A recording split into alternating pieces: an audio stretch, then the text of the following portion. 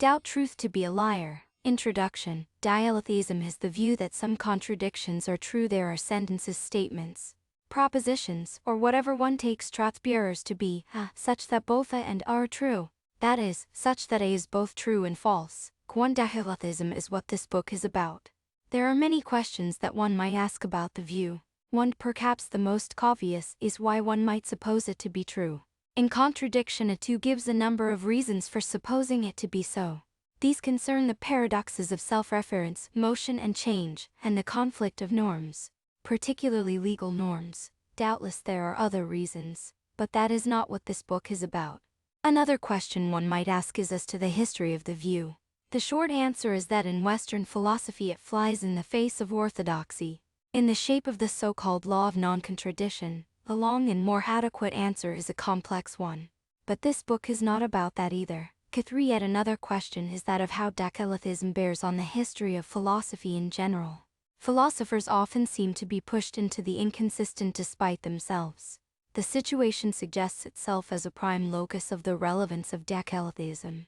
It arises, in particular, when the issue of the limits of thought or language is broached.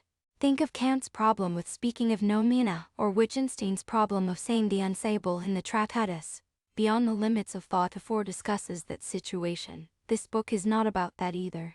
One more question that one might ask about dialetheism concerns the details of a formal logical theory appropriate for the view. It is clear that a pair-consistent logic is required, but how does it work? Though the book alludes to details of this kind occasionally, it is not about that either. Some knowledge of formal logic is certainly required to read parts of the book, but I have deliberately omitted from it any heavy-duty logic. What this book is about is the relation of dialetheism to certain core philosophical notions. Since dialetheism is the view that some sentences and their negations are true, it obviously concerns truth and negation explicitly. The first part of the book is about the first of these.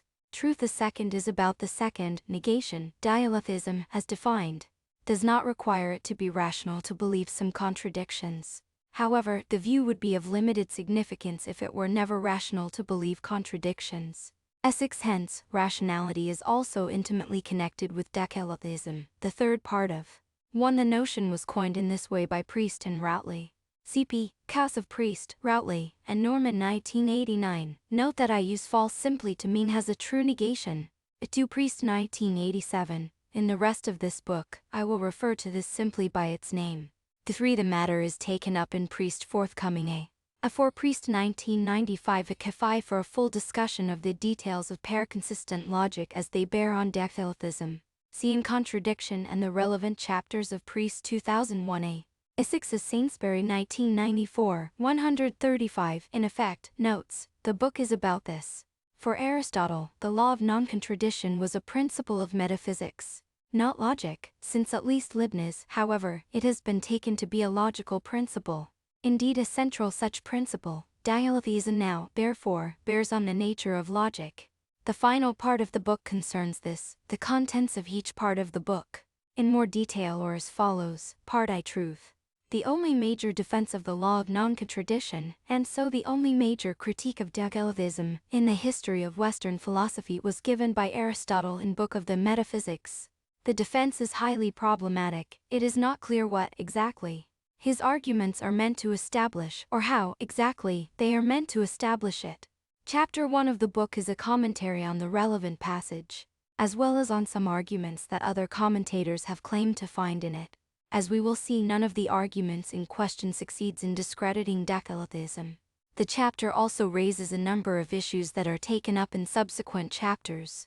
Chapter 1 is the longest chapter of the book, and detailed analysis of texts is not to everyone's taste. If one is keen to get on to matters of more philosophical substance, this chapter can be skipped or read fast, provided one is prepared to accept that Aristotle's defense of the law and its modern descendants are badly flawed. However, since Aristotle's is the canonical defense of the law, a detailed analysis of the whole text is necessary, lest I be thought to be hiding something, if contradictions can be true. What does this tell us about truth? What must truth be like if contradictions are such that they may be true? This is the topic of Chapter 2. The answer is, perhaps surprisingly, pretty much any way one likes. As we will see, all the standard accounts of truth are compatible with dialetheism. Indeed, a number of them actually led in its direction once one has conceded that some contradictions can be true. Though what is there to stop us supposing that all contradictions are true? This is the topic of Chapter 3. That question might, in fact, be understood in different ways. One is as the question, how does one know that not all contradictions are true? Another is as to how one would go about arguing with someone who held all contradictions to be true. Both questions are addressed in the chapter, Part 2, Negation. Just as one may ask what truth must be like if contradictions can be true, so one may ask what negation must be like if contradictions can be true. But in the case of negation, unlike that of truth, the answer cannot be so liberal. In particular, if some and only some contradictions are true, negation must not be explosive a sentence and its negation cannot imply everything. Is there a credible account of negation according to which it is like this? The answer to this question is yes, as Chapter 4 shows. But even if that is right, is there not a perfectly good notion of negation which is explosive, and so, for which, at least, dialetheism is ruled out? It is standardly assumed that there is, in the shape of Boolean negation. This assumption is taken up and rejected in Chapter 5. And speaking of rejection, it is, again standardly, assumed that there is a close connection between negation and rejection. To negate is to reject. The first part of Chapter 6 investigates the connection between negation, rejection, and the closely related notion of denial. These notions are connected, but the connection is by no means as simple-minded as the orthodox assumption has it.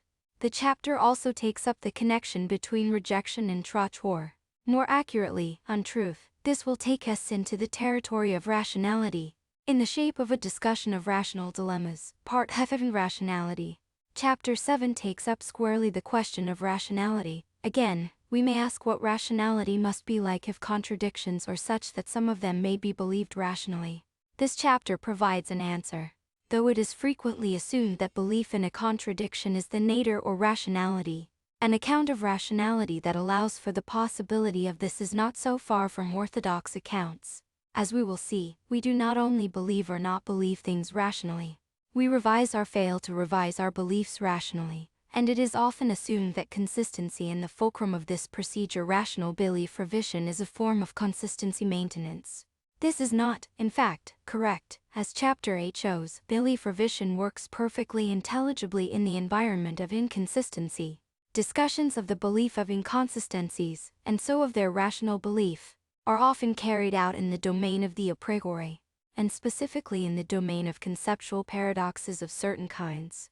What of the domain of the a posteriori? Do the same considerations obtain in the empirical sciences? Chapter 9 returns an affirmative answer to this question, Part of Logic. It is sometimes thought that consistency is integral to a coherent account of logical validity. The lie to this is already given by formal pair-consistent logics, which provide a coherent notion of validity allowing for inconsistency. Such logics are not currently orthodox, though, in other words, orthodox beliefs concerning validity must be revised to make way for this possibility. Can views about logic be revised? Not only can they have been, as Chapter 10 demonstrates, but what, then, must logic be like if belief about it is rationally revisible? Chapter 10 answers that question. Logic, it will turn out, is simply a fallible theory about crucial notions such as validity. But what, then, is validity? Chapter 11 returns an answer to that question. It provides a schematic account of validity on which all logians, pair-consistent and non-pair-consistent, deductive and non-deductive, may agree. Finally, if logical theories may be revised, it is clearly possible for there to be different theories that vie for acceptance. That is, for there to be rival theories. But what exactly does rivalry in logic amount to? And must there be uniquely correct logic? Or might more than one logic be correct? The issue of logical monism and logical pluralism is the topic of Chapter 12. By the end of the book we will have an integrated and coherent account of the connections between dialetheism and the notions of truth, negation, rationality and validity, together with a number of closely associated notions. The account is perfectly general, in the sense that it may be subscribed to by dialetheist and non-dialetheist alike. But if the account, or something like it, is correct, it has particular significance for dialetheism. Many philosophers have taken consistency to be a sine qua non of the notions in question. Hence, it might well be supposed, and many philosophers have supposed, that the behavior of these notions rules out the very possibility of developmentism, the view that some truths are false. The supposition is, then, mistaken. These core notions of philosophy provide no ground to doubt that the conjunction of all truths is also false. That is to doubt truth to be a liar. Part I. Truth 1. Aristotle on the law of non-contradiction. 1. Introduction. A number of the Presocratic philosophers endorsed explicitly contradictory views. In Book of the Metaphysics, Aristotle took these in his sights, and defended what was to become known as the law of non-contradiction. This was a crucial moment in the history of philosophy, with the exception of Hegel and his fellow travelers, and whilst Aristotle's opinion on nearly every other matter has been overturned, or at least challenged, nearly every Western philosopher and logician has accepted the authority of Aristotle on this matter. There is hardly a defense of the law since Aristotle's worth mentioning. Of recent years, things have taken a novel twist, for developments in contemporary logical made as it possible to countenance, if not the old Presocratic views, at least others that endorse the truth of some contradictions. It therefore becomes crucial to recharge the debate that has lain dormant for over 2 millennia, and ask, did Aristotle settle the matter? Addressing this question is the aim of this chapter. The matter has already been addressed by a few commentators in the last 100 years. Some have come out in Aristotle's favor, others against. All the commentators so far, however, believe that Aristotle's conclusion was correct, even if his arguments were incorrect. 2. I do not. The following confrontation of views will therefore be a real one, not merely an academic exercise. I will proceed by producing a commentary on Aristotle's text, with suitable interpolations where appropriate, but the analysis does not pretend to be a scholarly one.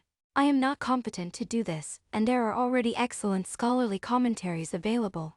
H.G. Ross 1924, Kirwan 1993, Durick 2002. What interests me is not so much the niceties of exegesis as whether there is any interpretation of what Aristotle says that will establish what he wishes. As I warned in the introduction, this chapter is the longest and, in some ways, most detailed in the book. Those who are not interested in textual commentary may read the chapter quickly, or skip over it and come back to parts of it if or when necessary. One, for example, the pioneering Lukasiewicz 1910 and the delightful Dancy 1975. Both are insightful and required reading for anyone interested in this text. The end of Lukasiewicz's essay is a little disappointing, though, after demolishing Aristotle's arguments, he nonetheless seems to think that Aristotle was justified in entrenching the law as unassailable dogma. For the skethiest of reasons, scene 22, E2 there is one exception.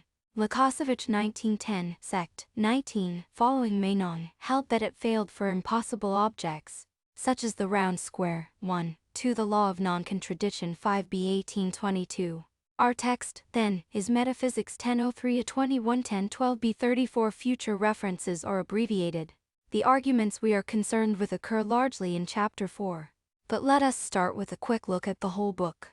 In the first 3 chapters, Aristotle explains that there is a study whose job is to investigate the most fundamental features of being qua being, i.e., the properties that all entities have merely in virtue of being entities. It turns out that these are the laws of non-contradiction and excluded middle M. Chapter 4 contains arguments against those who would violate the own. Chapters 5 and 6 attack the arguments that were supposedly given by various Presocratists for violating the law. Chapter 7 defends the lem and Chapter 8 deals with both laws, but adds essentially no new arguments concerning the own. K3 Let us now pick up the text towards the end of Chapter 3. Apparently following Plato, Aristotle states the on thus 5b 1822. For the same thing to hold good and not hold good simultaneously of the same thing and in the same respect is impossible given any further specifications which might be added against dialectical difficulties. 2 comments are in order here. First, the principle, as stated, says that it is not possible that there is an object, an property, as such that fa. This is obviously not the most general form of the law, which would be more like it is not possible for there to be a proposition, such that Aristotle appears to be ignoring those cases where it is of something other than simple subject-predicate form. I do not think that this is the case. However, Aristotle is simply assuming that the general case can be reduced, in some way or other, to this one. Indeed, in a later chapter he states the law in what would appear to be the more general form opposite i.e., contradictory. Assertions are not simultaneously true. 11b14. Secondly, Aristotle realizes that there are many apparent violations of the law. A top is moving has angular velocity and not moving has no linear velocity. The Channel Tunnel is in England at one end, but also in France. And so not in England at the other. Capitalism is private production in that the means of production were privately owned, but public production in that the means are worked communally. But these apparent violations are due to the fact that we have not spelled out the object or the property finely enough once we say which part of the object we are referring to, and in what respect the property is claimed to apply. The apparent violations disappear. At 3. The contents of Chapter 4 are also swiftly summarized, without adding anything essentially new. In Book 9 5, the authorship of this book is uncertain. See Ross 1924, Sip. It is obvious that the same thing will never do or suffer opposites in the same respect in relation to the same thing and at the same time. Republic 436, B. Translation from Hamilton and Cairns 1961s. F5. All quotations from the Metaphysics are taken from Kirwan 1993. Square braces indicate his insertions. My insertions in all quotations in this chapter are marked with curly braces. Aristotle is rather vague about what qualifications may be made to save the law from apparent counterexamples.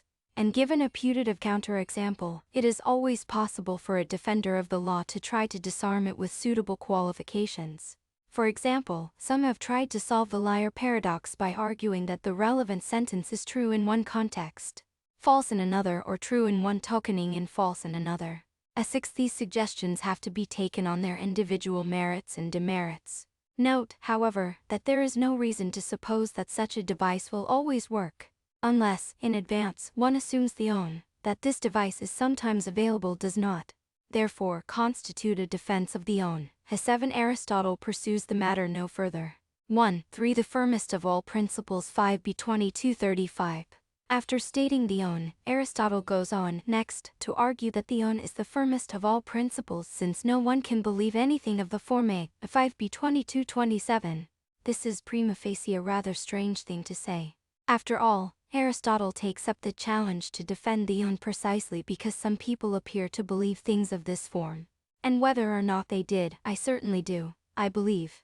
For example, but the Russell set both is and is not a member of itself. Yet Aristotle points out that what people say they may not necessarily believe. This is quite true, but hardly sufficient to show that people such as I do not believe contradictions.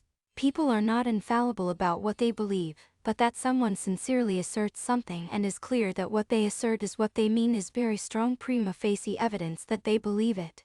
And someone who would fly in the face of this evidence had better have pretty good reasons. Aristotle does go on to give such a reason. 5b. 2833. Essentially it goes as follows: if someone believes a, then they believe a and they believe a. But if they believe a, then they don't believe a. Believing a and believing a are contraries. Hence it follows that they both believe and do not believe a violation of the own. This is a hopeless argument. For a start, it will work only if it is impossible to have violations of the own of a certain form, something still moot at this stage of the argument. More importantly, it begs the question against someone who claims that they believe contradictions. Such a person will not accede to the claim that believing a and believing a are contraries. In the absence of further considerations, their beliefs simply refute this. 9. Hasek C.E.G. Priest 1995-ish, 10. 7. Nagel 1944 suggests that the law is normative, in the sense that whenever we find an apparent counterexamples, we should introduce respects in which each of the contradictories holds. To institute appropriate linguistic usage. P. 214. Unfortunately, it is not clear that one can always do this, and Nagel provides no argument at all as to why we must do this, or be inappropriate. C.E.G. in contradiction. And 9. The further considerations could be that a contradiction of the form X believes A and X does not believe A could be true. In this case, the argument might be sound, but now the conclusion that X does not believe that A does not rule out that X does believe it. For further comments on, there are arguments in Chapter 4 that can be interpreted as attempts to show that one cannot believe a contradiction. We will come to these in due course. For the present, there appears to be no reason to believe that I do not believe what I believe I believe. The chapter closes 5b 33-35 by Aristotle claiming that the un is the most fundamental principle of demonstration. It is, in the nature of things, the principle of all the other axioms. What this means is not entirely clear. There are many principles of demonstration that do not depend on the un in any obvious sense. For example, in the semantics for some pair-consistent logis, sentences are allowed to be both true and false, and so the un fails. Yet many other things hold as logical truths, e.g., the limb, or as valid inferences, e.g., hab. Aristotle even recognizes this elsewhere.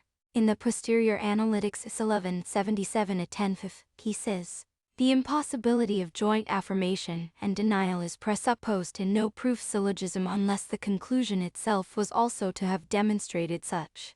Then it is demonstrated insofar as one accepts that it is true to predicate the major term of the middle term and not true to deny it. But as far as concerns the middle term and likewise the minor term, it makes no difference to hold that it is and is not. 10. Aristotle's point is simply illustrated if all is ser bs and all b ser cs. It follows that all is ser cs, even if some s are also not bs. After all, they are still bs as well, and so cs. Maybe, then, what Aristotle meant by the claim that the un is the principle of all the other axioms was not that each of the others presuppose it, but that the very notion of deductive inference presupposes it. The 11. The best argument for this that I can construct goes as follows. If it is logically possible for a contradiction to be true, then it is logically possible for anything to be true. But the inference ab is valid if it is impossible for ab to be true. Hence the inference is not valid. This argument fails, however. First, if contradictions may be true, then, even if ab is possible, it may be impossible also, and hence the inference ab may still be valid even if invalid as well. At 12. Secondly, the definition of validity is tendentious anyway. A more adequate modal definition of validity is that the inference ab is valid if, necessarily, if a is true then b is true. The suggested definition reduces to this if and only if one accepts an incorrect material account of the conditional. One might argue that even without this account, since ab entails keb, ab entails keb and so ab. But both of these inferences are problematic once the possibility of this passage. See Lukasiewicz 1910 sect. 5-7. Barnes 1967 endorses a version of this argument, but this employs a notion of disbelief that simply slides ambiguously between not believing and believing that not. See also Nuttall 1978. Upton 1982. 3 endorses the claim that the un is a psychological law on the grounds of introspection. The unsatisfactoriness of trying to establish psychological laws in this way hardly needs to be labored. In any case, my introspection tells me something quite different. The translation is taken from Lukasiewicz 1910. 503 of the first English translation cited, where the matter is further discussed. 11. According to Dancy 1975. 9. Leibniz held something like this view. 12. It is worth noting that there is nothing wrong about using an invalid form of inference. Every inference is of the form P. Therefore Q which is invalid. A good inference is one for which there is some valid form which it instantiates. Inconsistency arises. For example, the second fails in the semantics of chapter 6 of In Contradiction. 13.1. For Aristotle's opponents, before we turn to chapter 4 itself, it will be important to take note of who Aristotle's opponents are. As Aristotle stated beyond, anyone who thinks that some contradictions are true, a simple dialetheist, like me, is an opponent. However, it is clear that often Aristotle is attacking opponents with stronger views, who hold all contradictions to be true. Two such groups are mentioned explicitly: Heracliteans and Protagoreans. Aristotle's views concerning the beliefs of these two groups can be extracted from what he says, and particularly the arguments he marshals against them in chapters 5 and 6. It is clear that he draws heavily on Plato's account of both views in the Theaetetus. Whether his views are historically correct is a moot point. Q14. This is not important here. However, since our concern with these matters is only as an aid to understanding Aristotle's arguments in chapter 4, Heracliteans, according to Aristotle, thought that everything about the physical world was in a state of flux, and that the way to describe this was in a contradictory way. A change from a to ha was thus to be described by the contradiction a ha. It would seem that this state was sui generis. In particular, It was not an amalgam of the states described by a and a separately, and hence both the cognates were simply false of the transition state. See Thucydides 157 b, which can be interpreted as attributing such views to Heraclitenes. 15 such Heraclitenes must therefore have rejected the law of conjunction elimination abandon. It is worth noting that Aristotle himself may well have rejected this law. At Prior Analytics 57b3, Aristotle argues that contradictories can't both entail the same thing. Now suppose that a I entails it and a then by contraposition, which Aristotle endorses immediately before this, I and a each entail a. Lukasiewicz 1957 49f, discussing this passage, argues that Aristotle was simply making a logical mistake. There may well be more to it than this, however, as we shall see in 1:13. Some Heraclitenes, such as Gracchus, held an even more extreme view all things, including even meanings, or in a state of flux, and if this is so, then it makes it very difficult to say anything determinate about the world at all.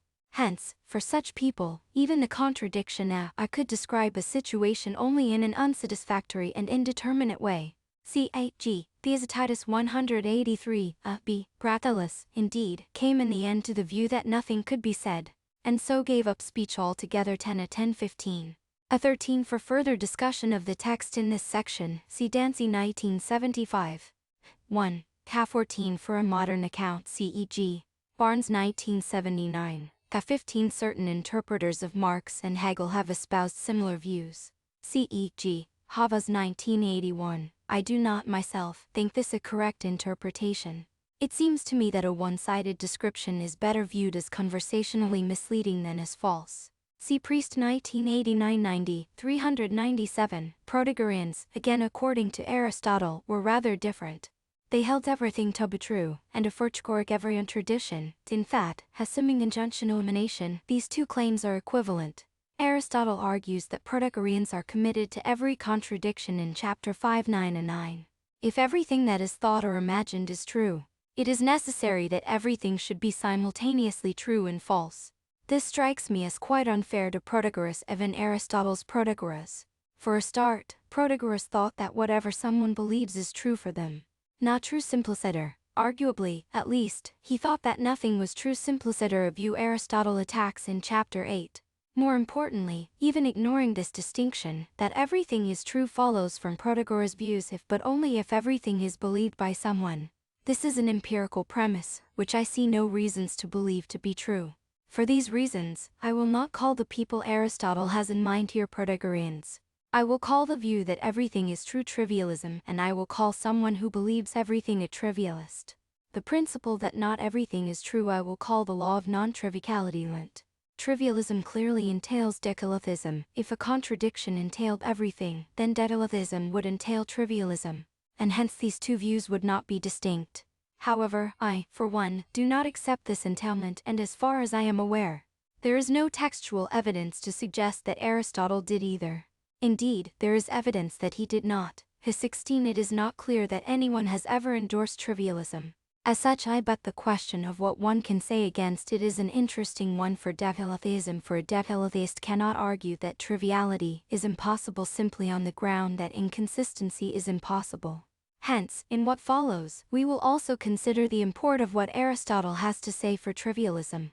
A couple of observations about trivialism should be made straight away. For a start, we know that the world is not trivial. This is a necessary truth whose proof is as follows. If the world is trivial, it is not trivial since everything follows. Hence the world is not trivial by the lem or consequentia mirabilis. More interestingly, one may argue that one ought to reject the view that the world is trivial as follows.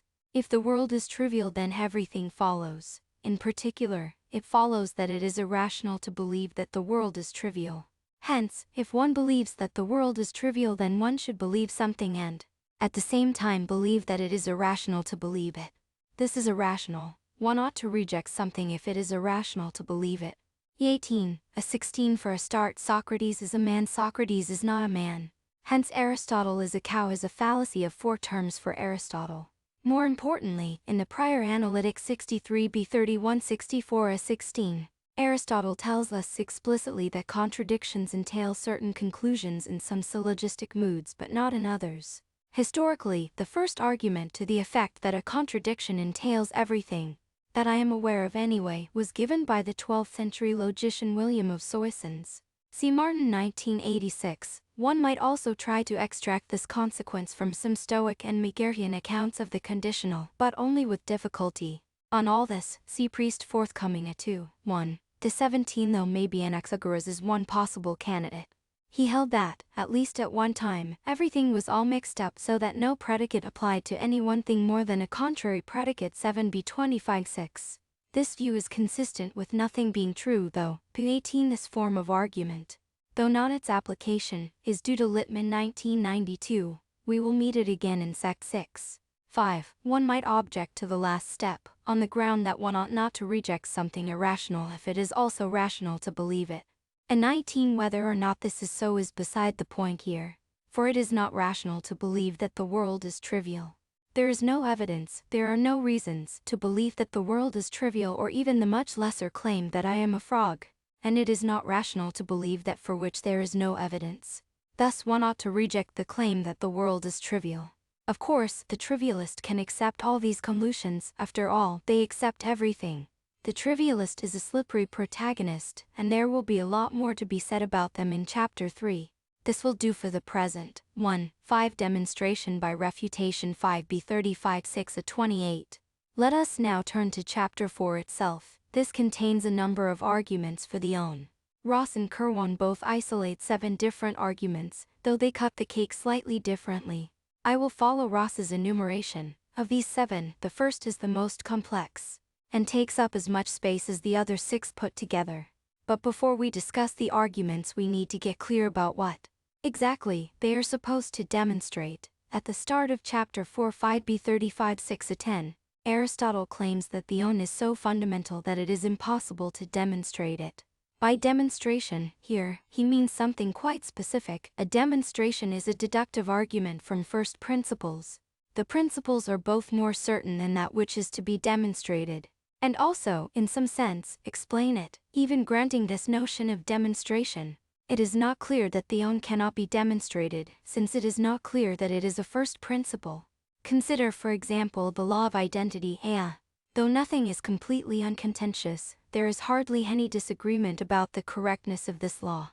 At 20. And given this, follows from one application of the rule of inference. One might object that the principle of inference here simply presupposes the own.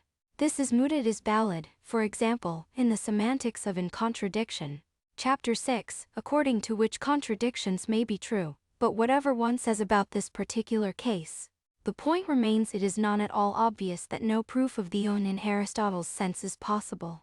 This is all a side issue, though, for the point of this paragraph is to distinguish this kind of proof of the own from the kind of proof that Aristotle thinks he can give.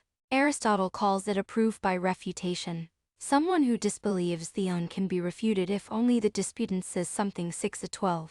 And if they will not, they are similar to a vegetable. 6-16. Presumably, this is directed at the mature Ratholus. The point, presumably, is not just to abuse him, but to note that if someone refuses to say anything, then debate is pointless. We are close to one of Aristotle's later arguments at this point, so I will take up the issue at the appropriate juncture. The important question here is what kind of proof Aristotle thinks he can give against an opponent. In 19. See the discussion of rejection in Sect 6, 5. E. is Lukasiewicz 1910. Sect 9 notes, who will speak? And here we meet the first exegetical problem: what, exactly, is a proof by refutation? For the moment, let us stick with the first refutation. We will come to the others later. Clearly, a demonstration by refutation would seem to be some kind of reductio argument. But there are many things that can go by this name. For a start, reductio ad absurdum can simply be a principle of inference of the following form from a proof that he entails. Infer a. In standard logic it is deductively valid, and though it is not a valid syllogism, Aristotle recognized it as a legitimate mode of inference. See Prior Analytics 50-29-39. One thing that might be meant by a proof by refutation is simply an argument with this form. This, however, is not what is going on. For a start, such an inference does not depend on anyone saying anything. A reductio argument in this sense may start by making an assumption. But no one has to assert this. Moreover, by the end of the argument the assumption has been discharged. Hence we end up with a categorical proof of a, which is just what. According to Aristotle, we cannot have. Another problem with interpreting the argument in this way is that the form of inference cannot be assumed to be valid if one supposes that there are true contradictions at least. Not without a lot of further argument. If it entails something true, nothing follows. Hence, Aristotle's arguments would beg the question. D21 Another thing that is often meant by a reductio argument is getting an opponent to retract a view held. By showing them that it leads to an absurd consequence, the consequence may be a contradiction, but it may also be something else. Some known traditions, e.g., that I am a frog, are more absurd than some contradictions, e.g., that the liar sentence is both true and not true. All that is necessary is that the consequence be one that the person regards as absurd. Arguments of this kind are sometimes called ad hominem, and some kinds of ad hominem arguments are fallacies, notably those where a view is attacked by attacking the character of the person who holds it.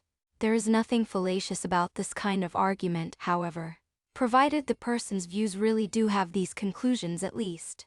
According to the person in question, there is nothing illegitimate about this form of argument. It is sometimes suggested that such a form of argument must be useless against someone who denies the own. At 22 This is not true. If the absurdum to which the view leads is a contradiction, then there is no a priori guarantee that it is one that the person will regard as absurd, and so no guarantee that it will work. But the person need not accept everything. Certainly not every contradiction, hence, the argument may well be effective.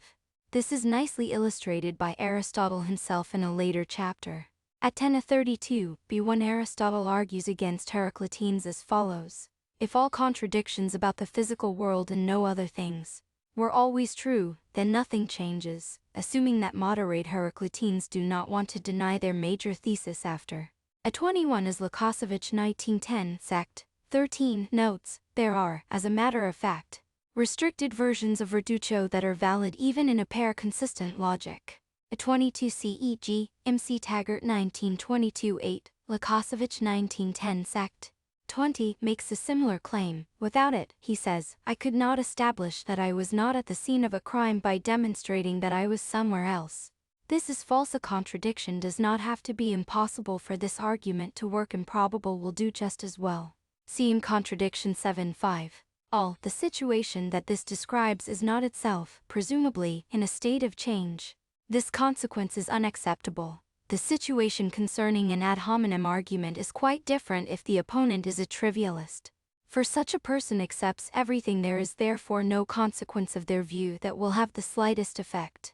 At 23 there is therefore no point in entering into discussion with them. Moreover, there is no point for them either, since anything they would like you to believe, they already believe you believe. Again, we are very close to one of Aristotle's arguments here. So I will pursue this issue further when we reach the appropriate point in the text. Is Aristotle to be interpreted as giving an ad hominem argument? In the sense just explained here, then, this is certainly what he means by the phrase demonstration by refutation elenchus elsewhere e.g. prior analytics BK 2:20, so this is a natural supposition. At 24 it is, however, problematic for this kind of argument to work. It is necessary that the opponent have the views targeted, it is not necessary that they express them. Yet, as we have seen, Aristotle insists that the opponent must say something for the process of refutation to work. Moreover, it will turn out that the person does not even have to claim anything, all they have to do is say something they take to be meaningful. Finally, such an argument cannot possibly work against a trivialist, and surely this must have been obvious to Aristotle. Yet the trivialist is one of the people on whom Aristotle explicitly sets his sights. Another interpretation of what Aristotle is up to is as follows. As we have noted, Aristotle requires of a demonstration, properly so called, that the premises are general principles that explain the thing deduced. But we might have a deductive argument whose premises are not like this, but which are undeniable. This would clearly give an argument of sorts for the own. Let us give the word demonstration to Aristotle, and use instead the word reason. Some commentators too have suggested that Aristotle is giving a reason for the own. Most obviously, one can take Aristotle to be arguing that if utterances are to make sense, as they do, the own is necessary. One might call this a transcendental argument for the own. At 26, this strikes me as the most plausible interpretation, but it is not without its problems. The argument starts, not from some undeniable truths, but from an opponent saying something meaningful. It might be suggested that this is just a device, and what Aristotle is doing is showing that the own follows from the fact that there is meaningful discourse. But the opponent seems to be much more integral to the plot than this. In the passage in question, Aristotle is very concerned that they say something. And a few sentences later he is concerned that he should not beg the question. It is therefore necessary for the opponent to say something meaningful. This all sounds very ad hominem, in the light of problems of this kind. Some commentators have suggested that what Aristotle is attempting in this chapter is not any kind of demonstration of the own at all.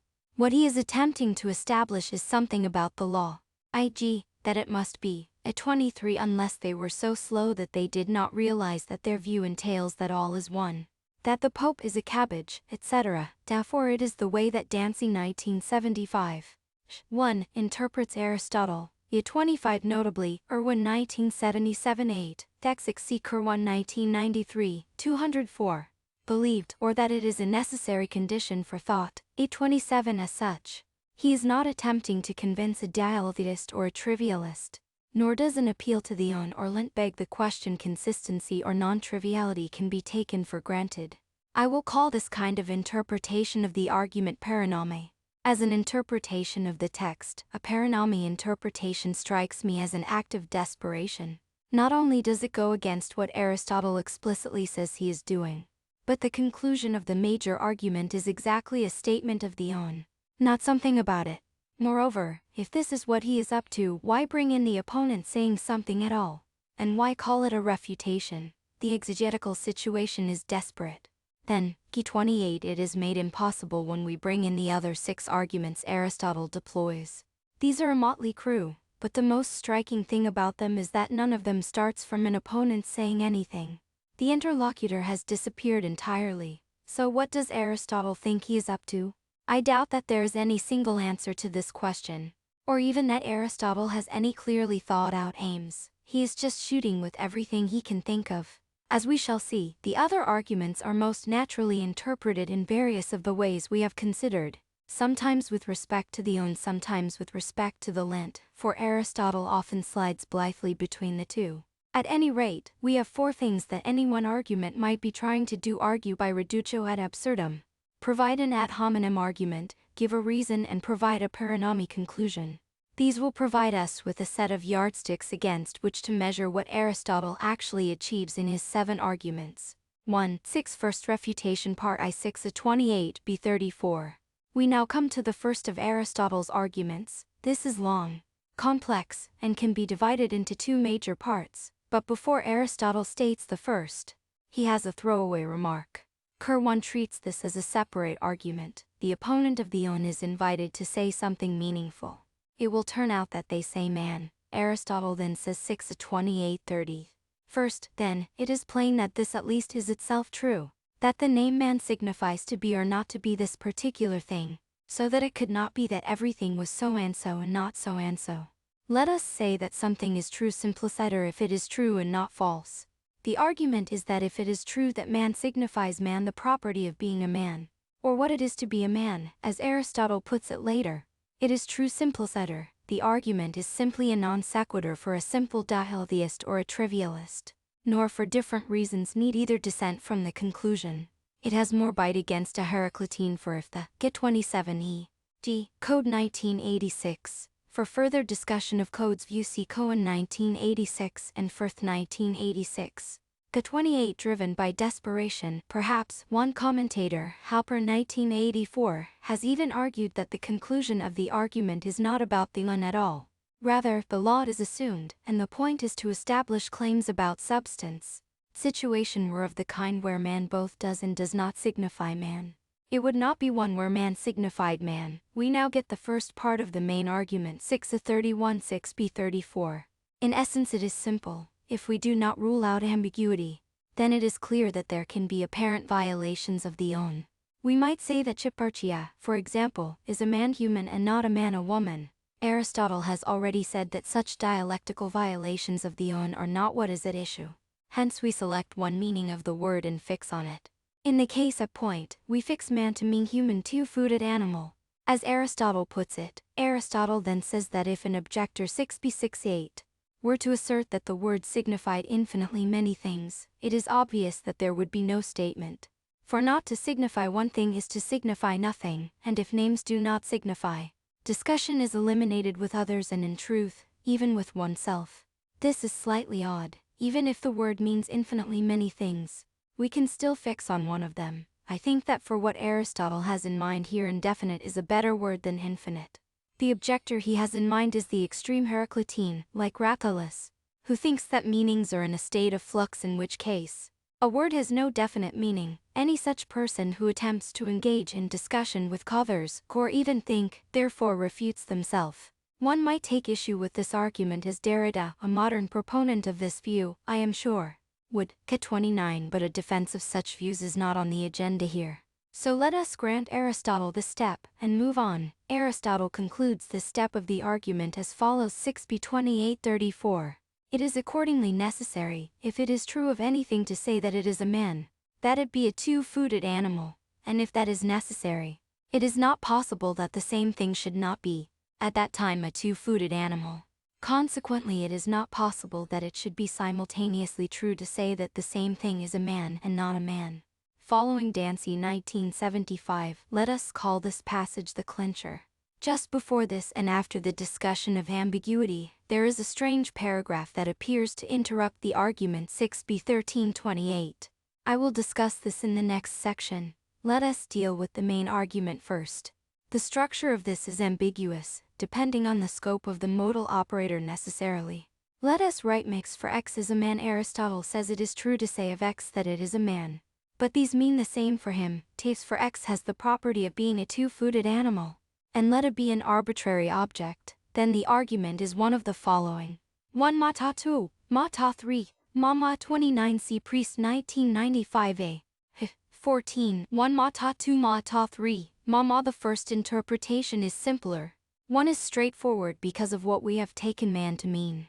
2 follows, provided that ab entails ab. This inference holds on many accounts of the conditional, though it fails in others, notably relevant logis like b that contain identity, but no trot functional tautologies, and in particular, in virtue of this, it could well be argued that this inference begs the question in this context. 3 follows from 2 since ma and ta are necessarily equivalent, and so intersubstitutable in modal contexts. I will hold the second argument the prime version. If the Zistikert interpretation it turns on a certain kind of essentialism, there will be a lot more to be said about this later. For the present, the following will suffice. According to Aristotle, some properties of objects are accidental contingent and some are essential necessary. Properties like being a man are essential properties like being white or not. If Aristotle ceased to be a man, he would cease to be. If he turned green, he would still be the same old Aristotle we all love. One might take issue with this picture, but if it is correct, then 1 is true. 2 follows simply from 1. What about 3? Given that ma and ta are intersubstitutable in modal contexts, this is equivalent to ma ta. The question then is whether ab follows from a b. It does, provided that the conditional is strict. One might well contest, couldn't the matter of whether or not a property is itself essential change from world to world? In our world, being a man is an essential property, but in a fairy tale world, where Aristotle turns into a frog and is still Aristotle, it is not. We have now looked at the 2 interpretations of the argument. Which of these Aristotle intends is a question that can be answered with plausibility either way. At Trichon, the major argument for interpreting it in the second way is that it appears to relate better to part 2 of the argument. I will examine and reject this claim later. The major argument against interpreting it in the second way is that if this were correct, the argument would establish at most the on for sentences where the predicate or at least its disambiguation is an essential one, whereas Aristotle's aim, which is stated again at the end of part 27b18, is to establish it quite generally. K3-2 hence I think that the first version is the more plausible. K3-3, and that the modal operators are at least as strong as those of the modal system KRT. Again, for example, Dancy 1975 interprets it the first way, as does Kirwan 1993's. 98 Kensum in Kensum and Jich 1961 and Cresswell 1987 are more sympathetic to the second. We will look at Reswell's interpretation of the whole passage in more detail later. Etwolakashi was 1910, sect. 15, claims that Aristotle does hold the on only for statements with essential predicates. Given the rest of the text, I find this implausible. This position is more like that of Plato at Parmenides 129b. C.A. 3 Whedon 1982 argues that the consistency of essential predication entails the consistency of predication in general. On the following grounds, according to him, to say that Socrates is white is to say that there is some accident, X being white all over, such that X inheres in Socrates and X is white, where this latter predication is essential. Hence to say that Socrates is white and not white is to say that for some accident, XX inheres in Socrates and X is and is not white, which violates consistency for essential predication, whatever one thinks of this as an act of Aristotelian exegesis. Let us now turn to the question of whether or not the argument succeeds in its aim. Suppose first that its aim is to give a reason for the on. We have seen that both versions of the argument have steps at which one might cavil. I think, however, that these are relatively minor problems. Let us grant that the conclusion follows. The first major problem is that the argument does not establish the on in general, as Aristotle requires. This is obvious with the primed version, as I have already observed.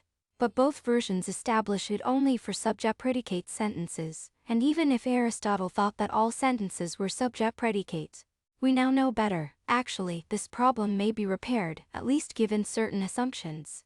The argument on the first interpretation clearly generalizes to all atomic sentences, and in certain pair-consistent logis e.g., LP1 can show that if every atomic sentence behaves consistently, every sentence does. Alternatively, if we interpret the argument in the first way, we may generalize the argument in a natural way. Let it be any statement and let a disambiguation, then ab. Now, as before, this strategy is not open to us if we interpret the argument in a primed way. There is no reason to suppose that every A is equivalent to an essitive. B. Dancy 1975, 38 Fuff, who interprets the argument in the first way, objects to it as follows. First, it is necessary to find some non-trivial definition of man for the argument to proceed. We cannot just use the same word, or we could be fairly accused of begging the question.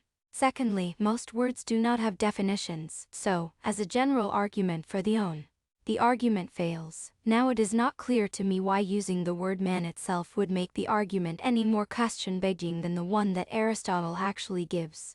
The reason for choosing a different phrase is simply disambiguation. Moreover, I do not think it necessary that one be able to find a definition. The important point is that, once disambiguated, man has a fixed and determinate meaning. It means one thing. It is not even necessary that we should have to be able to spell out what that is. We could just call it X and then get on with the rest of the argument. With certain provisos, then, the argument appears to work. The important, in fact, real point, however, is that it establishes nothing that someone who violates the UN need disagree with. This is obvious if the person is a trivialist, but it is equally true for a simple dialtheist. Though some logicians have suggested that a suitable pair-consistent logic should not validate the UN in this form, many pair-consistent logics a.g. LP render it a logical truth C in contradiction 5, and their modal extensions render its necessitation a logical truth too. Of course, given any truth of the form a, the law will generate a secondary contradiction of the form a. But this is no more problematic than the original contradiction. Whittaker 1996. 199 considers this reply, but rejects it on the ground that if someone genuinely accepts the truth of the principle of contradiction, then they no longer believe that contradictions are possible. But this reply is entirely the argument seems to me to fail, since all that Socrates is white and not white e.g. black seems to require is that there are accidents X white all over and Y black all over such that X and Y inhere in Socrates, and X is white and Y is not. This is, presumably, false because of the first conjunt, which does not involve essential predication. Question Beijing. Why can they no longer believe this? Because it would be contradictory. I suspect that what Whittaker means by genuinely accepts the truth of the principle is refuses to accept contradictions. But subscribing to does not force one to do this at all. Hence Aristotle's argument does not establish theon in this sense. Could we not interpret it as establishing this? Let us use C as an operator for denial. See chapter 6. Especially 6.4. Suppose that we take the conclusion of the argument to be mama. Then, in either version, the argument starts off with an assertion and ends with a denial. No argument is like this. An argument is a sequence of appropriately related assertions. We could, of course, invent a new rule given an assertion of a, deny from a go to a. In the present context, such a rule would obviously beg the question. Though Dathelatheists think that one can assert a without denying a, as we will see in 6.2, the rule is fallacious, even from a non-dialectic perspective. Catherite interpreted in the only way that both make sense and is legitimate. Then, the argument is sound, but has no sting for a dialetheist or trivialist. Whether it causes a problem for Heracliteans I leave scholars to argue about. The other obvious interpretation of the argument is as ad hominem. But similar comments apply here. Interpreted in this way, it shows that one who violates theon is committed to certain secondary contradictions. But this is not something that should faze them. A dialetheist who believes it and need not feel constrained or traveling that a one to assert its negation. Similarly, someone who endorses LP as the correct logic, and who asserts a need not feel constrained to take this back when they assert a Catherine. There being no other natural interpretations of the argument, let us move on. 1.7 First Refutation Interlude 6b 34:7-20. We are not finished with the first refutation yet.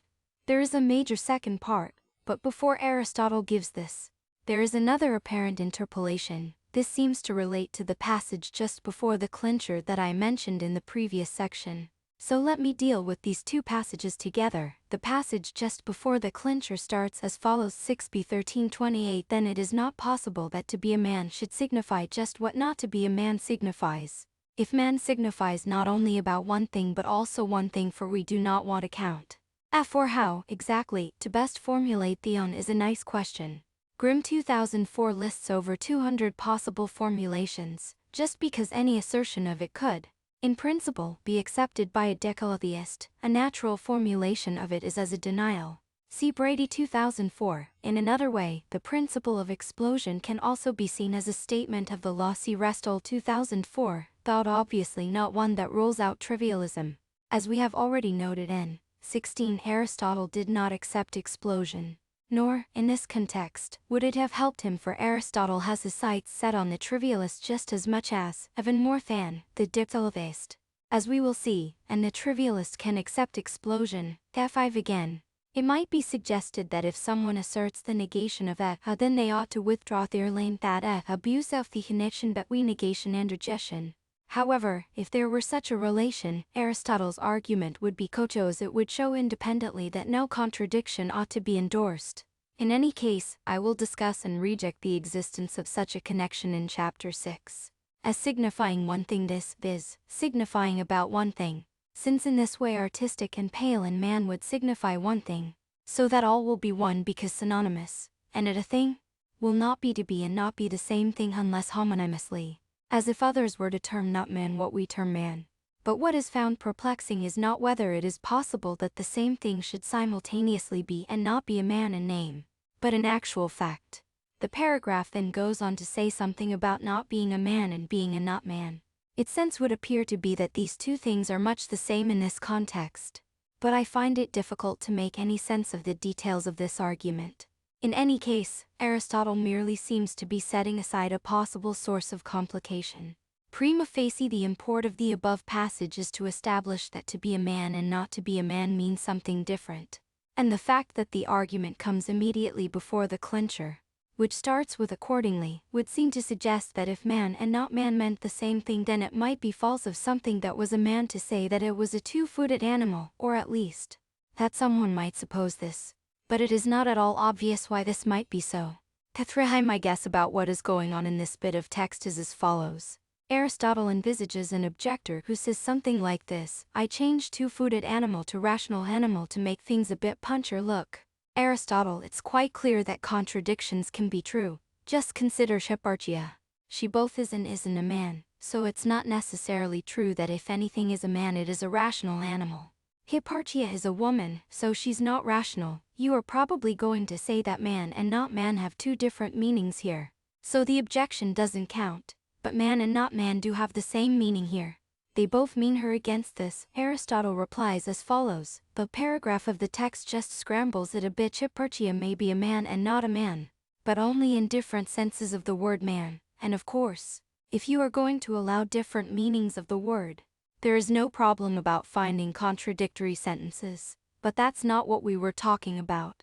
Provided you stick to a single meaning of man, i.e., human, then it is necessarily true that anything that is a man is a rational animal. And saying that man and not man mean the same because they both mean her is just confusing what something means with what it is true of. Man and not man can't mean the same, or pretty much everything would mean the same. So everything would be truly predicable of an object, and all would be one, as I shall go on to argue in my second refutation. This, at any rate, is the best sense that I can make of the text. Anyway, if the point of the text is that man and not man mean something different, this seems clear enough for us not to make a fuss about it. They clearly have different extensions, and Essex Dancy 1975-51 suggests that if man and not man meant the same thing, then we would have to admit that necessarily if something is not a man it is a two-footed animal, which would foul things up right royally. Noonan 1977, following Aquinas, takes a similar line. I fail to see this. As long as Aristotle's opponent will concede that necessarily if something is a man it is a two-footed animal, he has what he needs, whatever else the opponent is committed to. Seven Dancy 1975 Christens Aristotle's opponent Antiphasis, and spends some time showing why, in the light of the intellectual climate of the time, Antiphasis might have confused these things. Even a trivialist must concede that they mean something different. They agree with everything. Guthrie. Let us turn now to the second passage, 6b 34-7-20. This comes immediately after the clincher, and starts by saying the same argument applies also in the case of not being a man.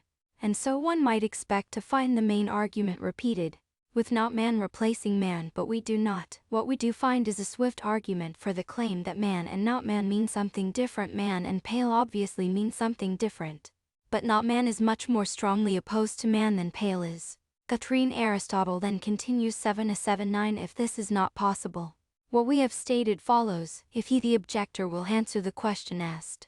From the next few lines we gather that the question asked was something like, is this a man? Or what is this? Pointing to a man. Since no such question has been asked explicitly, presumably Aristotle is thinking that the original speech out of his opponent was prompted by a question of this kind. Aristotle goes on by imagining that in answering the question, the respondent says man, but insists on adding and not a man too. Aristotle objects to this. Why should he do this? He originally asked for one significant utterance. Now he has two, and he has already said that the argument can be run just as well for the second. So it would seem he should welcome the addition. The answer, I think, is that he has Heracliteans in his sights at this point. Aristotle's aim is to get his opponent to concede that man is meaningful by asking, what is that?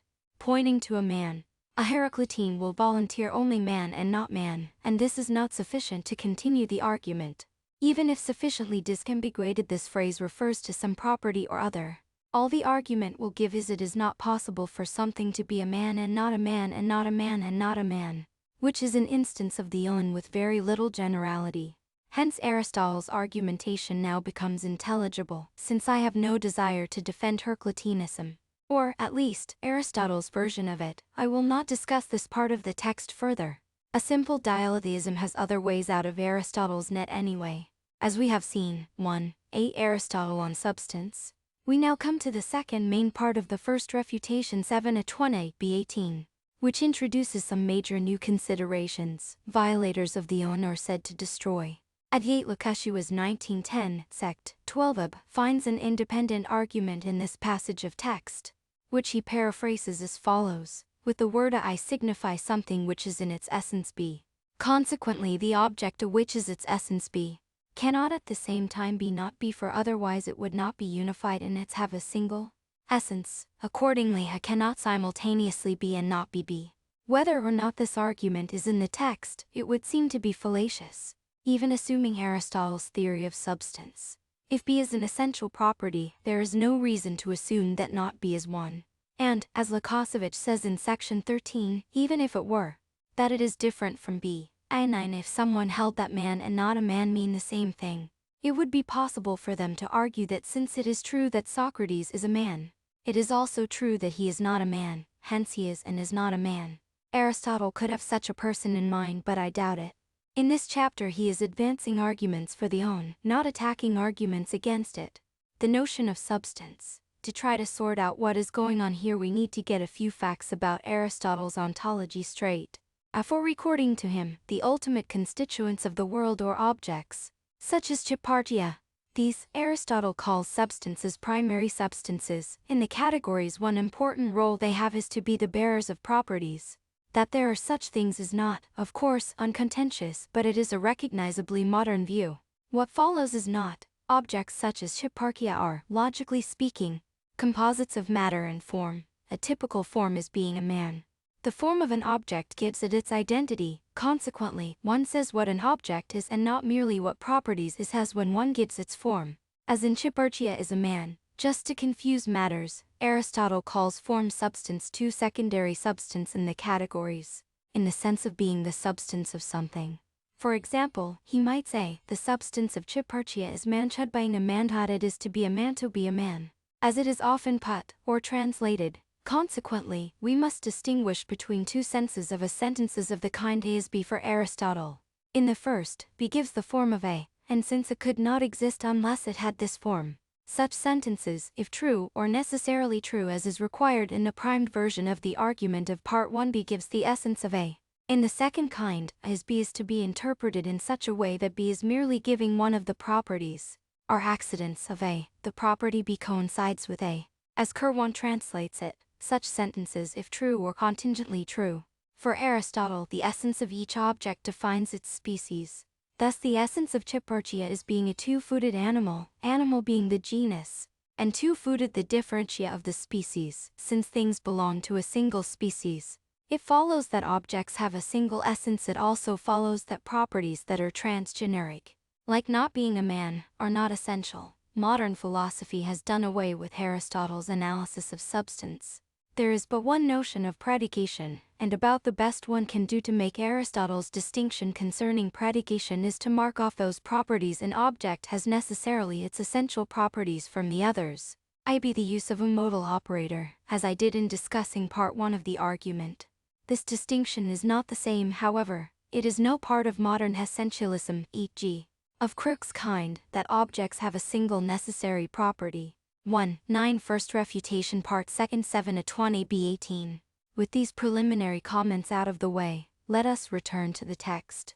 This continues 7-20 as follows. Those who say this entirely eliminate substance and what it is to be, for it is necessary for them to maintain that all things are coincidences and that there is no such thing as what to be a man or to be an animal is.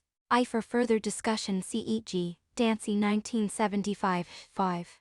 I don't though, conceivably, one might want to single out those that are connected with criteria of identity, or something similar, as special. The claim is clearly that someone is destroying the notion of substance, in the sense of essence substance of. It is less clear who this person is. The text goes on to argue if man refers to the substance of man, it refers to one thing, hence if man and not man meant the same thing, man would refer to the substance of not man. But the substances meanings of man and not man are different, which was already argued for in the interpolation to Part 1 of the first refutation. 6b 1328 Hence man would refer to at least two things. Contradiction, hence man does not refer to the substance of man. By reductio, from this, it is clear that the person who is destroying substance is the person who claims that man and not man mean the same thing. It also seems to be clear that given that man and not man do mean something different, and given that we specified that man should refer to just one thing, this argument works. Gaforatu, if man and not man mean the same, man is not an essential property, but we are not finished yet. It is easy enough for someone simply to reject the claim that being a man is an essential property. Many modern philosophers such as Quine have, after all, rejected essentialism, and so the existence of substance in Aristotle's sense. In the next paragraph Aristotle goes on to give an argument for the existence of his substances. The argument is to the effect that if there are any properties, Even accidental ones, there must be substances for these to be properties of. One might take issue with some of Aristotle's arguments for this. One might even bite the bullet and accept an ontology of properties but no bearers. However, someone who does this is certainly flying in the face of common sense. So let us grant that this follows, and that it is unacceptable.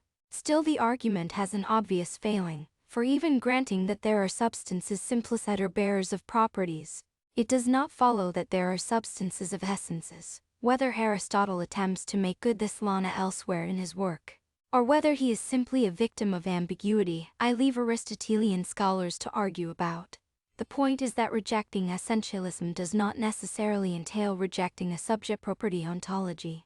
It remains to discuss how Part 2 of the argument relates to Part 1, and hence evaluate its significance. Some commentators have interpreted Part 2 as an entirely separate argument. For us read this would seem to be manifestly incorrect, since the passage in question finishes 7b 17:18.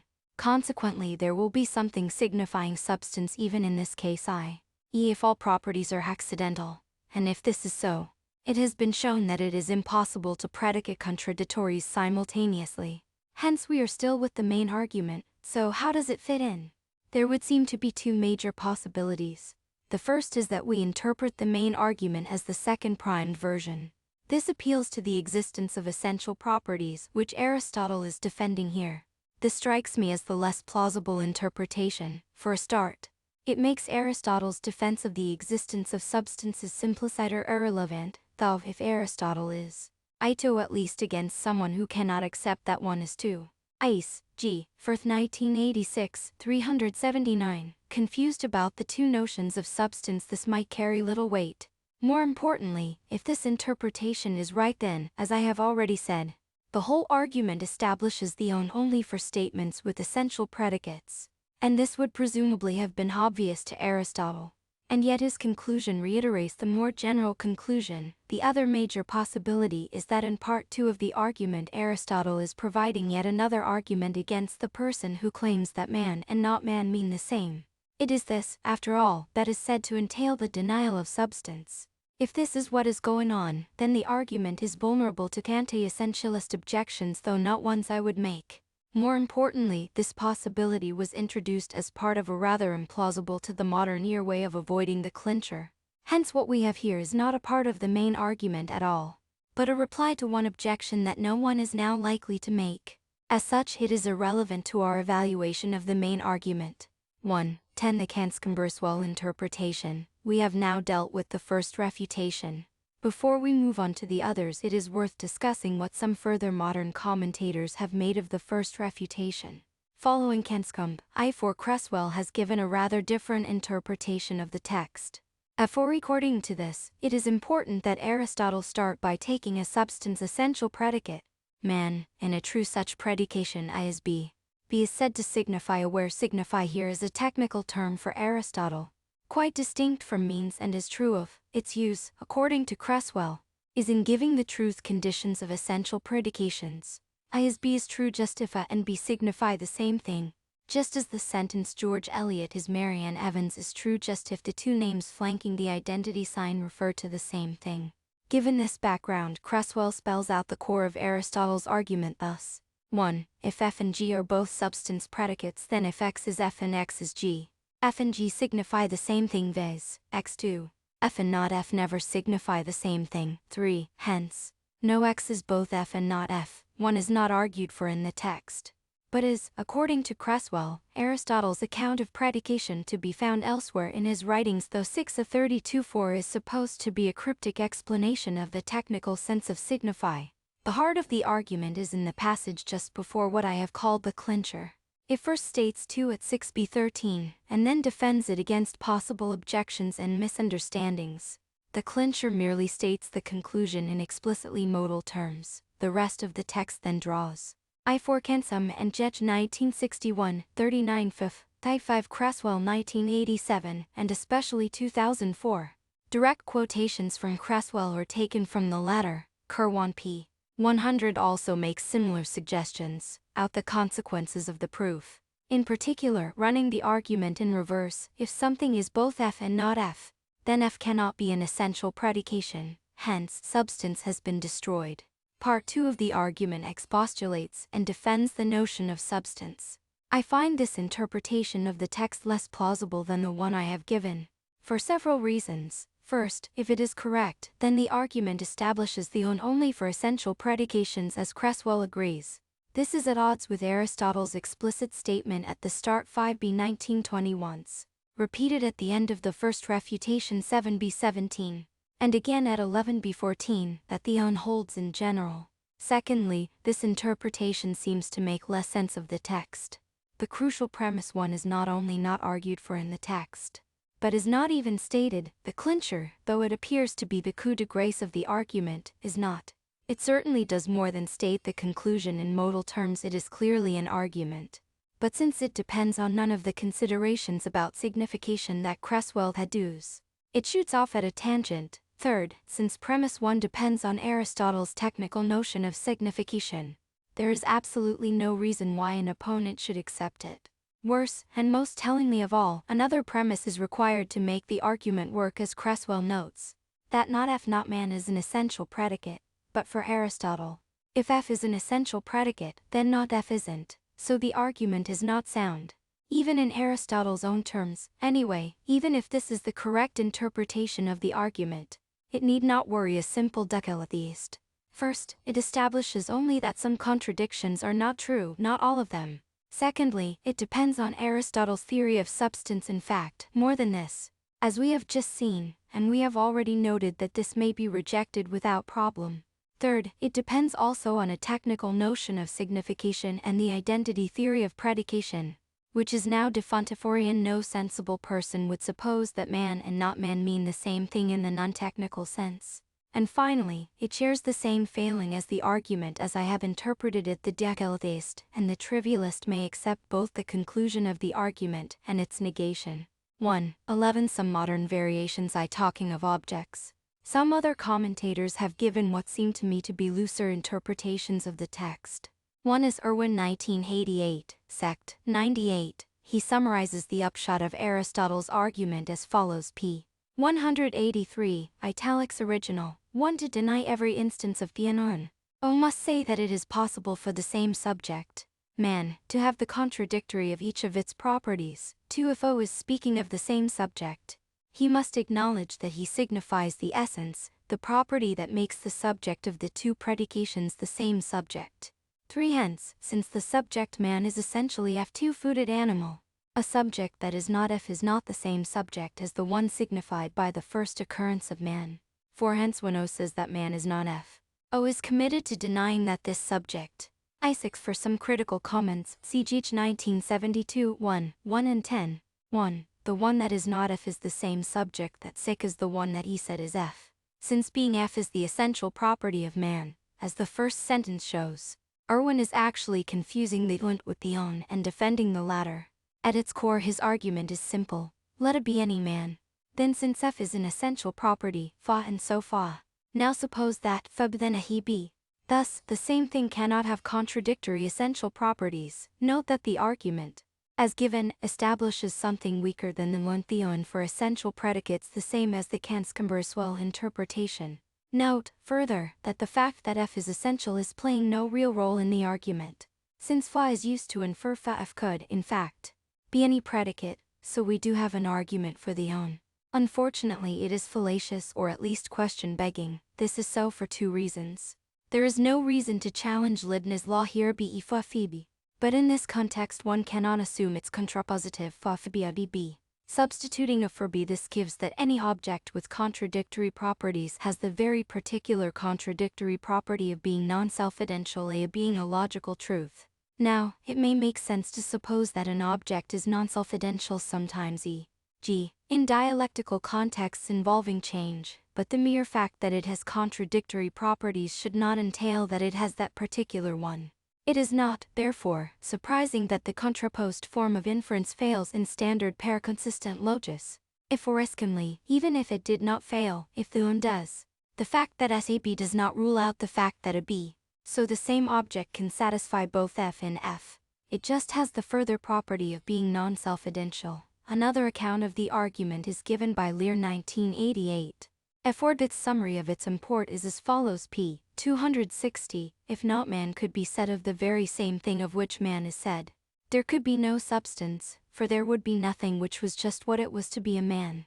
In Aristotle's view, this is tantamount to destroying the possibility of discourse, for there is no longer a subject about which to make any affirmation or denial.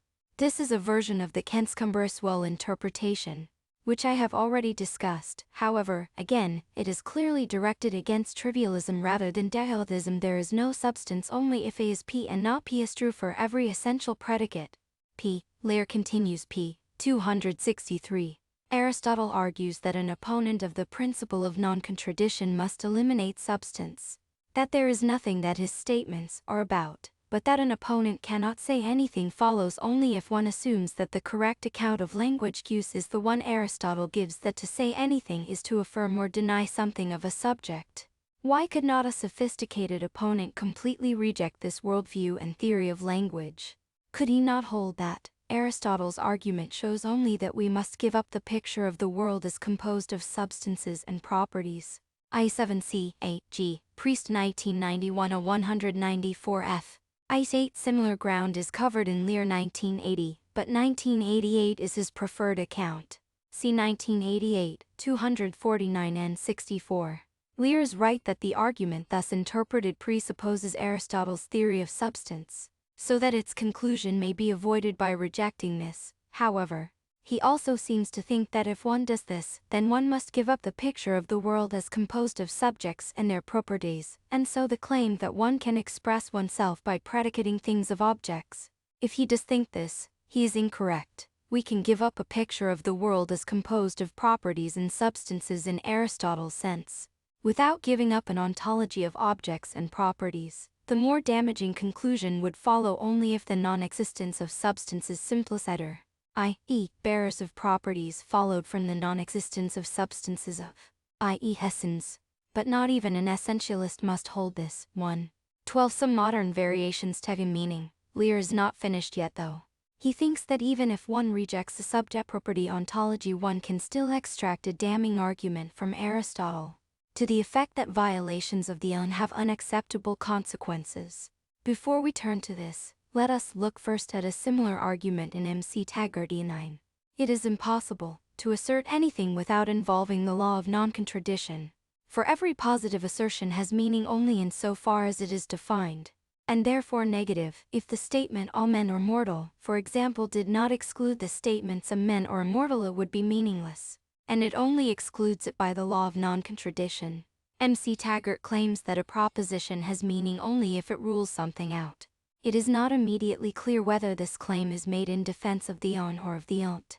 If it is the own, then a dialetheist might attempt to reply that even if a contradiction does not rule out its negation, it still rules something out. A trivialist does not have this reply, since they believe everything, and nothing is ruled out, but whether directed against dialetheist or trivialist, the argument fails. The claim that a meaningful proposition must rule something out is just plain false.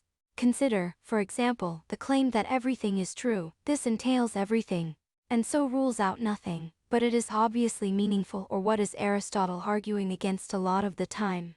Moreover, consider its negation. Something is not true. This is obviously true. It is entailed by snow is black is not true, and so meaningful. How could a meaningful sentence have a meaningless negation?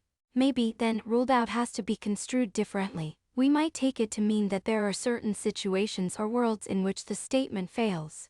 This, at least, makes everything is true rule something out. Unfortunately, this account of meaning is equally obviously false. Consider any necessary truth, such as 13-169. This rules nothing out. It is true in all possible worlds.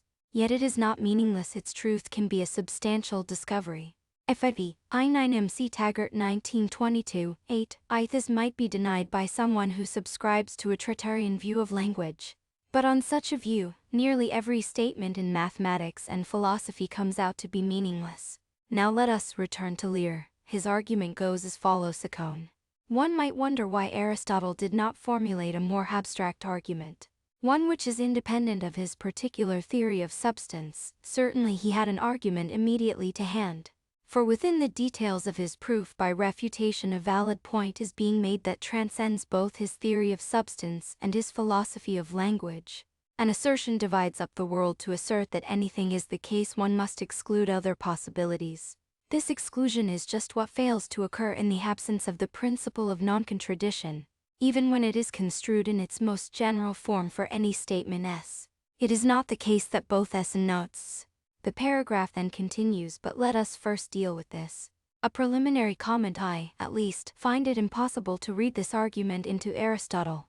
However, since my main concern is with substantive arguments against violation of the own, this is not presently important. As is clear, the argument just recycles MC Taggart, and therefore fails for reasons that we have already seen. It also has further problems. It is claimed that if the own fails, a proposition seems to be the better word here. It does not have to be asserted, does not divide up worlds or situations into those where it holds and those where it fails.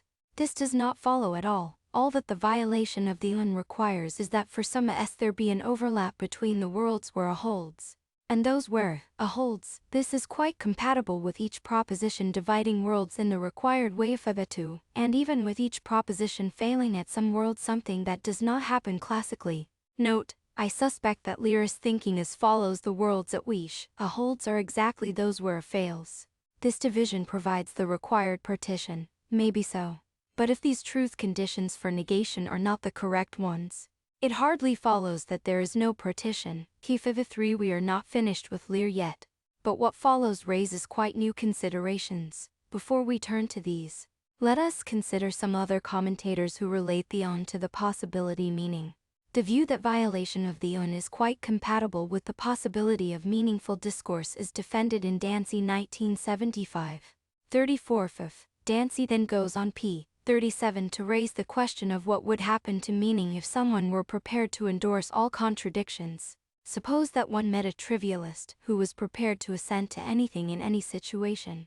One could not then use what they say and do to get any kind of fix on what they mean. If one adopted the methodology of radical translation, one might well conclude that their language had no meaning. But this would be too fast, as Dancy notes. Suppose that I start to read Heraclitus, or Protagoras, or whatever. In a fit of madness I come to the conclusion that they were right, everything is true. In virtue of this I start to utter indiscriminately. Does this, including the Tractatus itself, I think one might take heart from the fact that contradictions are in such good company. I own Lear 1988, 263f, italics original, I2c, for example. In contradiction 7, 2, I3 that there is an overlap between the worlds where a holds and those where a holds does of course require a different account of negation, but one that is quite defensible.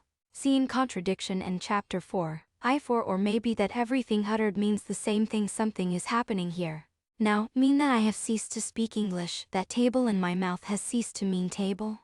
I don't think so. How could a change in my beliefs, a private phenomenon, affect meanings, a public phenomenon? When I point to a chair and say this is and is not a table, I mean exactly what I say.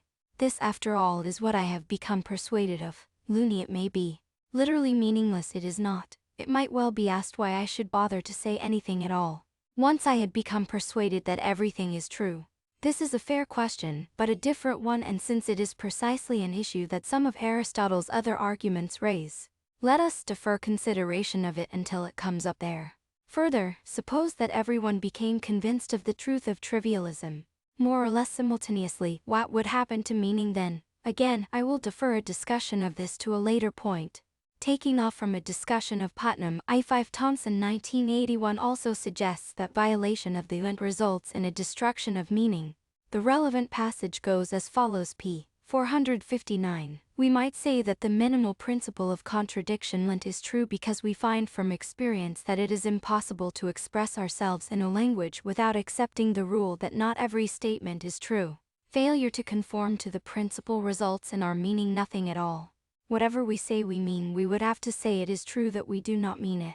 The qualification that in a sense we mean it and in a sense we don't will not help. For any sense in which we say we mean something, we must say that it is true that we do not mean it in that sense. Meaning in a sense becomes impossible. Now, note first that the argument is not to the effect that if the were false then there would be no meaning. This is trivically true every conditional starting if everything were true is a necessary truth. Rather, the point is that if someone believes everything to be true fails to conform to the unt, there would be no meaning.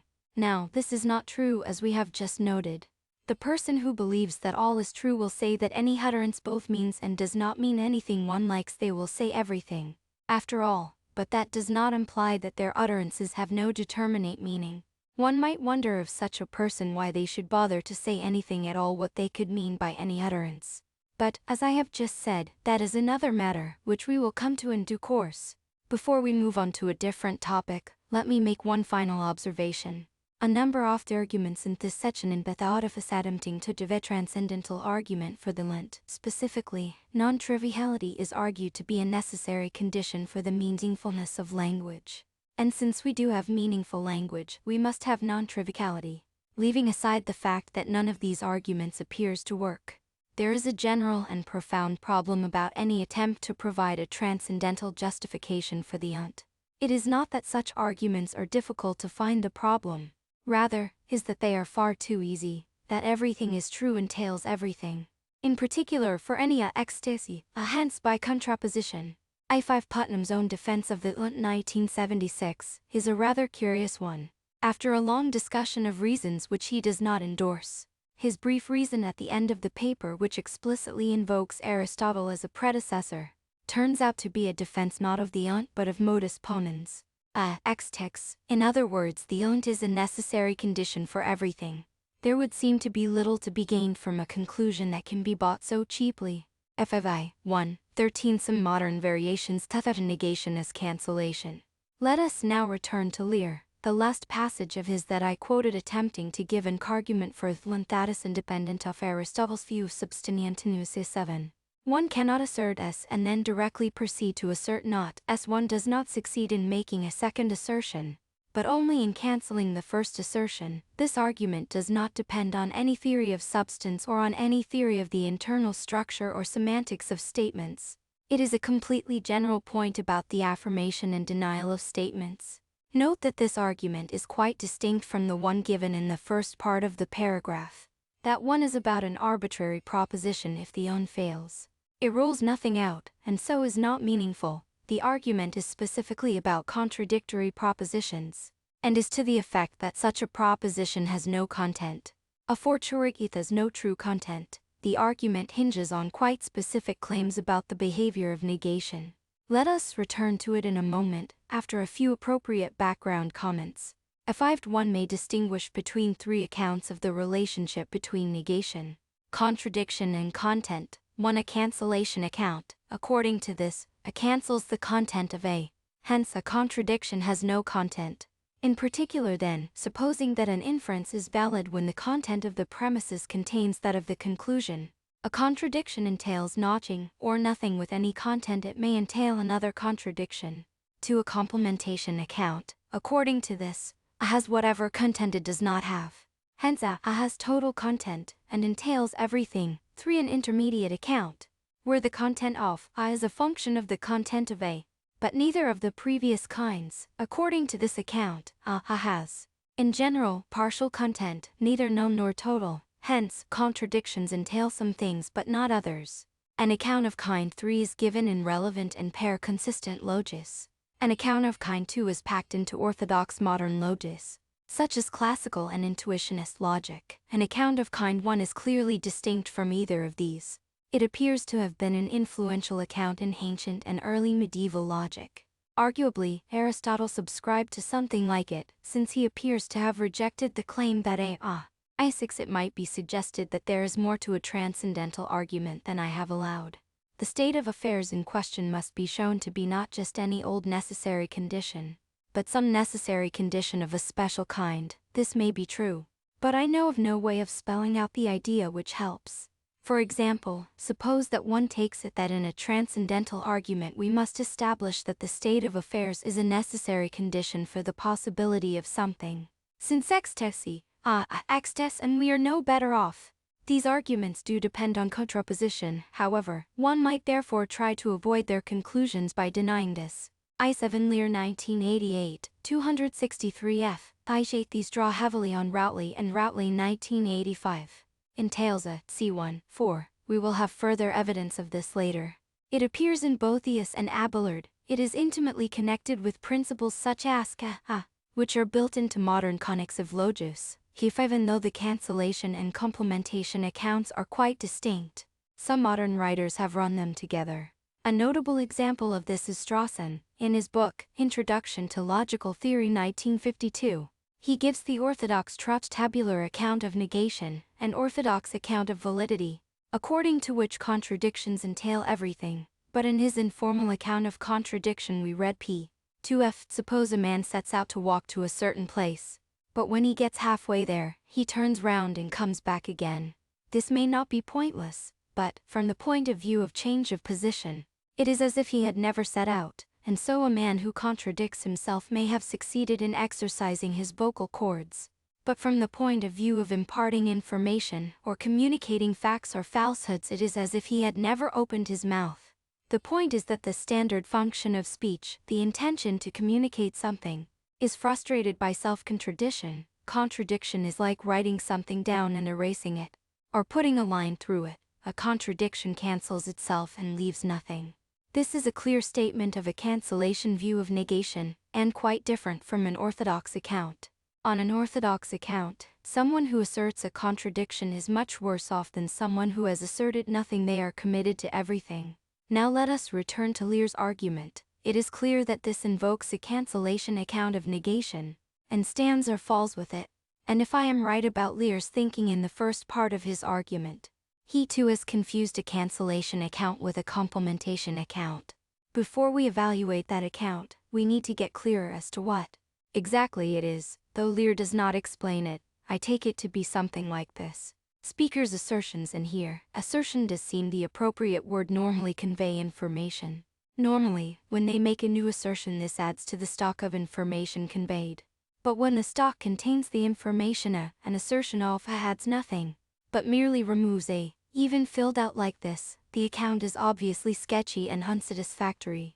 What does an assertion of do if A is not in the information store?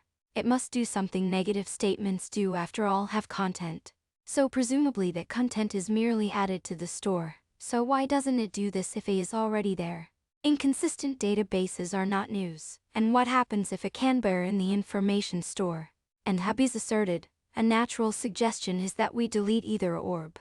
But we have, in general, no way of knowing which, so presumably we can only add a to the store. But if we can have a band in the store, why not an?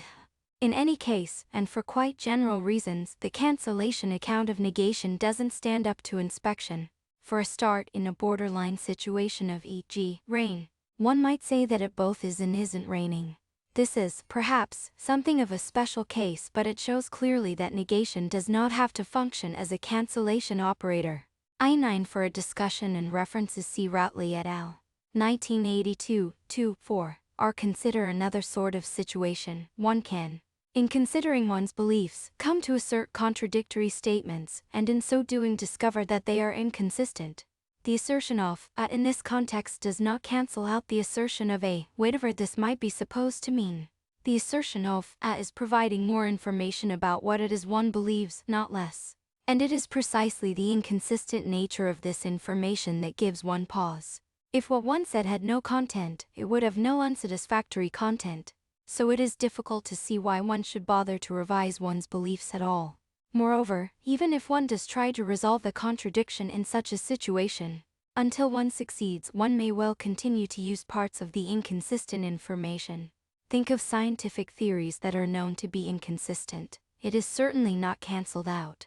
Consider an extreme case, the paradox of the preface. A person writes a book and thereby asserts the conjoined truth of all of the claims in it. Being aware of the overwhelming inductive evidence, they also assert that there are mistakes in the book, i.e., the denial of that conjunction. This does not cancel out the claims in the book. Indeed, in this case, it might even be argued that believing the inconsistent totality of information is the rational thing to do, something that would make no sense if bits of it cancelled out other bits. A sixth account of negation as cancellation therefore fails, as does the second part of Lear's argument. In the last 3 sections of this chapter we have looked at a number of philosophers who have been inspired by Aristotle's first refutation.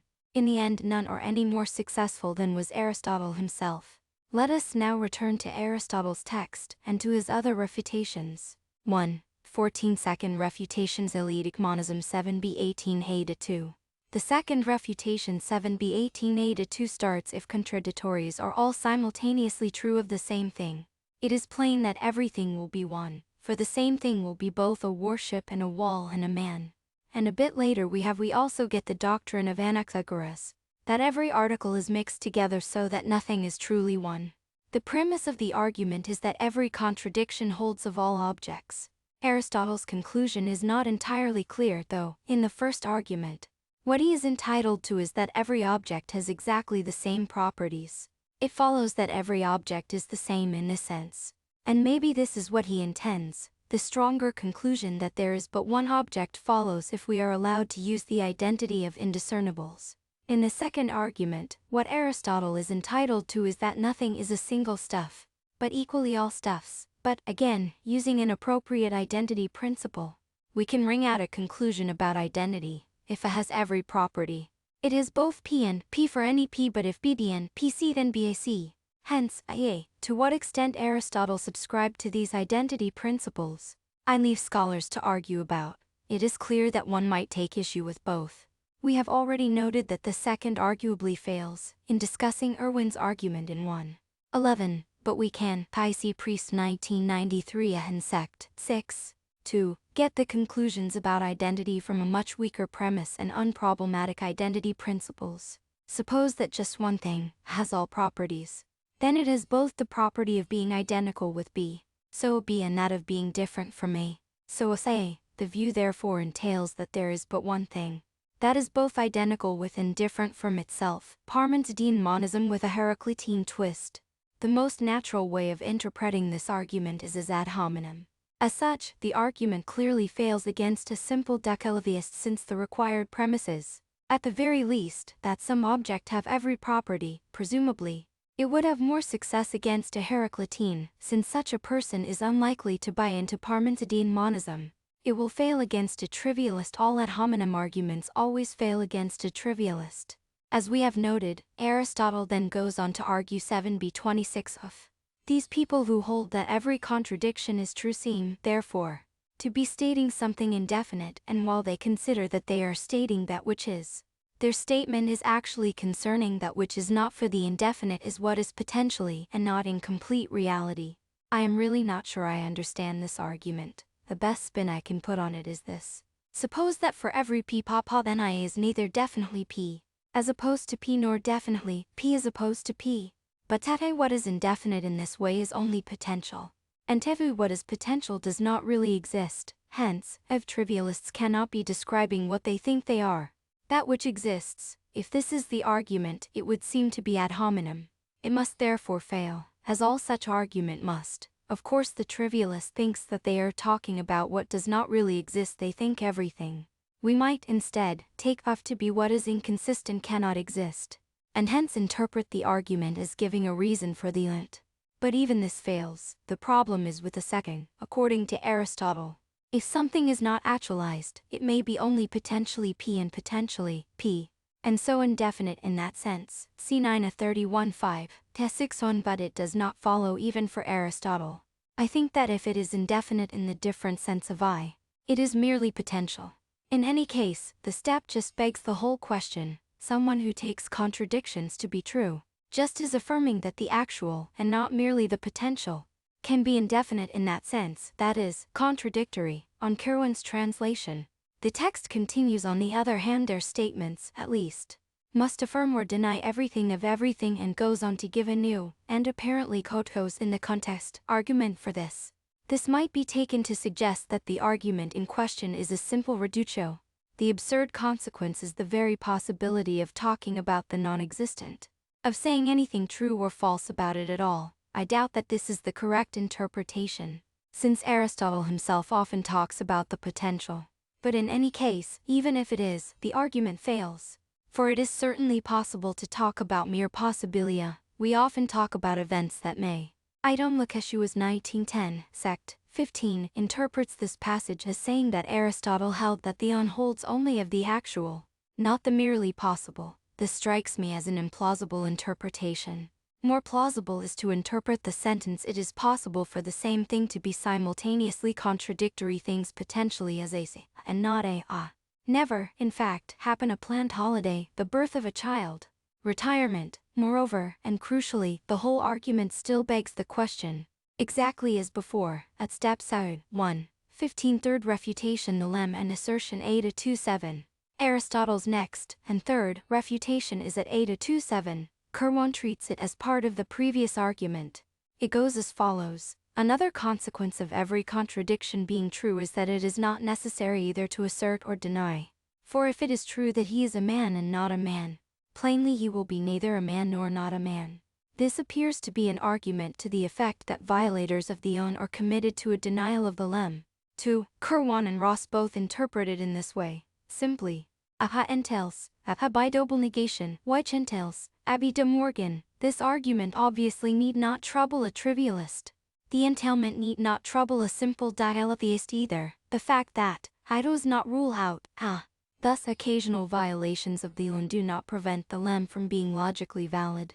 It is valid, for example, in the semantics of LP. See in contradiction 5. There is another possible interpretation of the argument. If neither nor is true, it is not necessary to say either of these things. If this is true for all it is not necessary to say anything. Hence, if a trivialist says something and does not adopt the silence of rather less, we have an ad hominem argument against them. They cannot really believe what they say. In this form, the argument is not very persuasive. For they do believe what they say, they believe everything. In any case, people often do what is unnecessary. There is a deeper worry here though. If someone believed that everything is true, there would be no point in their asserting anything. The point of asserting something is to get one's hearers to believe or believe that one believes the thing in question. But if one believes everything, one already believes that they believe it or that they believe that one believes it. This still does not give an ad hominem argument against a trivialist who asserts things.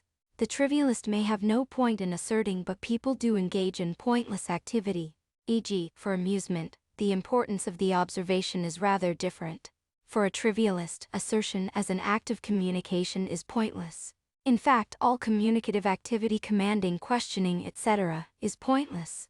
For the point of communicative activity is, in the first instance, to induce certain mental states in the hearer, but the trivialist already believes the hearer to be in that state. Similarly, there is no point in a trivialist even listening to the communicative attempts of another. For whatever information they might hope to gain from the communication, they are already in possession of it, whatever the beliefs, desires, etc., of the other. The trivialist already believes the other to have them. A 6 to a general rejection of trivialism, I2 Evans and M.C. Dowell 1976. Shakespeare argue that much communication is habitual, and that it is implausible to suppose that speakers must have the beliefs the above account attributes to them. Is therefore integral to the rationale of communication, and hence the possibility of social life. Asika 3. This does not, of course, show that the trivialism is false. Indeed, we could all come to believe it true and take the consequences. But it at least establishes something important about it. This argument therefore has an important and sound paranomy interpretation. It can be thought of as a transcendental argument, not for the unt, but for the fact that trivialism is generally rejected. 1. 16 Fourth refutation and argument by cases A to 734. This brings us to the fourth refutation A to 734, which starts by distinguishing between some contradictions being true and all being true. What follows is aimed at the latter. Aristotle then distinguishes between two cases. Anything may be asserted if it may be denied. Anything that is asserted may be denied, but not vice versa. There would seem to be another case, viz., everything denied may be asserted, but not vice versa, but Aristotle ignores this. Why, I am not sure. 6-4 In any case, what follows is aimed squarely at case I. In such a case there are two further possibilities for all either and neither and nor is true separately Heraclitianism, or be both or true trivialism. To wrap up the first case, Aristotle continues 7-23. If it is not true to state the contradictories separately, then not only does he the Heraclitean not state these things, but nothing whatever is, and how can things that care not walk and talk? Also everything would be one, as we said before. The first complaint is puzzling. How do we get from the fact that the cognates of a true contradiction are not themselves true to the claim that nothing exists? I see no plausible way of doing this. Maybe this is a version of the argument that we met in connection with the second refutation, to the effect that what actually exists cannot be inconsistent, if it is. I have already dealt with it. The second complaint is that if all contradictions, and nothing else, hold of any object, then all objects are identical. This recycles a version of another argument we met and dealt with in connection with the second refutation. Against the second case, Aristotle argues Ada 2730, equally, even if it is possible to have the truth in stating all things separately, the result we have stated that all things are one follows. And in addition it follows that everyone would have, they argue, rather that what is essential is that speakers must lack certain negative beliefs. Since trivialists lack no beliefs, the upshot of this account for trivialism is the same. I 3. It might be objected that there is a point in the trivialist communicating, since they believe that the hearer is not in the required doxastic state as well. I will answer this point when it arises in a more general context in connection with Aristotle's sixth refutation. I4. In his commentary p. 104, Kirwan points out that in the posterior analytics Aristotle claims that assertions are prior to and more certain than denials. I don't know what this is supposed to mean. The truth in everyone would be in error, and the disputant himself is in error by his own omission. The new argument here is clearly another ad hominem argument. Compare Thucydides 171a, b, and fails against a trivialist, as all such arguments must. But a version of it might be thought to work against a simple decalotheist. Such a person asserts both a and ha, so they are in error by their own lights, and a person is likely to reject the claim that they are in error. This argument is no better, though. Suppose that we take being in error to mean simply stating an untruth, as Ross, 1924, 267, glosses it. Then, given decalotheism, there is a simple fallacy in moving from is true to a is not true. But even ignoring this, the argument will not work, since it begs the question. A dialotheist who believes that a is both true and not true need not accept that believing a is an error. They are, after all, believing what is true. T6 believing a would be an error if there were no evidence for it. But that is a different matter. Aristotle appears to complete the argument against this horn of the dilemma as follows: A to 30b2. In response to this person there is nothing for an investigation to deal with.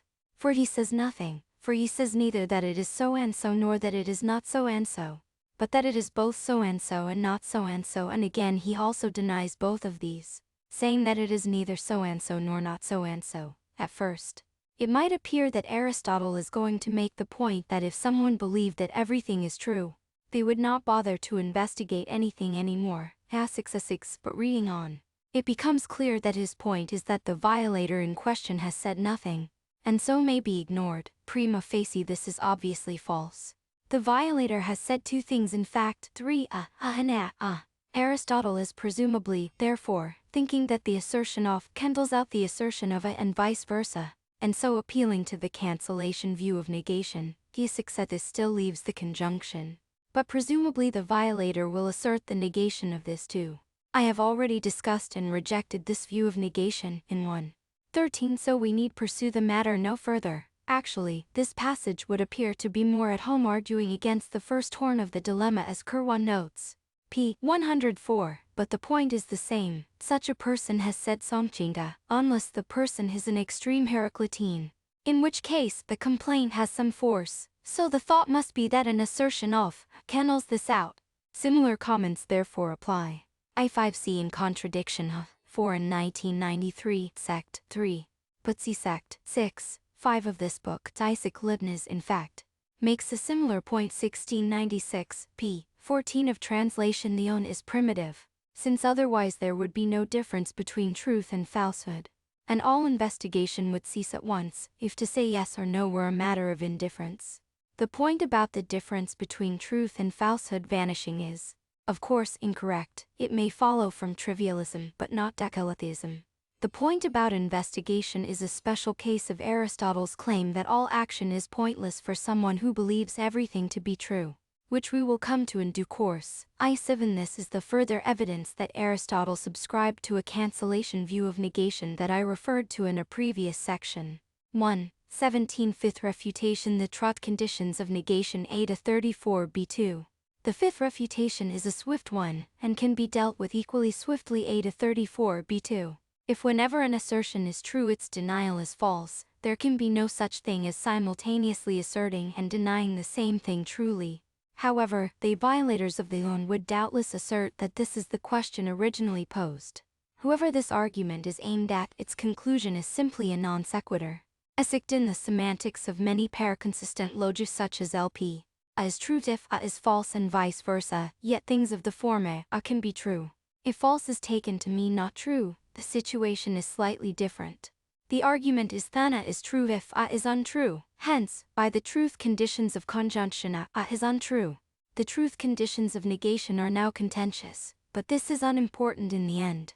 If certain contradictions can be true, then there is no a priori reason why A is true and not true cannot be true. Indeed, this is exactly what happens in the case of the liar paradox. The sentence is not true.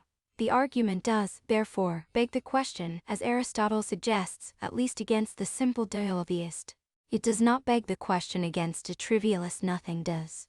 But we have already seen that no ad hominem argument against a trivialist will work. Let us move on. 1. 18 Sixth refutation Part I. The vegetable 8b212. What Ross and Kirwan call the sixth refutation has two quite distinct parts. The first 8b212 goes as follows. Again, were we to say that he who believes that things are in a certain state or are not, is in error, while he who believes both has the truth. For if he has the truth, what can be meant by saying that the nature of things that care is of that kind?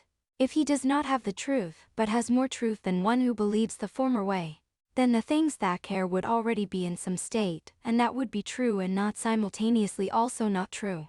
The exact argument is, again, opaque, but seems to be this. Suppose that A believes A, and that B believes just one conjunct. Say A, what is it to say about B's beliefs? A may say that B is mistaken, and presumably will, if they are a Heraclitean. But then what could it be for things to be like that? Alternatively, A may say that what B believes is true, but that A has more truth. In this case, something, presumably A, would be true and not simultaneously also not true. Both horns are Aristotle's dilemma or unpersuasive. The rhetorical question of the first horn is lame. The Heraclitean will reply, what could it be like? In a state of flux. Just like that, Aristotle, the second horn employs the invalid inference from truth. I8 as Lukasiewicz 1910, sect. 18 notes, to truth simpliciter that we met in the throwaway argument at the beginning of the first refutation. Aristotle then goes on to complain about a person who asserts all contradictions 8b712. There will be nothing for such a person to speak or say. For he simultaneously says this and not this, and if a man believes nothing, but considers it equally so and not so, how would his state be different from a vegetable's? At the start of this it looks as though Aristotle is going to make the point about communication ceasing, which we have already discussed on connection with the third refutation. But by the second clause it is clear that Aristotle is claiming that the person says nothing. This has some force against an extreme Heraclitean, but against anyone else, it is just false unless one buys into the cancellation view of negation that we have already discussed and rejected. Someone who asserts that something both is and is not a table says exactly that. Recall the discussion of Dancy in section 1:12. Aristotle then goes on to make the corresponding and similarly fallacious point about belief.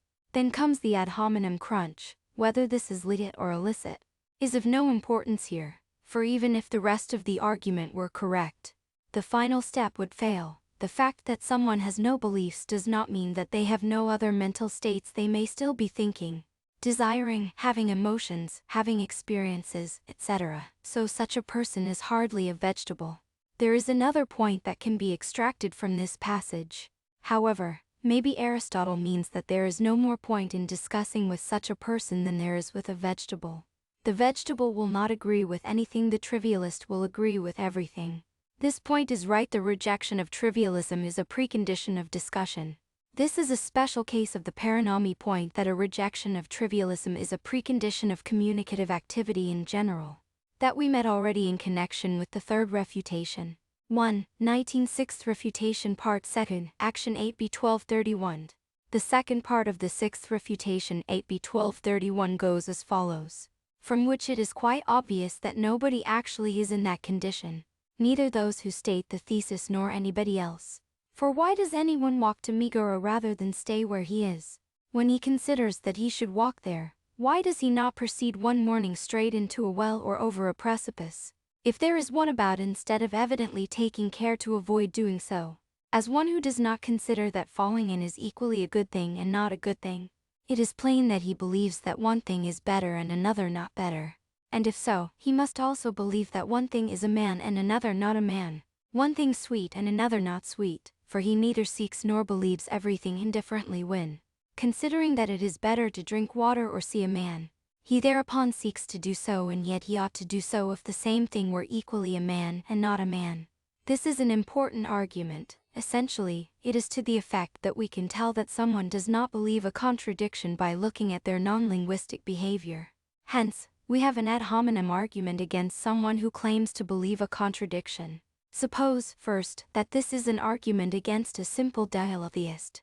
An immediate problem for the argument is that there are lots of contradictions that one might believe that have no practical ramifications in any immediate sense, and where, therefore, it is difficult to argue from the inappropriateness of behavior. A paradigm example is the liar paradox. The liar sentence is both true and not true. This would appear to have no consequence for action, but even with contradictions that have practical ramifications, the argument will not work. Suppose, for example, that I believe that Jesus is a man and not a man, not necessarily the Christian Jesus, but he is not excluded. Nothing at all follows from this about how I should act. It is also necessary to know my desires. Suppose, then, that I desire to see a man, any man. If I believe that Jesus is a man and not a man, then I believe he is a man, and if he is the most convenient man available, I will take steps to see him. Equally, if I desire at a different time to see something that is not a man, I may take steps to see him. In this way I actually demonstrate my inconsistent beliefs. I may even desire at the same time both to see a man and to see something that is not a man. I may demonstrate my belief that Jesus is both a man and not a man by satisfying both desires in the one act. The argument is therefore a failure. Second, the situation is different if it is trivialism that is in question, which is what, presumably, Aristotle has in mind. Trivialists believe that everything is a man and not a man, and both desire and do not desire to see a man, or at least, they believe that they do. There is therefore no reason to do anything as opposed to anything else, at least as far as seeing a man goes. And for the trivialist the same holds true of everything else. Aristotle infers that if we see a person engaging in apparently purposeful activity, we can therefore infer that they are not a trivialist. Naturally, if someone behaved apparently randomly, then we could not take them to demonstrate purposeful activity, and so the argument would get no grip on their beliefs. Still, such a person is not likely to last very long. But even if a person does appear to show purposeful activity, I think that it is impossible to deploy the argument, for such a person might say, since I believe everything, there is no purpose to my activity, but I am well trained, I do whatever comes naturally. At certain times of the day I seek out food or a bed, not because of any beliefs, but simply because that is what I am moved to do. Such a person might even compose poetry or philosophy if that is what the spirit moves them to do. Alternatively, the trivialist in question might simply be suffering from some cognitive defect such as bad memory. One does not, after all, always remember all of one's beliefs, or bad faith actively repressing certain beliefs. On the above points, see in contradiction 121f. It is worth noting that a similar objection may be made against a radical septi, sign they have no belief that things are thus and so, as opposed to thus and so, why do anything? And that a similar reply is made by the septi Sextus Empirius, Outlines of Pyrrhonism I, 11, 23-4. But there is an important point to be learned here. On reflection, a trivialist can have no reason for doing any one thing, as opposed to any other. Suppose, for example, that they desire to be at the North Pole. Since they believe that they are not at the pole, they have reason to move. But since they believe that they are at the pole, they have reason to stand still. Hence they have no reason to do either as opposed to the other. It might be suggested that the tie in this situation could be broken by some other fact, e.g., another desire. Some have argued that desires just are certain kinds of beliefs. If this is right, then trivialists have all desires, and hence there is no hope of appealing to a particular desire to break the tie. But even if desire is sui generis, such a suggestion would still seem to fall to the fact that the trivialist believes everything. Suppose, for example, that the trivialist has the desire to act on beliefs of a certain kind. This will not help, for since they believe everything, they believe every belief to be of this kind. Or suppose that they desire to act on this belief more than that. Then since they believe that this belief is that belief, they will desire to act on that belief more than this. I will have more to say about this argument in Chapter 3. But this will suffice for the present. What we have seen is that rational, purposeful activity requires a rejection of trivialism. Our prior conclusion that the rationale of communicative activity presupposes a rejection of trivialism is just a special case of this. This avenue for communication is one species of purposeful activity, in particular. Then, if trivialism were generally accepted, the institution of communication would presumably cease. This would be the case, to return to a question raised in section 1:12, if everyone, more or less simultaneously, became convinced of the truth of trivialism. Whether any words that people uttered under such circumstances retained their old meanings, took on new ones, or lost meaning altogether, depends on how exactly meaning supervenes on intention and action, and this is too big an issue to take on here. We have, at any rate, a firm and general conclusion concerning trivialism. A belief in trivialism is incompatible with reflective, purposeful action and, in particular, with communication. This does not show that trivialism is false, or that no one cannot suppose it to be true, but its rejection is a precondition of this central feature of what it is to be a person and not a vegetable. We can therefore interpret Aristotle's argument as paranomy, establishing this important fact. 1. 27th Refutation, Teleology 8b 31-6. The seventh and final refutation, which brings the chapter to a close, is a swift one. 8b 31-6. Even if everything is true, some things are truer than others. For example, i.e. Humberstone 1987, Theatu in particular, the objection that we set aside, to the effect that there is a point in a trivialist communicating, since they believe that the goal state is not yet achieved, has been answered. There is no way to break the tie, and hence no reason for speaking as against being silent. 2 is even is truer than 3 is even, but then, there must be something true which the more true view is nearer. And even if that is not so, at least there is something more firm or trough-like, and we are rid of the unadulterated thesis which would prevent us from having anything definite in our thinking. Whatever Aristotle is trying to achieve here, it would seem to fail, since it contains a number of fallacious steps. For a start, there is no reason, as far as I can see, that a trivialist must agree that some things are truer than others. They might reject talk of degrees of truth as just nonsense, and they are not committed to believing nonsense statements as true. 7.3 Certainly, a dialetheist is not committed to the claim that snow is white is truer than this sentence is not true. Secondly, and in any case, the existence of degrees of x-ness does not imply a maximum, such that the degree of x-ness is defined by proximity to this. Think of tallness, for example. Finally, as we saw in section 1:13, provided that one eschews a cancellation account of negation, a contradiction at a can have a definite, non-empty content, and so, therefore, may thinking one. This argument, then, can simply be ignored. 1:21 Conclusion. We have now reviewed all of Aristotle's arguments, as well as various others inspired by them. Let us step back and see what, if anything, they succeed in achieving. They do not provide any kind of argument against dialetheism, neither do they provide any kind of argument against a trivialist. As we noted, nothing can do this. Nor do they give any transcendental reason for the on, or the und as we saw. There are problems concerning the latter enterprise in any case. They do show, however, that a rejection of triviality is a precondition for reflective purposive activity, and especially for the institution of communication. This is a lot less than Aristotle advertised, but it is still an interesting and important conclusion. We will come back to the matter in Chapter 3. It is now time to turn to truth itself. I3 Though they would also agree that no statement is nonsense. 2. Theories of truth. 2.1 Introduction. Aristotle's arguments against decaletheism are, as we saw in the last chapter, a failure. Where might one look for successful arguments? A natural place is the nature of truth itself.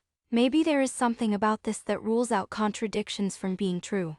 Characterizing contradiction is relatively easy. Contradictories are anythings of the form anta. This definition hides a difficulty, though. What sort of things are we talking about here? Sentences, statements, propositions, beliefs. This is a thorny issue. Unfortunately, then, nothing much seems to turn on the niceties of the question for present purposes.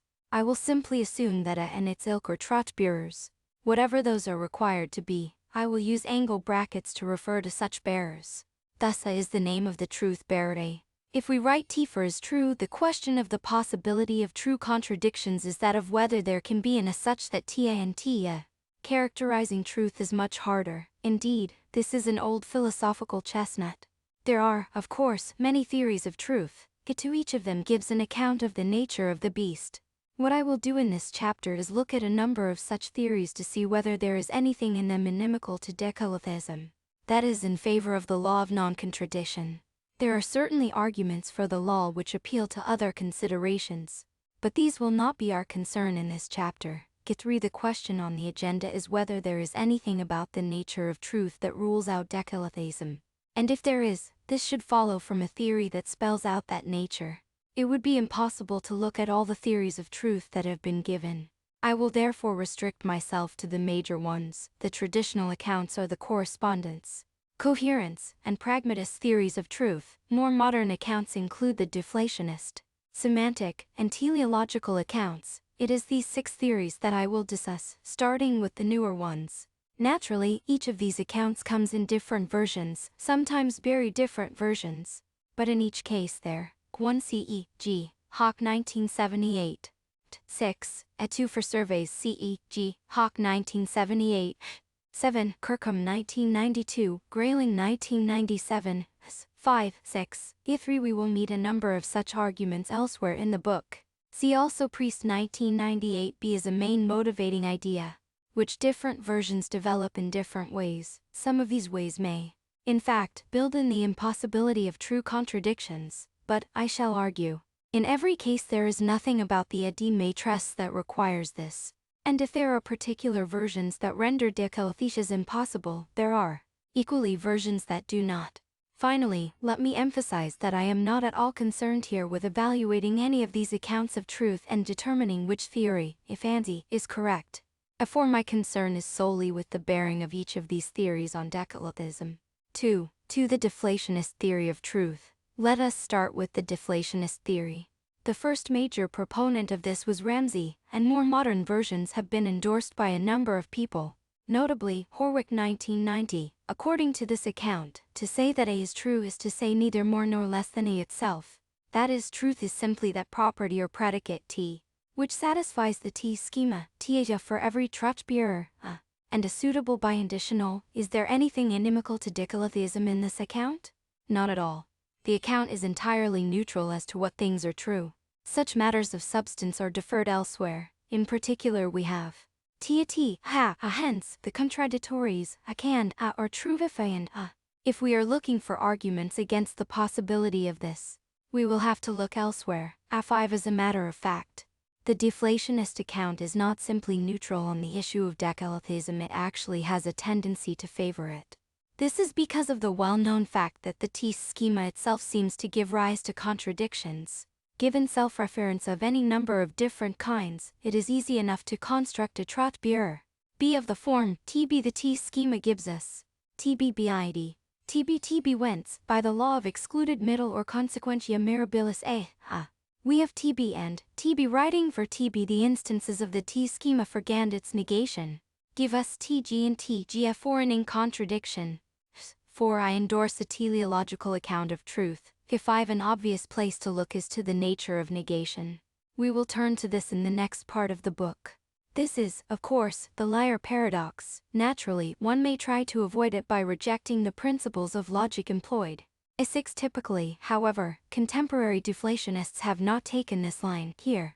For example, is Horwick 1990, 41. Indeed, and for that reason the liar paradox we must conclude that permissible instantiations of the equivalent schemas the T schema are restricted in some way to avoid paradoxical results.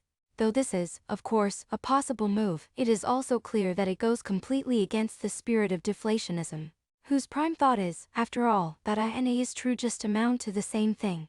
It is thus a quite ad hoc maneuver, honest deflationism is not only compatible with decalatheism, it leads in its direction. To 7.2.3 The semantic theory of truth. Let us turn now to the semantic account of truth. This is the account which derives from Tarski's famous work on truth. See Tarski 1956. Tarski showed how to give a theory of a truth predicate for a given language. Or, more generally, a satisfaction predicate, truth being a special case of satisfaction when there are no free variables in the formula concerned. The theory is a recursive one, in the sense that the truth of any compound sentence is specified in terms of the truth of its parts. The T-schema, or rather its light generalization T-ia, where is a suitable translation of A, is not one of the axioms of the theory itself, but follows from them in a natural way. The exact details of the Tarskian construction are well known, and need no rehearsal here. The question at hand is whether there is anything in it which precludes contradictions from being true.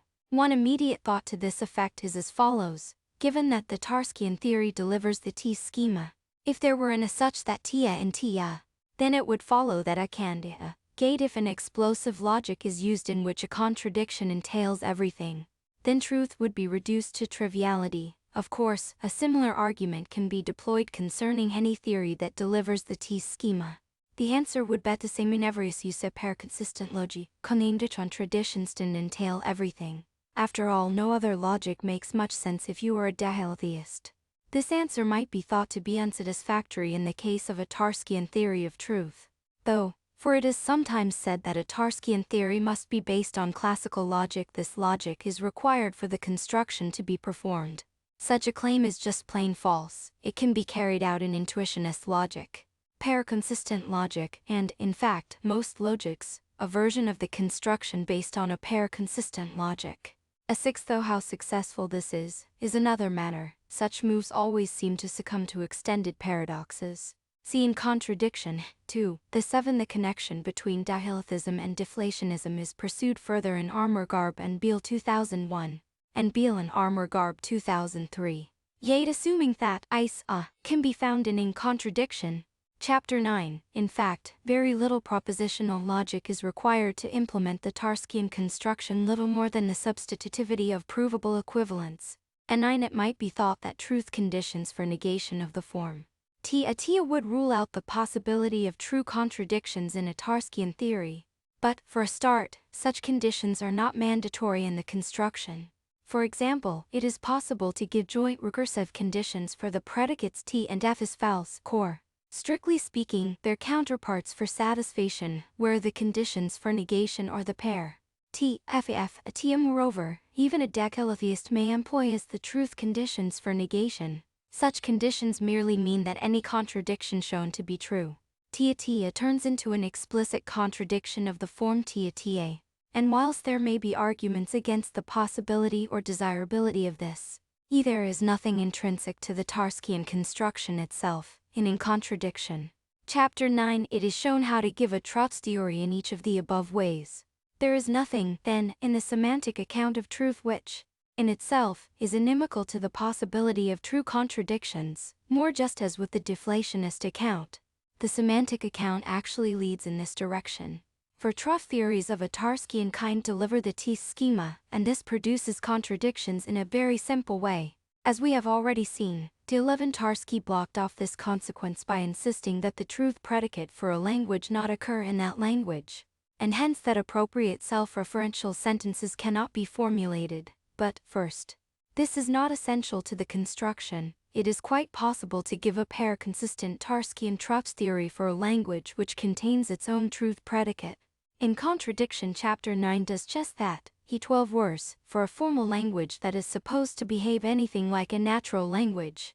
Tarski's restriction seems an entirely implausible and ad hoc one, which it is difficult to defend successfully, as most would now agree. 13. Just as with the A9, this does rule out certain pair-consistent logis, however notably those of Da Costa's C family, Kitten C A, G, in Contradiction 4, 9. 11. The fact that it may not be the Trotz-Buehrer that occurs on the right-hand side of the T-schema, but a translation is of no significance, for since translation preserves meaning, we have a K12. Though this does mean that the theory of truth cannot be turned into an explicit definition of truth, But since the theory entails all instances of the T-schema, it nonetheless provides a characterization of truth that is materially adequate. 13 CEG, in contradiction he, 1 for discussion and references. Deflationist theory, then, the semantic account of truth is not just compatible with decologism, it actually leads in its direction. 2 for the teleological theory of truth. The last modern account of truth that I will discuss is less well known than either of the preceding accounts. It arises out of some comments of Dummett 1959, and is advocated as an account of truth and in contradiction. Chapter 4, this is the teleological theory of truth. The account starts by noting that is true is a predicate with a point. Even if one knew the entire extension of the predicate, one would not understand what it was for something to be true, unless one knew that it is the truth that one aims at. In a certain sense, in the same way, one could know the extension of is a winning position. Without understanding what winning is, one could know that a winning position in chess is when the opponent's king cannot avoid being taken on the next move. A winning position in bridge is when one scores more points than one's opponents, etc. But one would not know what winning is unless one understood that it is winning, that is, generically, what one aims to do in playing games. It is the telos of game playing. In a similar way, truth is the telos of certain cognitive activities, notably, assertion and related things such as belief. When one asserts, one aims, generically, to speak truly. If, for example, everyone started to aim to speak falsely, and this became common knowledge, then what was false would become the truth. It would be as if every utterance were prefixed with a tacit. It is not the case that. To 14 there is nothing in this account which tells against decologism. It is in fact quite neutral as to what is true. For what it is that fixes the extension of is true we must, as in deflationist accounts, look elsewhere. Moreover, it may well be that there is no uniform answer to this question. A 15-1 sort of answer, the physical world, may be appropriate in dealing with assertions of the natural sciences. Another, the existence of certain proofs, may be appropriate in dealing with statements of pure mathematics. Another, certain kinds of social fiat may be appropriate in dealing with discourse about legal rights, etc. And some of these possibilities also lead in the direction of decologism. Consider, for example, the last of these cases. If a duly constituted legislature passes legislation which makes it illegal for a certain person to do something under one description and makes it permissible for them under another, this determines a true contradiction. K16 that arbitrary rules may eventuate in inconsistency is not news. A 17 the teleological account of truth may well, then, be a friend of diatheism. It is certainly no foe. K14 a similar account of truth is given by Grayling 1997. 179 ff. According to the account given there, to call something true is to evaluate it positively in a certain way. What is the end of such an evaluation? Grayling lists a number of ends, but notes that assertability may be seen as fundamental to all the others cited. P. 182, F5 as Grayling 1997 180 f. Notes, the 16c in contradiction Ha. 13 esp. p. 232. A7c in contradiction 13.5.2. 5 the pragmatist theory of truth. The first of the traditional theories that I will look at is the pragmatist theory of truth. Important advocates of versions of this theory were the founding fathers of US philosophy, Peirce, James and Dewey. According to pragmatism, something is true if it works. The variations in the theory arise because of the different ways one may interpret works. A central idea has always been that something works if it is verified in practice, and specifically by our sensory observations. This is the way I will interpret the notion here. The first thing to note about this conception of truth is as follows. Only a very limited number of truth-bearers can be verified directly by observation, though the early logical positivists claimed that all meaningful statements were, or were reducible to, ones that are directly verifiable. This idea ended in failure. We have to admit that there are meaningful statements that are not directly verifiable. How are we to understand talk of verification in these cases? The now familiar answer to this question is that a statement is verified if it has consequences that are, in fact, observed, and falsified if it has observable consequences that are not. An immediate consequence of this is that it makes little sense to talk of individual truth-bearers as being verified. The consequences of any one belief depend on what other things one believes. Our beliefs face the tribunal of empirical inquiry collectively, as Quine most famously observed. Hence it is better to talk of the truth of theories deductively closed collections of Trotbeerers. Can inconsistent theories, i.e., theories that contain contradictory Trotbeerers, be verified? The simple answer to this is yes. Many have been. Bohr's original theory of the atom was inconsistent. Yet it had striking observational confirmations. Newtonian dynamics was, for a long time, based on an inconsistent theory of infinitesimals. All of this is well known, and we will return to discuss the matter further in Chapter 9.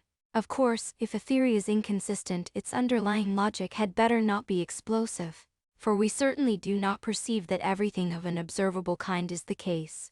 But provided that a pair-consistent logic is used, there is absolutely no reason why a theory should not contain inconsistent statements of a non-observable kind, yet have quite consistent observable consequences, verified in this standard fashion.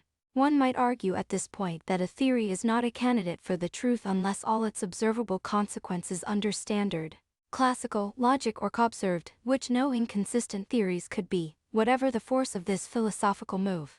It is out of place here, for pragmatism has no criterion for the truth of a theory other than verification, i.e., confirmed observable consequences. How such consequences are determined is of no relevance. If the theory works in practice, then it's true. One might also try to argue that no inconsistent theory can be a candidate for the real truth. Its acceptance can only ever be a temporary expedient. Bohr's theory, for example, was later replaced by another theory, as was the inconsistent infinitesimal calculus. These theories certainly were replaced, but it can hardly be claimed. Yet though the consistency of the replacement for Bohr's theory of the atom, based as it is on modern quantum mechanics, is still somewhat moot. In this context that the acceptance of an inconsistent theory must be a temporary expedient. According to this account of truth, expedience is truth, and whilst an inconsistent theory, and indeed, any theory, may eventually be replaced, the claim that an inconsistent theory that has been verified is not a candidate for the truth makes no sense unless one has criteria for the truth other than verification, which the pragmatist does not have. The upshot of this discussion is that a pragmatic account of truth is not only quite compatible with the possibility of inconsistent theories being true, it actually protects inconsistent theories from important attacks to the effect that they cannot be true. The preceding discussion relied on the fact that an inconsistent theory can have quite consistent observational consequences if its underlying logic is pair-consistent. Before we leave the pragmatist theory of truth, let us ask what one would say of a theory whose observational consequences were themselves inconsistent. Could such a theory be verified? The answer, in fact, is still yes, provided that the consequences are of an appropriate kind, for inconsistent states of affairs are observed sometimes. For example, in visual illusions of certain kinds we perceive contradictory situations. Think for example of perceiving impossible objects like cubes whose struts assume impossible orientations. In 19 such perceptions are not veridial, which we can tell, for example, by shifting angle operation, but this inquiry and yet might not predict that an object have inconsistent properties, which were verified by perception from all angles, and if so it too would be verified ceteris paribus. And assuming the pragmatic account of truth true, too. 6. The coherence theory of truth.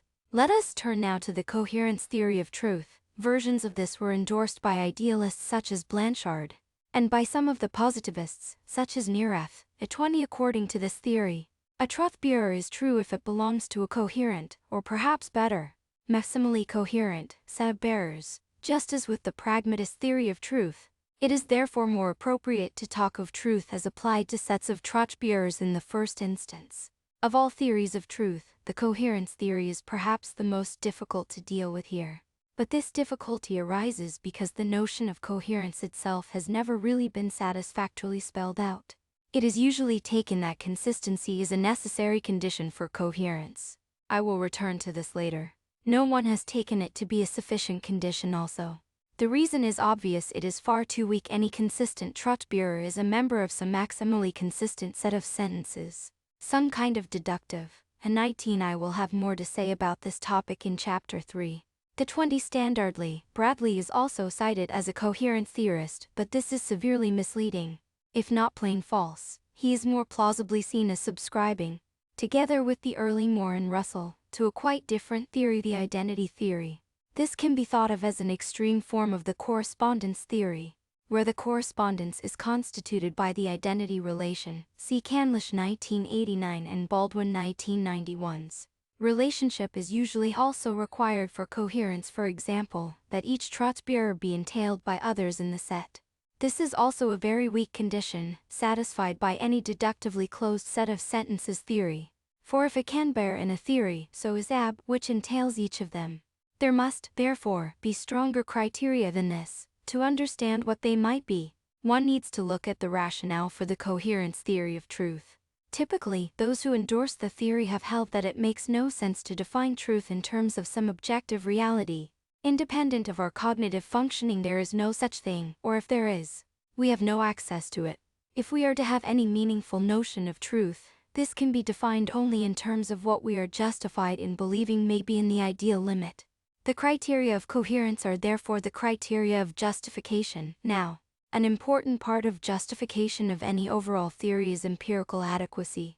That is, consonance with observation. This does not mean that a coherent set must include a statement describing every observation we make. Observation, as all admit, is fallible. For example, we all see things that are not really there sometimes. Hence, individual observation statements need not be in a coherent set if they fit ill with other aspects of the theory.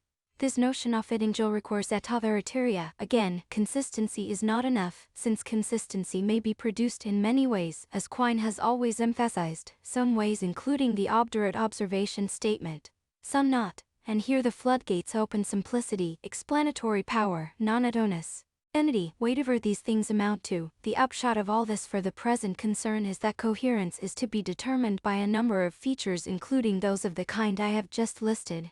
Plus consistency may be an empirical adequacy. Now let us return to the question of whether consistency is a necessary condition for coherence. However one cashes out the above criteria, it is clear that they may not all issue in the same verdict. One theory may be consistent but complex and highly ad hoc. Another may be inconsistent, but simple and unified. Which theory is the most coherent in this situation? The only plausible answer would seem to be that it is the theory that is overall most satisfactory. That is, the most coherent theory is that which comes out best on most of the criteria. This is vague, but sufficient for present purposes. A21 For it is clear that if this is the case, inconsistency may be trumped by other considerations. This was exactly what happened in the case of the Bohr theory of the atom, for example. Hence, consistency is not a necessary condition for coherence, merely one of a number of desiderata that may be overridden by other factors. One may even raise the question of why consistency ought to be on the list at all. Of course, other desiderata require certain amounts of consistency. A theory could hardly be empirically adequate if it contained everything. But this does not require consistency as a separate desideratum. One might argue that consistency is required because an inconsistent theory entails everything, which would certainly violate empirical adequacy. But this is a poor reply. For a start, if inconsistency is ruled out because it would violate empirical adequacy, it is hardly required as a separate criterion. More importantly, there is no reason to. At 21 we will return to the issue in chapters 7 and 8. Suppose that the underlying logic of the theory must be explosive. If coherence is our only criterion of truth, the true logic is to be determined holistically with the rest of the package. And it may well be that a theory based on a pair-consistent logic is overall simplest, least ad hoc, etc. Similarly, trying to justify consistency by appealing to the law of non-contradiction will not work. There is no a priori reason why the most coherent theory must contain this law. At 22 we see, then, that the coherence theory of truth does not mandate that the true most coherent theory be consistent. Consistency may not even be a desideratum at all, except for such aspects of it as are required to fulfill other desiderata of coherence. 7 The correspondence theory of truth. The final theory we will look at is also the most traditional, the correspondence theory of truth. It has its roots in ancient and medieval philosophy, but it flowered in early 20th century British philosophy. According to the correspondence theory, a true trochbearer is one that corresponds to reality. A central problem in its articulation has always been how to spell out this notion of correspondence. I have saved this theory till the last because it is the one, I think, that puts up the stiffest psychological resistance to the idea that there might be true contradictions. for it entails that reality itself is inconsistent in a certain sense. And how could that be? Reality is all there together. How could parts of it possibly contradict other parts? One should note, for a start, that if one supposes reality to be constituted solely by non-propositional objects, like tables and chairs, it makes no sense to suppose that reality is inconsistent or consistent. This is simply a category mistake. But the most natural understanding of the correspondence theory of truth requires that there be more to reality than such objects. Brisbane is in Australia is true because it corresponds to Brisbane's actually being in Australia. There must therefore be, in some sense, things like Brisbane's being in Australia. Call them facts or states of affairs or whatnot. A correspondence theory of truth requires an account of things of this kind. One of the most sophisticated account ever given is undoubtedly that of Wittgenstein's Tractatus. And certainly, according to this, there are no contradictory facts, but other accounts are possible. Here is one. The constituents of reality include a set of properties and relations. Are a set of objects, D, and a set of polarities. P0 1. Each property R has an additivity N. I will indicate this with a subscript, thus Rn. A potential atomic fact is a tuple Rn. D1 deny. Where an R D1. Den dip, intuitively Kandian think off fat Rn. D1 din 1 hast fat that D1. Dn are related by Rn in that order. And Rn D1 den. 0 is the fact that D1.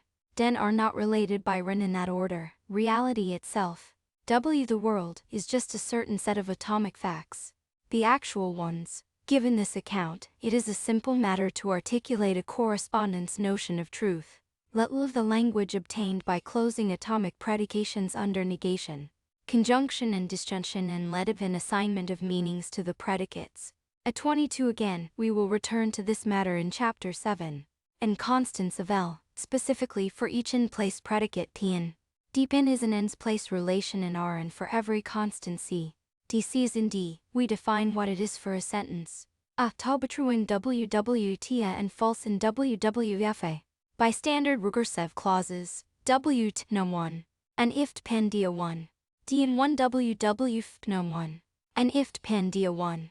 D in 0 WWT, a if WEF a WF a if WT a WT a BIF WT or WTB WEF a BIF WEF a and WEF be the truth and falsity conditions for are the obvious dual ones.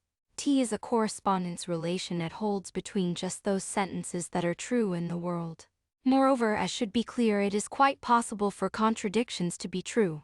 Ultimately, this is because W may contain both a positive fact, D1 den, 1 and its corresponding negative fact D1. Den 0. The theory is, in fact, a very well-known one.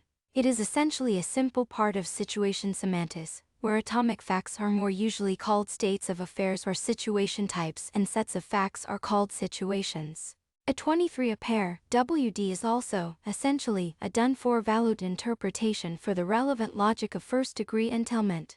At 24 hence, defining validity in terms of truth preservation over all such pairs characterizes validity in this pair-consistent logic.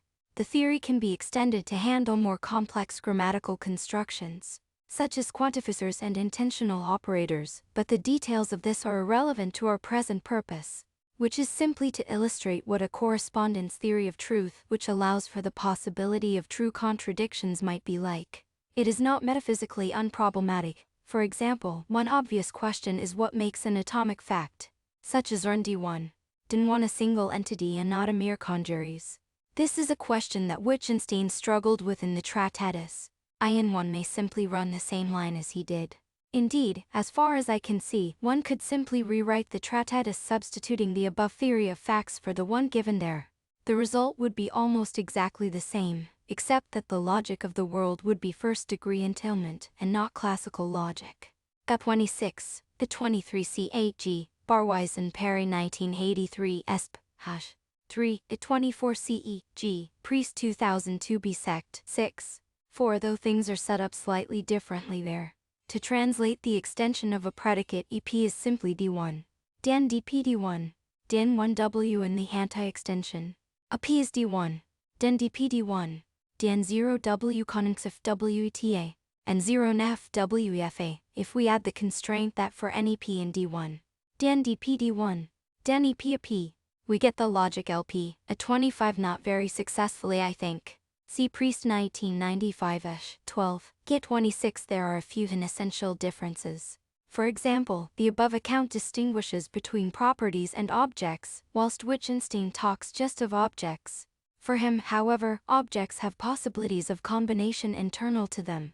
These possibilities will not be the same for all objects. It is therefore quite possible that properties form a distinct subclass of Wittgensteinian objects. Are there any reasons for supposing that the above theory is metaphysically incoherent, or at least metaphysically incoherent in the way that the Tractatus is not? A correspondence theory of truth needs to suppose that there are, in some sense, facts in the world. It does not, though, have to suppose that there are facts corresponding to all true sentences, disjunctive facts, general facts, etc. Though it may 27, the truth of disjunctions, generalizations, etc., can simply be defined in terms of more basic facts. The account just given does not have disjunctive facts or conjunctive facts, but it does have negative facts of a certain kind, things of the former. D1 DN0 Now many have felt a great reluctance to admit the existence of negative facts. For example, in his lectures on logical atomism, Russell, who did, in fact, accept the existence of negative facts at the time, writes, "Are there negative facts? Are there such facts as you might call Socrates is not alive?" One has a certain repugnance to negative facts, the same sort of feeling that makes you wish not to have a fact P or Q going about the world. You have a feeling that there are only positive facts, and that negative propositions have somehow or other got to be expressions of positive facts. E28. What is this repugnance? One source of it is, I suspect, the obvious truth that everything that exists is. Add to this the thought that negative facts are not, and it follows that no such facts exist. This is a confusion, however, as old as Parmenides. Negative facts are not in the sense that they ground truths of the form "it is not the case that so and so," but they are in exactly the same way that all existent things are. Viz., they are part of reality. An explicit argument against the possibility of negative facts was given by one of the people who heard Russell's lectures. According to Demos 1917, 189, negative facts are not to be countenanced since they are nowhere to be met with in experience. Now it is not clear that we meet any facts in experience. We meet with people, stars, chairs, and other objects, but not facts or states of affairs. And if this is so, and the objection is cogent, it tells against all correspondence theories of truth. But it might be argued we do see facts. We see, e.g., that the sun is shining, but we never see negative facts. E.g., that it is not shining. This is a dubious argument. Though one can see negative facts, I can see, for example, that there is no one in the room when I walk through the door. Moreover, to be translucent is not to be opaque, and vice versa. Yet I can see that something is translucent, and see that something is opaque. Whichever, then, is the negative fact, it can be seen. D29 In any case, Demos' objection is flawed by its simple empiricism. Why should one suppose that the mere fact that one cannot perceive a kind of entity entail that it does not exist? No reason that I can see, especially if one is a metaphysical realist of a kind that the correspondence theory is likely to appeal to. Pit 27 In 1969 Van Frekesen gives a fact-based semantics for first-degree entailment that has facts corresponding to all true sentences. As 8 pairs 1972, 67, E29 For further discussion, see chapters 3 and 9.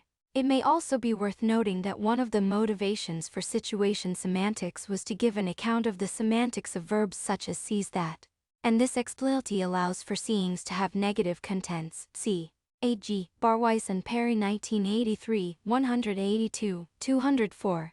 Another objection to which negative facts might fasten the polarity objects, 0 and 1. What strange beasts are these? Of course, the use of 0 and 1 themselves here is purely conventional.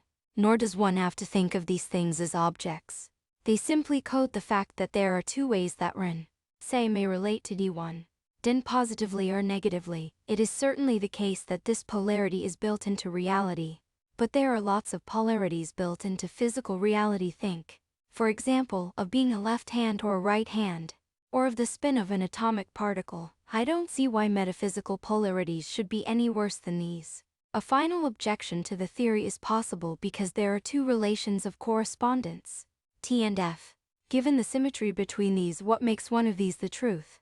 A first answer is that T is truth because of its relation to the positive polarity, 1. But this just defers the question, 1 and 0 are symmetric.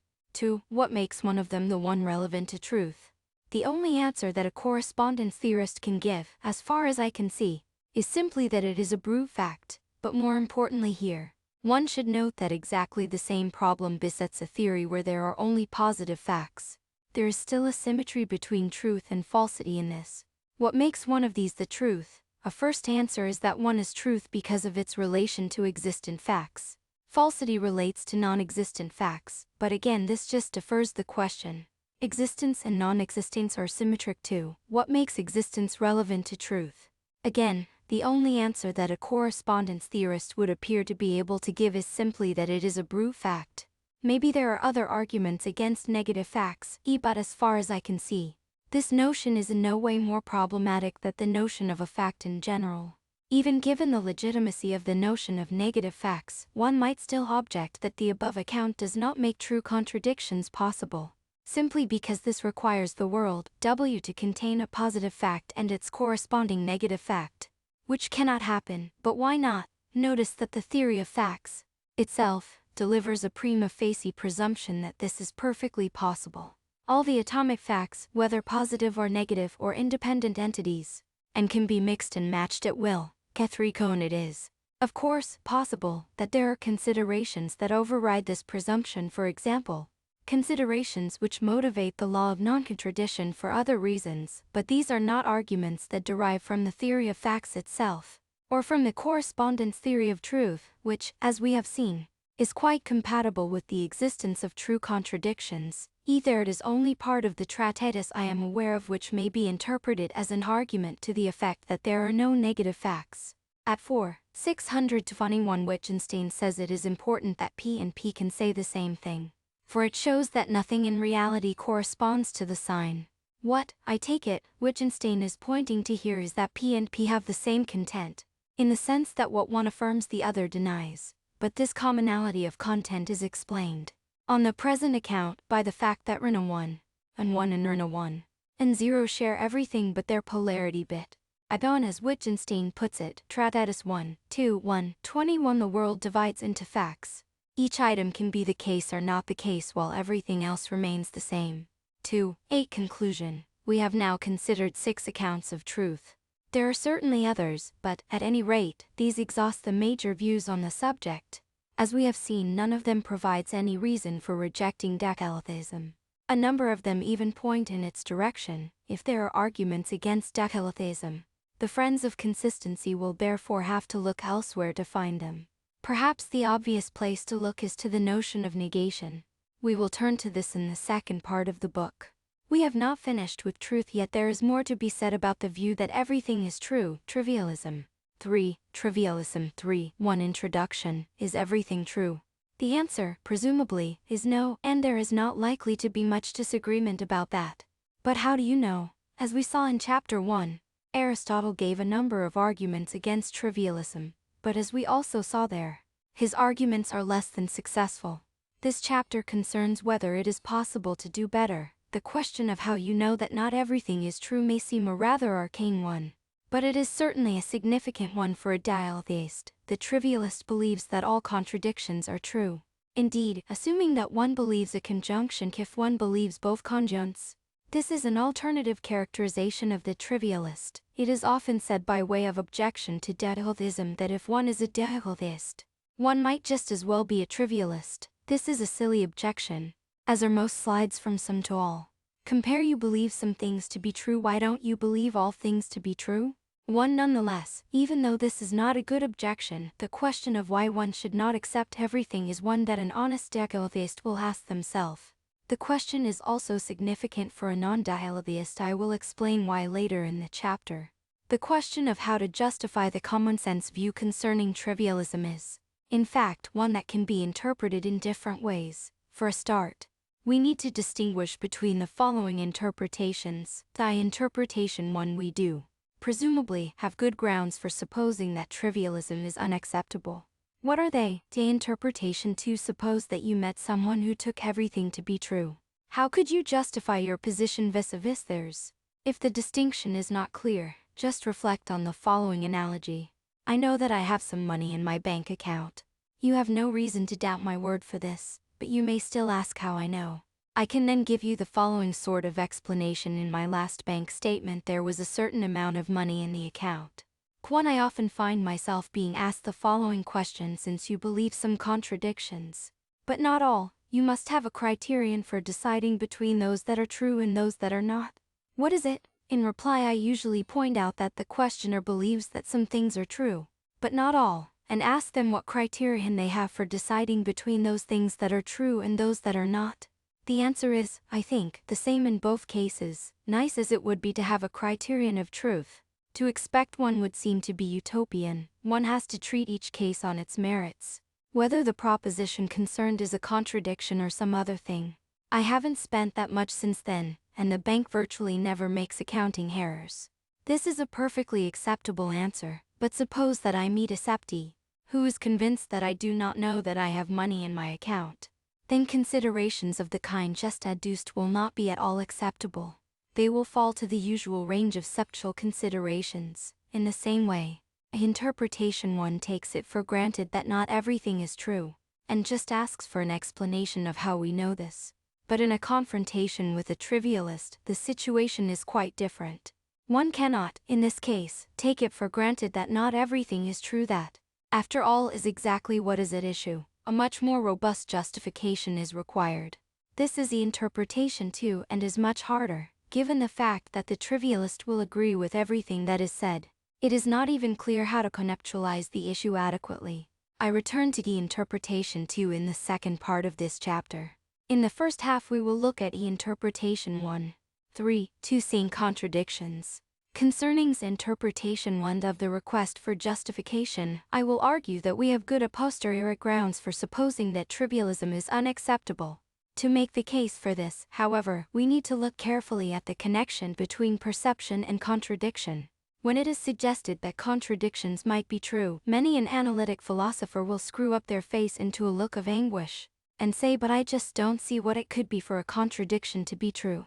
They might mean many things by this. See might simply mean understand, in which case they might be complaining that classical two-valued semantics leaves no room, as it were, for something to be both true and false. Such a lack of understanding can be rectified by explaining to them the semantics of a suitable pair-consistent logic, which does allow for this possibility, but often, I think, the angst, real or imagined, is of another kind.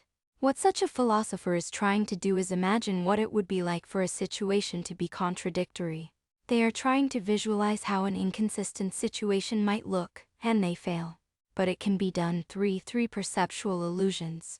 How can one visualize a contradictory state? To visualize a situation literally, it must, of course, be one of a visible kind. The liar sentence might be true and false, and indeed one might be able to construct some quasi-visual mental representation of this fact. But the state of affairs itself is not of a kind that we can see, or, therefore, literally visually depict. Other things that have been suggested as true contradictions look more promising as candidates for a visible contradiction. It can be argued that some instantaneous transition states are contradictory. That, for example, at the instant a person leaves the room, they are both in it and not in it. K2 now. Being in a room and not being in it are the kinds of things that can be seen. Do we in this situation then perceive a contradiction? No. For the contradictory state in question here is an instantaneous one, and one can perceive states only if they persist for some minimal time. Suppose, for example, that you are watching something red which turns green for exactly an instant before becoming red again.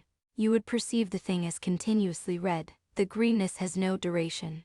Hence, though a moving object may realize instantaneous contradictory states, these are not such as can be seen. But we are looking in the wrong place and missing the obvious. The strategy pursued so far was find a true contradictory state of affairs and look at it. If we were to succeed in this enterprise, the content of our visual experience would, by definition, be veridial.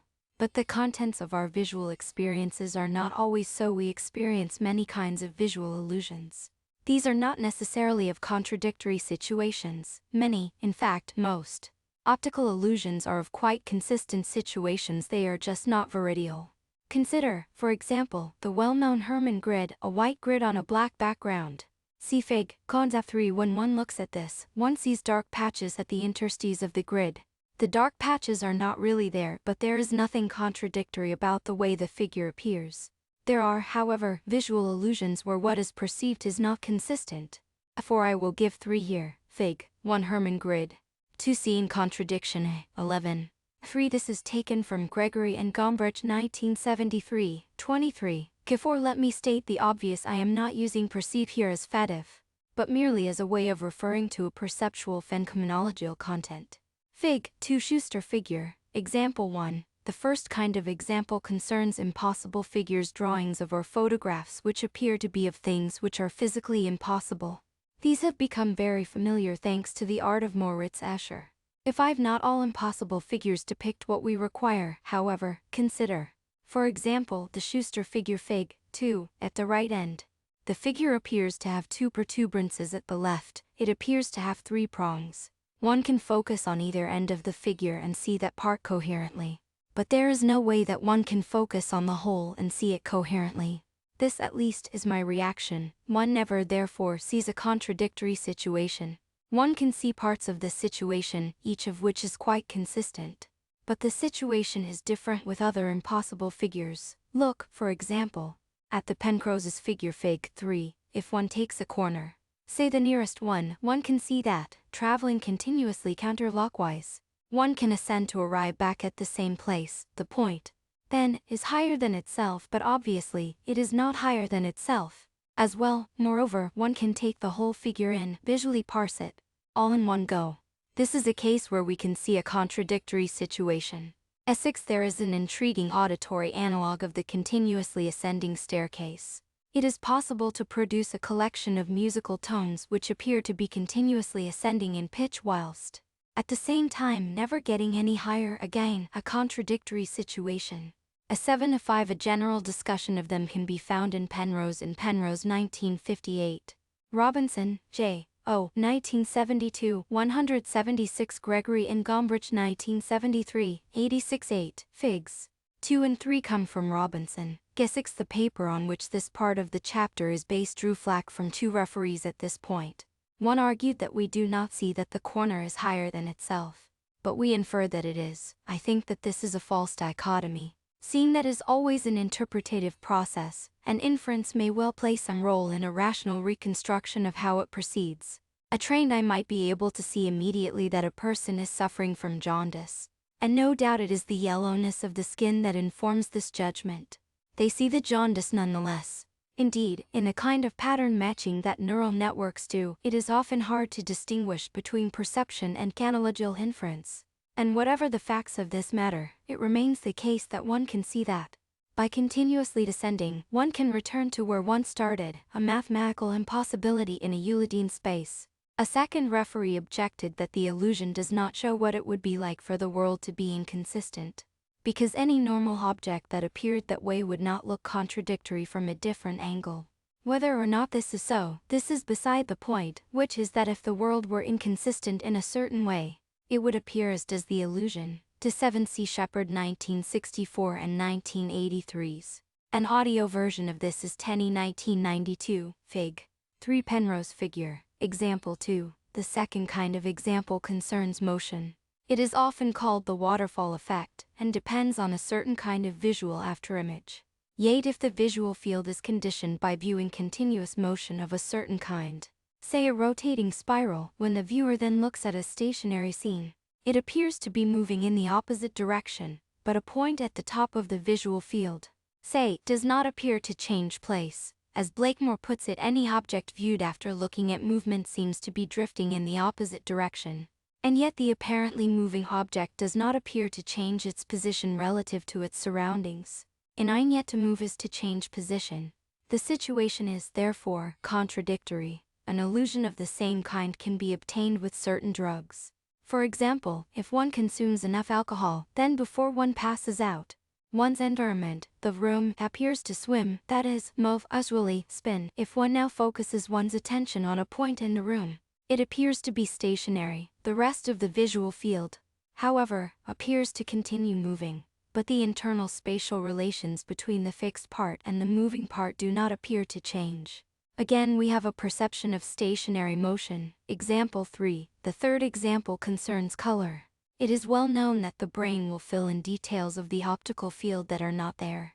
For example, to fill in the fovea blind spot. Now suppose a subject is shown a field, half of which is red and half of which is green. The two halves being separated by a black line. If the line is then dated as discussed in Robinson, J. O. 1972, 227-33 and Gregory and Gombrich 1973's 30, and 9 Gregory and Gombrich 1973, 36, his italics, removed. The brain fills in colors in the vacated space, and some observers report seeing that the boundary is now red and green. 10. It may be possible to obtain a similar experience in a different way. It is easy to construct a pair of glasses that have a red filter on one lens and a green filter on the other. It is possible to buy glasses of this kind for viewing old-fashioned 3D films. If I put such glasses on and allow perception to stabilize, everything appears a uniform brownish hue, but for a short space of time, until things stabilize, I have the very strange experience of seeing everything as red and as green, though the red and the green seem, somehow, to be at different depths in the visual field. It might be said that being red and green is not a contradiction, but it is red and green are complementary colors. It is, hence, a conceptual impossibility for something to be both colors. A feature of complementary colors is that they can't go together. There is no reddy green, in the same way, for example, that there is a reddy blue. Something that is red and green is red and not red. These examples show that it is quite possible to perceive a contradictory situation. What is it like to see something that is, at once, both higher than itself and no higher than itself? Consult the first example. What is it like to see something that is moving and not moving? Consult the second. What is it like to see something that is red all over and not red all over? Consult the third. Of course, the examples are not veridial, they are illusions, but they fulfill the required function nonetheless. They show that we may have perceptual experiences the contents of which are contradictory. Get 12.3. For the non-triviality of the world. After this prolegomena, we may now return to trivialism. The cup in front of me sits on a table, and these are at rest with respect to each other. How do I know that they are not also not at rest? That is, in motion. I can see it. I know what it is like for things to be both at rest and in motion with respect to each other. That is exactly how things appear in example number 2, and it is not like that. This at any rate is one contradiction I can see not to obtain. Similarly, the grass before me is green. How do I know that it is not also red? Again, I can see it. I know what it is like for something. The experiment was done by Crane and Piantonida in 1983. It is discussed in Hardin 1988, 124 fifth. I am grateful to Alan Hazen for drawing my attention to these. It must be stressed that, unlike the first two examples, this is a relatively new result, and more work may need to be done to confirm it. It should also be stressed that not all observers report seeing the same thing. Some observers report seeing different kinds of filling in. G11 may be half a second. Though I can hold it a bit longer sometimes, I should stress, also, that the experiences I report here are mine. I make no claim that everyone sees the same thing. It is not uncommon for different people to report different color experiences under unusual conditions. At 12, I am indebted to Henry Flint for making me see that phenomena of the kind described in this section are important, though we may disagree about what that importance is. Since the early 1970s, Flint has been exploring the idea of taking illusions as the semantic content of inconsistent expressions. A number of his pieces of art relate to this idea. C.E.G. Flint 1974-1997, to be both red and green. That is how things appear in example number 3, and it is not like that. A similar argument can be based on example number 1. I leave this as an exercise. We know, then, that the world is not trivial, since we can see that this is so. One can put the point in an alternative way. I do so for the second example. It can be made the same way for the others. I see that the cup and table are at rest relative to each other. I do not see that they are in relative motion, which I would do if they were, even if they were at rest and in motion. There is something, then, about the world that fails to obtain. These considerations, like all a posteriori considerations, or defeasible observation, is as fallible matter, and what appears to be the case may not, in fact, be so.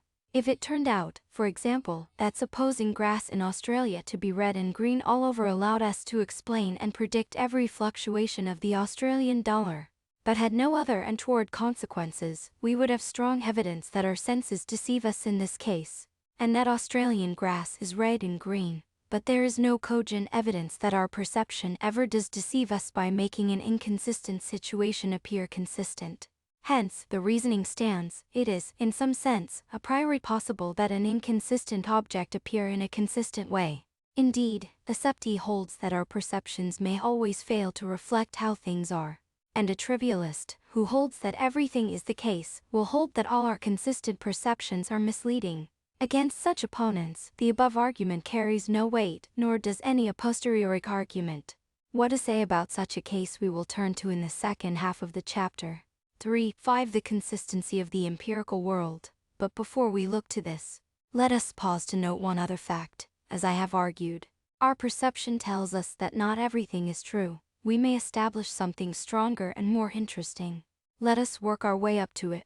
When we perceive, we can see that something is the case. Can we also perceive that something is not the case? Some have thought not. A 13 We can perceive only that something is the case. For example, we cannot see that something is not green. We can see only that it is red. Any judgment to the effect that it is not green has to be added to what we see by inference. This, as we now see, is false. I can see directly that something is not green. Or consider another example. You enter a room, the whole room is visible from where you stand. There is no one there. You can see that Pierre is not in the room. No piece-shaped objects meet the eye. Q14 Even the very distinction between seeing what is the case and what is not the case is a false one. Some seeings are both, with respect to actual physical objects, to be transparent is not to be opaque, and vice versa, but you can see that something is transparent and you can see that something is opaque. A 13e. G. Vassal of 1913. Therefore the example comes from Sartre 1943's 1 sect. 2. Next, if a can bear actual observable states of affairs, then so is their conjunction. We can see that something is a cat, we can see that the thing is black. Hence, we can see that it is a black cat. The principle needs appropriate qualification. If a can record states of affairs that arise only at different times, or at places such that one cannot see both at once, then the principle is obviously not true. More importantly, it can be the case that one of the canyons colludes the others. Thus, suppose that A is the street sign is blue, canvas it is night. Both of these states of affairs are observable, but if it is indeed night, then one cannot see that the street sign in question is blue. When we apply the principle, it must be with the appropriate qualifications. To apply it, let us describe an observable state of affairs. That X is happening here and now. Then A describes another observable state of affairs. That X is not happening here and now. But then the conjunction he also describes an observable state of affairs. That is, if such a state of affairs were ever to be the case, it could be seen clearly in applying the principle. We do not need to worry about A and A being at different places or at different times. But what of the possibility of occlusion? This is raised by Beale 2000. A 15 Might it not be the case that our cognitive functioning makes it impossible for us to see inconsistent states of affairs? Maybe our perceptual mechanisms impose a consistency filter on what we see, so that we see only one of the conjuncts, which masks out the other. This is certainly an empirical possibility, but there is no empirical evidence that I know of to suppose that there is such a filter. Indeed, there is every reason to suppose that there is not. For as the examples of section 3 show, we can see both conjuncts of an inconsistent state of affairs. Beale raises the more general worry that we may just not know what contradictions look like. A 16 If it's an observable state of affairs, for example, what does it look like? But we do know what contradictions look like. That again is what 3 showed us, in particular is logically equivalent Todd, and so would look like that. Still, it might be suggested, for all we know an inconsistent situation could appear quite consistent. But if one were to endorse a claim of this kind, we would collapse into total skepticism. Maybe, for all we know, people can appear like fried eggs, square things can appear round, etc. For such a worry to bite, there must be specific grounds for supposing things may not be as they appear to be. Are there such grounds? None that I am aware of. A 17 And now to the point. Consider the observable world I. all that is observably the case. If there were inconsistencies in this, it would follow from the above that we would perceive them. But apart from the odd visual illusion, we do not our perceptions of the world are entirely consistent. Hence the observable world is consistent. Again, we can put the point in another way. If I look out of the window at the grass, I can. A15 Beale also has another objection, to the effect that though it may be true that one can see the contradiction, it does not follow that one would see it. I am not sure that I see the force of this objection. Would if what? If it can be seen, then we will see it if we look in the right direction. Have our eyes open, etc. Act 6 as does Olin 2003, 31. A17 But there certainly could be, suppose it were to turn out that, according to the best theory of vagueness, statements about the borderline area of a Sorite's progression are true and false. Then one would have to accept that a contradiction might appear as how things appear in the borderline of an observable Sorite's e.g. reddish-blue, which would seem to be quite consistent. See that it is green. How do I know that it is not also red, that is, not green? If it were red, I would see that it is, even if it were red and green, which I do not. Similarly for other observable situations. K18 Here again it is possible to object. We do have perceptions with contradictory contents, the visual illusions themselves. Why in this context are we entitled to assume that they are illusions? The question is a good one, but there are simple answers. In the case of the first example, we are not actually perceiving a situation at all, simply a picture of one which we interpret in a certain way. The second example is more complicated. How do I know that when I perceive the waterfall illusion, I'm drunk, the room is not both moving and stationary? First, there is the testimony of my other senses. If I touch the spinning wall, it feels consistently stationary. Second, there is the testimony of others. Everyone else who perceives the room, or at least, everyone else who is capable of saying anything coherent to me, does not see it in the way that I do. Third, there are all sorts of other information. If the room were really spinning, the lamp would swing, things would fall off shelves, etc. Whilst all these facts could be explained away, the simplicity of the hypothesis that the apparent motion of the room is entirely subjective makes this overwhelming. The third example is very similar. How do I know that the room does not go red and green all over when I put on the glasses? Again, the facts that only I see it in this way, that the coloring comes and goes with the glasses, etc., clearly make the hypothesis that the coloring is subjective a superior one. Could it be the case that, in the future, science will be able to conjure up actual situations that are inconsistent, perceivably so and not illusions? Who knows? Science is a strange thing. But for the present, at least, there is good reason to suppose that the perceivable world is consistent. Perhaps this is a major reason why a number of philosophers are not prepared to countenance decaletheism, unless that countenance be screwed up in anguish. Take the conclusion that the perceivable world is consistent, throw in a simple empiricism, what is so in the perceivable world is so everywhere, and a result follows. Given the state of modern science, the shortcomings of such empiricism, and so of this argument, require no further comment. 3. 6. The trivialist. Let us now turn to the interpretation 2 of the request for justification. The harder issue of how one can justify one's position vis-a-vis trivialism against the trivialists themselves.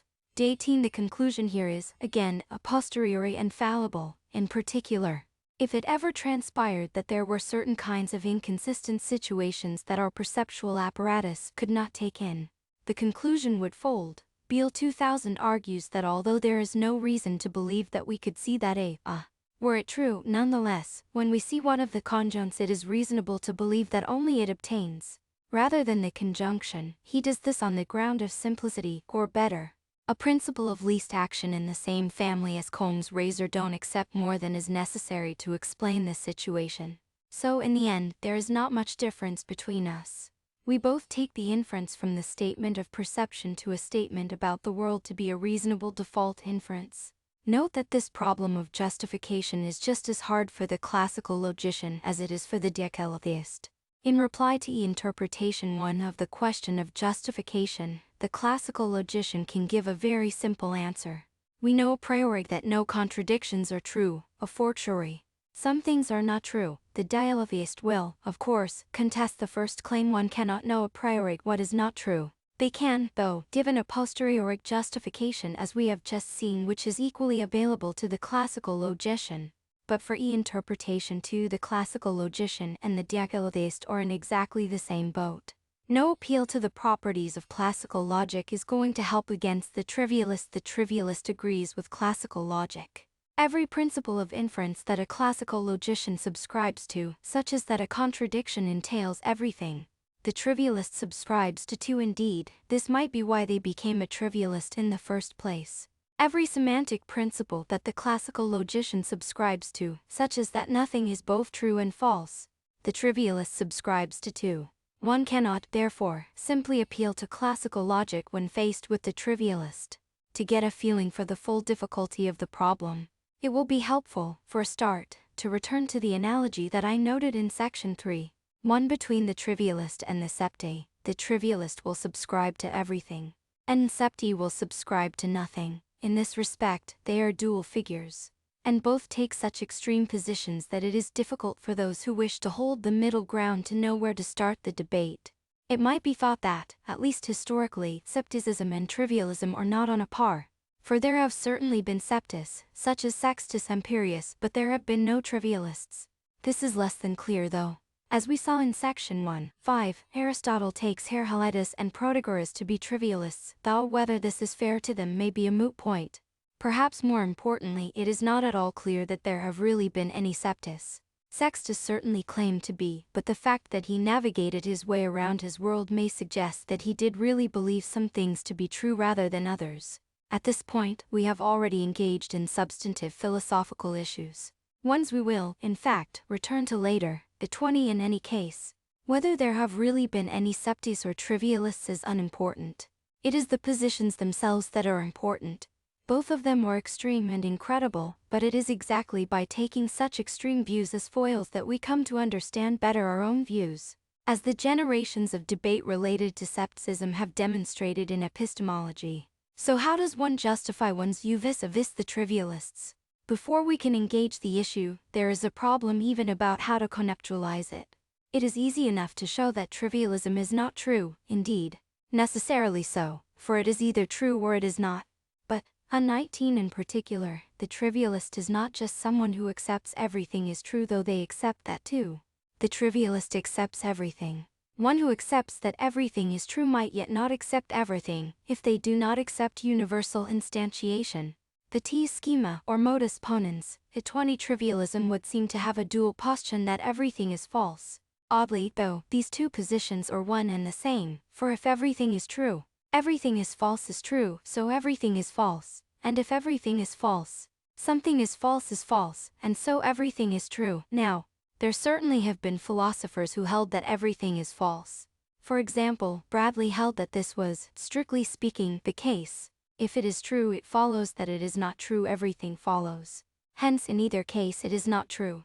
Does this settle the issue? Not at all, for the trivialist accepts that everything is not true. Quite generally, one cannot simply enter into debate with the trivialist as to whether or not everything is true. In fact, there is no point in engaging in debate with the trivialist about anything.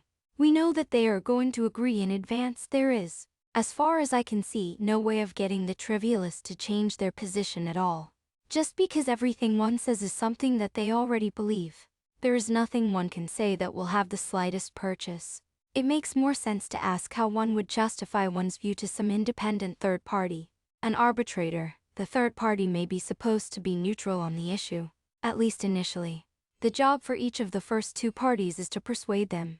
The arbitrator will listen to arguments from each side, and, if convinced by either party, will judge in their favor. The 21 convincing the arbitrator is still not as easy as it might at first appear.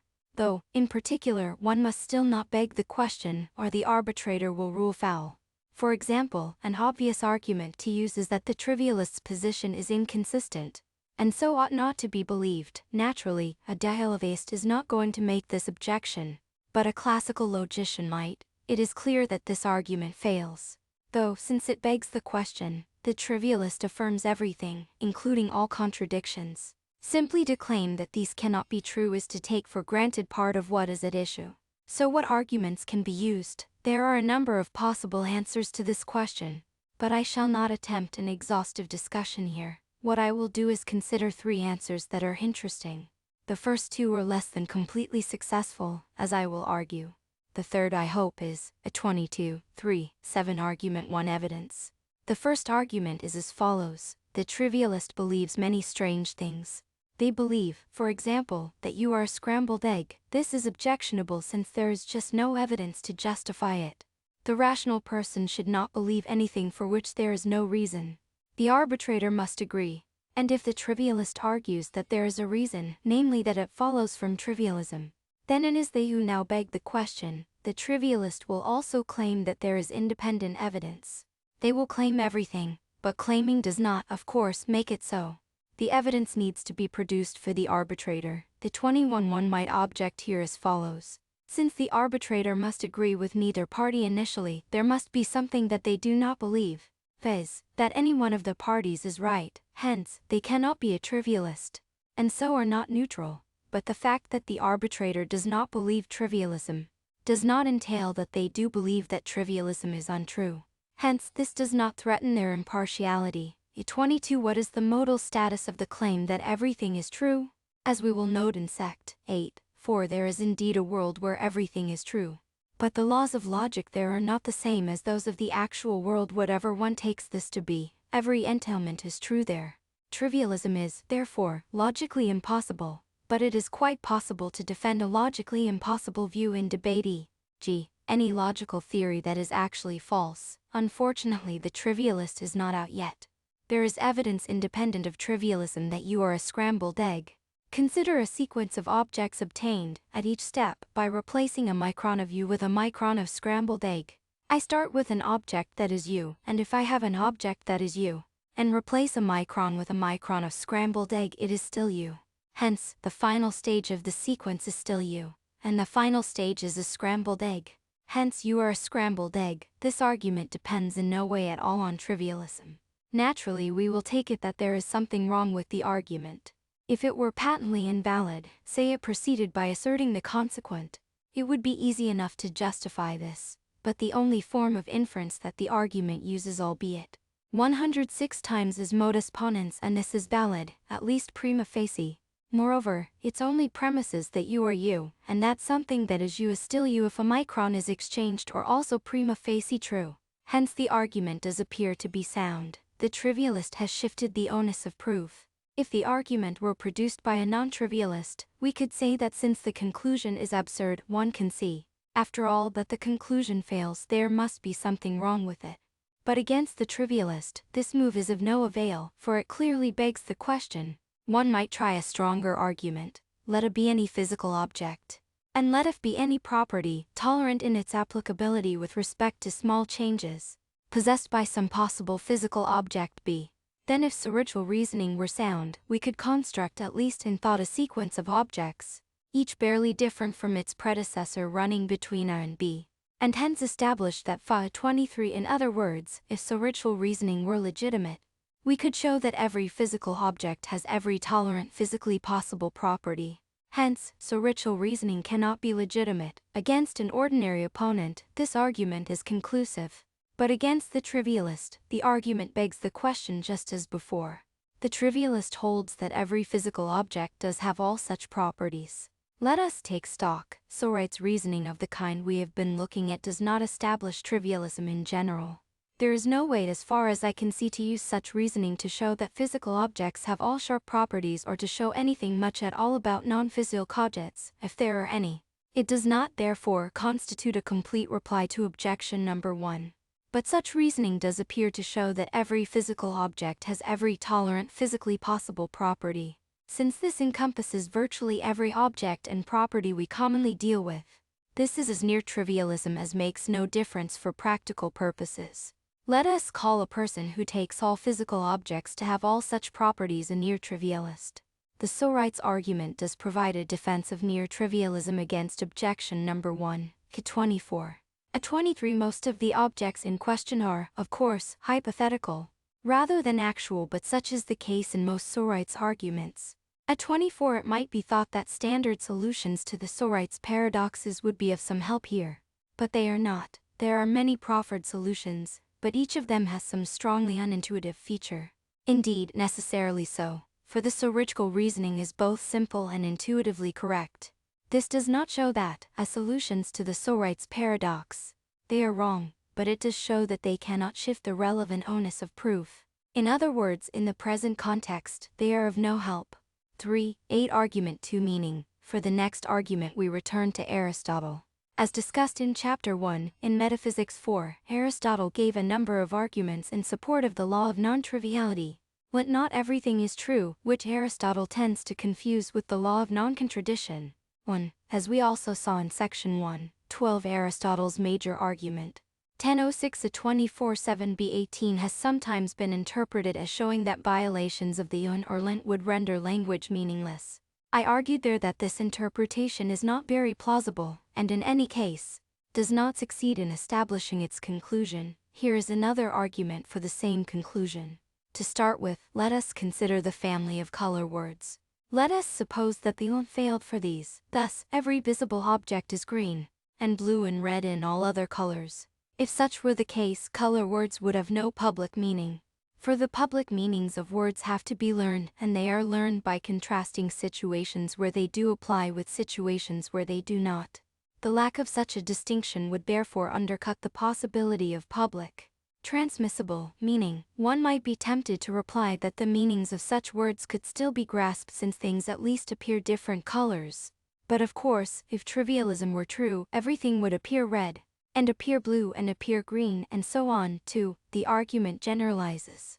To convey the sense of any predicate, one depends on situations where it applies, and situations where it does not. E25 If there are no such situations, public, communicable sense is impossible. Hence, trivialism entails the meaninglessness of public language.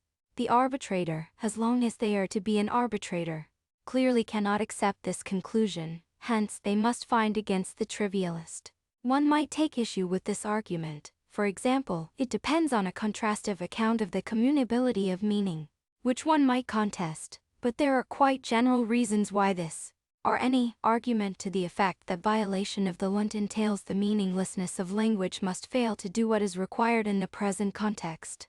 For the trivialist may simply take to heart the thought that public language is meaningless, and so cease to assert anything. K26 It might be thought that this would take the trivialist out of the debate altogether. Since they say nothing, we are free to ignore them. Aristotle certainly thought this. This is too fast. However, they may not be able to assert anything, but that does not stop them uttering things. They may take themselves to be just babbling, to use a helpful phrase of Peter Unger. But we don't, and we still have to take into account the force of what they say, or at least, of what we take to be that force. The situation here is a very familiar one in the context of skepticism. K27 The skeptic claims that there is no ground for believing anything, as opposed to anything else. This means that they can assent to nothing, but they can still utter things, and we who do assent to 25 non-menongens might make an exception for to be, but being is always an odd thing. To 26 Note that one cannot run the same arguments against the meaningfulness of a private language, assuming such a thing to make sense, for the preceding argument depends on communicability. S7CE.G. Priest 1995 Sect. 3.4. Some of the things uttered cannot ignore their consequences. The skeptic, in a word, utters ad hominem. The trivialist does the same. If the trivialist is prepared to go in this direction, then any argument from meaninglessness fails. 3.9 Argument 3 The phenomenology of choice, as we saw in Chapter 1. The other arguments of Metaphysics 4 against the unt are pretty hopeless. For example, the arguments between 10.07b18 and 10.08a7 point out a number of apparently absurd consequences of everything being true. But such arguments simply beg the question against the trivialist, as I have already observed. Aristotle's most interesting argument comes at 10.08b1231, where he points out that if someone really believed everything to be true, they would have no reason to act in any way, as opposed to any other. When they felt hungry, they would have no reason to eat bread rather than broken glass, or for that matter, eat nothing at all, since they believe that each of these actions will satisfy their hunger. Such a person will, then, act erratically and not for very long.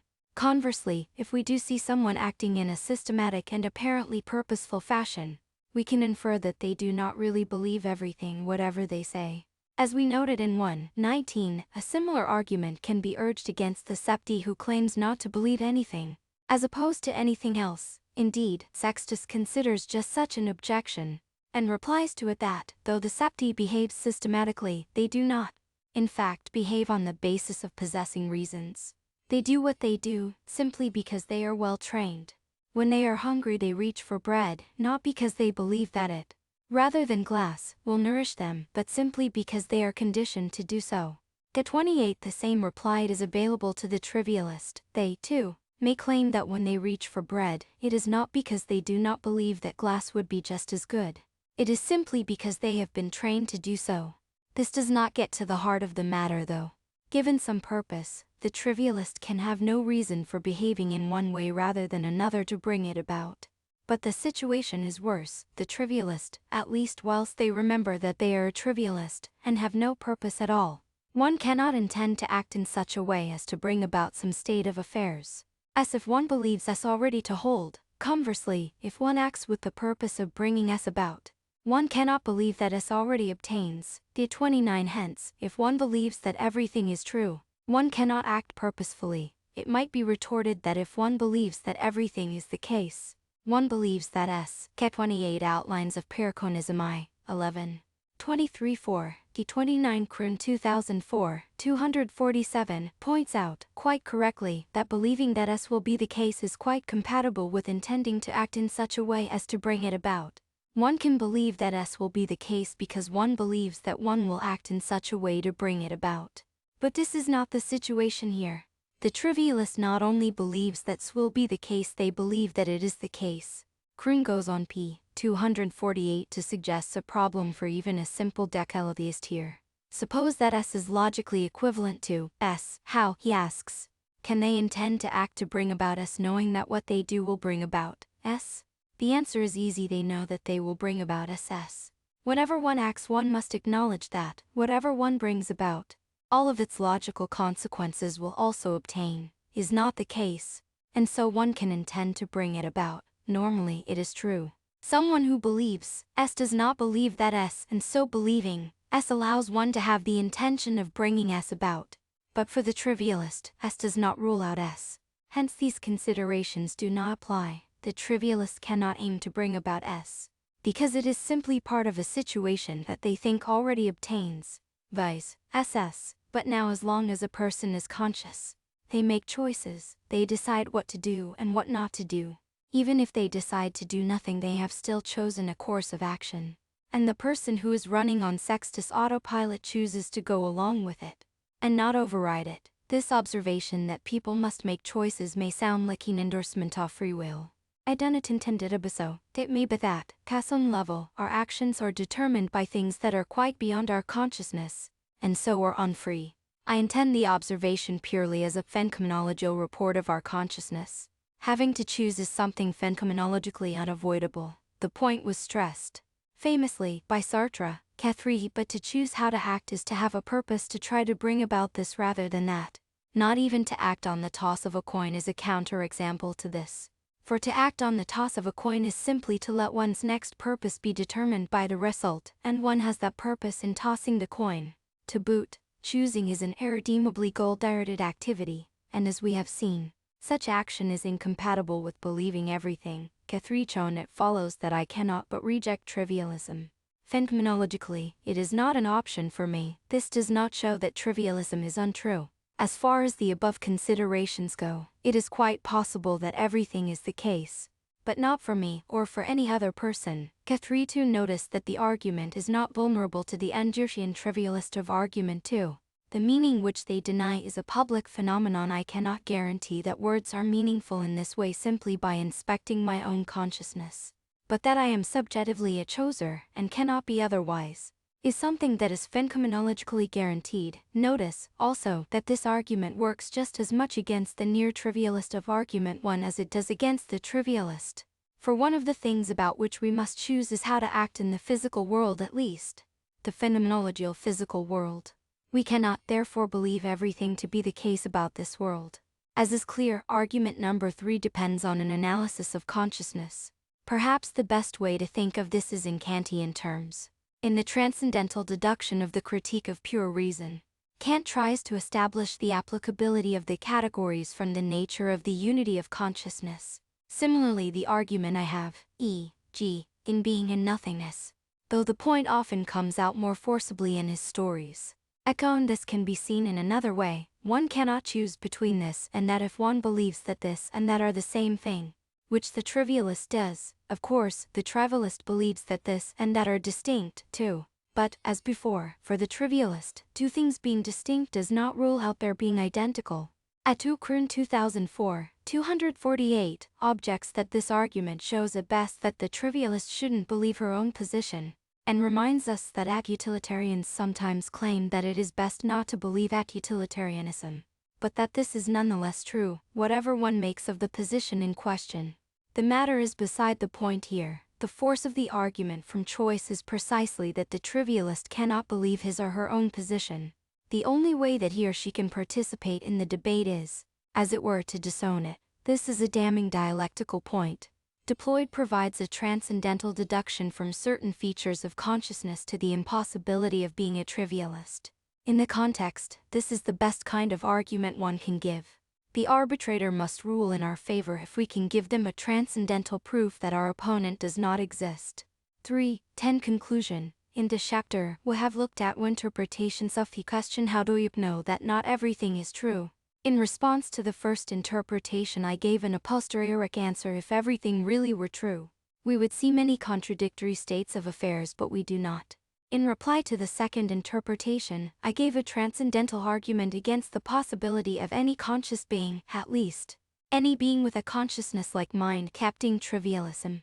There are probably other ways in which one might interpret the request for justification of 3.1 and probably much more to said about the answers I have given. But enough for the present. In the first part of the book we have looked at a number of issues concerned with truth and decalitheism.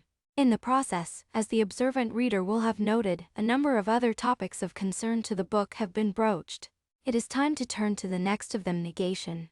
Part A. Negation 4. Contradiction 4.1 Introduction. Dialetheism is the view that some sentences of the forma and are both true. Where is negation? As we saw in Chapter 2, there is nothing in the notion of truth that prevents decalitheism from being acceptable. The other obvious place to look for an argument for the same conclusion is in the nature of negation. Now there certainly are accounts of negation that rule out decalitheism. Thus, any account, such as those provided by classical and intuitionist logists, according to which negation is explosive, that is, such that a cab for an arbitrarib rules out decalitheism unless, of course, one is a trivialist. But such an account is by no means mandatory. Arguably, the correct account of negation both allows for the truth of some contradictions and is not explosive. To argue this is the point of the present chapter. One negation is one of a collection of notions central to logic. Nowadays, they are standardly called logical constants, though they have been called by different names at different times. For example, they were called synedigrammata by medieval logicians. Much of logic has therefore been devoted to an analysis of these notions. Thus, how to analyze conditionals and how to analyze what we would now call quantifier phrases have both been historically contentious issues. Consensus concerning the latter was achieved early in the 20th century. Due to the work of Frege and others, the debate concerning the former shows no similar sign of convergence. Negation, too, has been the locus of very different views. Major theories of negation in the 20th century included the classical Friedrich Husserl account and the intuitionist Bauer-Tiding account. But rival accounts of negation have always existed. In Section 1.13 I distinguished between three sorts of account of negation: those according to which contradictions entail 1. Nothing; 2. Something but not everything; 3. Everything. The classical and intuitionist accounts are accounts of kind 3. But later medieval accounts Verständnisboth and extensional disjunction and a disjunctive syllogism also belong to this category. Connexivist accounts of the early Middle Ages, such as those endorsed by Boethius and Abelard, which we met in Section 1.13, are of kind 1. Sainsbury 1994, 142, discerns a challenge for decalitheism to provide an account of what understanding negation involves. This chapter goes a reasonable way towards meeting that challenge. The accounts provided by contemporary pair consistent and most relevant logies are of kind 2. but so was that provided by Aristotle, E2, 4, 2 negation or negations. How, then, does negation behave? E3 There is a short way with this question. There is no such thing as negation. There are lots of different negations: Boolean negation, intuitionist negation, De Morgan negation. Each of these behaves according to a set of rules, proof theoretic or semantic. Each is perfectly legitimate and we are free to use whichever notion we wish, as long as we are clear about what we are doing. If this is right, there is nothing left to say about the question, except what justifies us in categorizing a connective as in the negation family. And I doubt that there is anything very illuminating to be said about that. Virtually every negation-like property fails on some account of a connective that is recognizably negation-like: the law of excluded middle, the law of non-contradiction, double negation, De Morgan's laws, contraposition, and so on. All we are left with is a family resemblance whose fluid boundaries are largely historically determined. I do not think that the answer is right, however. It makes a nonsense of too many important debates in the foundations of logic.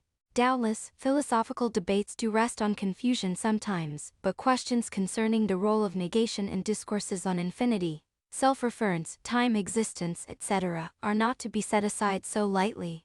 At the root of this kind of answer is a simple confusion between a theory and what it is a theory of. For we have many well worked out theories of negation, each with its own proof theory, model theory, and so on. And if you call the theoretical object constituted by each theory a negation, then so be it. There are many negations. But this does not mean that one can deploy each of these theoretical objects at will and come out with the correct answer. The theoretical object has to fit the real object, and how this behaves is not a matter of choice. A comparison with geometry may be helpful here. There are, in a sense, many geometries. Each has its own well-defined structure and, as an abstract mathematical structure, is worthy of investigation. But if we think of each geometry, not as an abstract mathematical structure, but, suitably interpreted, as a theory about the spatial or spatiotemporal structure of the cosmos, we are not free to choose at will. The theory must answer to the fact's core. If one is not a realist, at least cohere in the most satisfactory way with the rest of our theorizing. Do for a general discussion of historical theories of negation see sect. 7. 2 of Priest. Forthcoming aka 3. I will concern myself only with propositional negation, though this fits into a much broader family of negative constructions. See Sylvan 1999. Ta foreseeing contradiction. 14. The confusion is manifested by I.G. Coyne 1970, 81, when he complains that someone who denies ex contradiction quodlibet just doesn't know what they are talking about, since changing the laws is changing the subject. A similar confusion is apparent in those who argue that someone who suggests adopting a non-rational logic wants to revise logic, i.e. correct reasoning. Such a person need only be suggesting a revision of a theory of logic, not logic itself. One cannot simply assume that classical logic gets it right. There is always an extreme conventionalist line to be run here. One might say, as Poinar N.D. did, that we are free to choose our geometry at will, i.g., on the grounds of simplicity, and then fix everything else around it. Similarly, we might insist that we are free to employ a certain notion of negation and make everything else fit. But such a line is not only philosophically contentious, but foolhardy, at least in advance of a good deal of further investigation. The tail may end up wagging a dog of a considerable size. For example, as Prior 1960 pointed out a long time ago, we can determine to use a connective, tonk, according to the rules of inferenceivity and EBB. But the cost of this is accepting that if anything is true, everything is. 4. 3 contradictories. I will return to the issue of the nature of logical theories in a more general context in Chapter 10. But enough for the present. We have seen that a simple voluntarism with respect to negation is unsatisfactory. If it is to be applied, an account of negation must be considered not just as an abstract structure, but as a theory of something, just as a geometry is a theory of physical space. And this will put substantial constraints on what an acceptable account is. The next, and obvious, question is what, exactly, an account of negation is a theory of. It is natural to suggest that negation is a theory of the way that the English particle not, and similar particles in other natural languages, behaves. This, however, is incorrect. For a start, not has functions in English which do not concern negation. For example, it may be used to reject connotations of what is said. though not its truth, as in, for example, I am not his wife, he is my husband. Some linguists call this metalinguistic negation. I thought this is obviously not a happy capitulation in the context of logic. More importantly, negation may not be expressed by simply inserting not. For example, the negation of Socrates was mortal may be Socrates was not mortal. But, as Aristotle pointed out, the interpretation 7. The negation of some man is mortal is not some man is not mortal. But no man is mortal. These examples show that we have a grasp of negation that is independent of the way that not functions, and can use this to determine when noting negates. But what is it, then, of which we have a grasp? We see that there appears to be a relationship of a certain kind between pairs such as Socrates is mortal and Socrates is not mortal, and some man is mortal and no man is mortal. The traditional way of expressing the relationship is that the pairs are contradictories, and so we may say that the relationship is that of contradiction. Theories of negation or theories about this relation, as usual in theorization, we may reach a state where we have to reassess the situation. For example, it may turn out that there are several distinct relationships here, which need to be distinguished, but at least this is the data to which theorization must and historically did answer, at least initially. I.G. Horn 1989 375. Having got this far, the next obvious question is what the relationship of contradiction is. A relationship between sentences, propositions, some other kind of entity. There are substantial issues here, but, as far as I can see, they do not affect the question of negation substantially. For any issue that arises given one reasonable answer to this question, an equivalent one arises for the others. So I shall simply call the sorts of thing in question non-committally statements, and leave it at that. 4. The laws of excluded middle and non-contradiction. So if A is any statement, let I represent its contradictories. Unlike contraries and subcontraries or unique, at least up to logical equivalence. What relationships hold between these? Traditional logic and common sense are both very clear about the most important to must have at least one of the pair. But no both. Cases it is precisely this which distinguish contradictories from their near cousins. Contraries and subcontraries. If we have two contraries, i.g., Socrates was black and Socrates was white, it is necessarily false that Socrates was black, Socrates was white. But it is not necessarily true that Socrates was black, Socrates was white. Dually, if we have two subcontraries, e.g., Socrates was under 2 tall and Socrates was over 1 tall, it is necessarily true that Socrates was under 2 tall, Socrates was over 1 tall.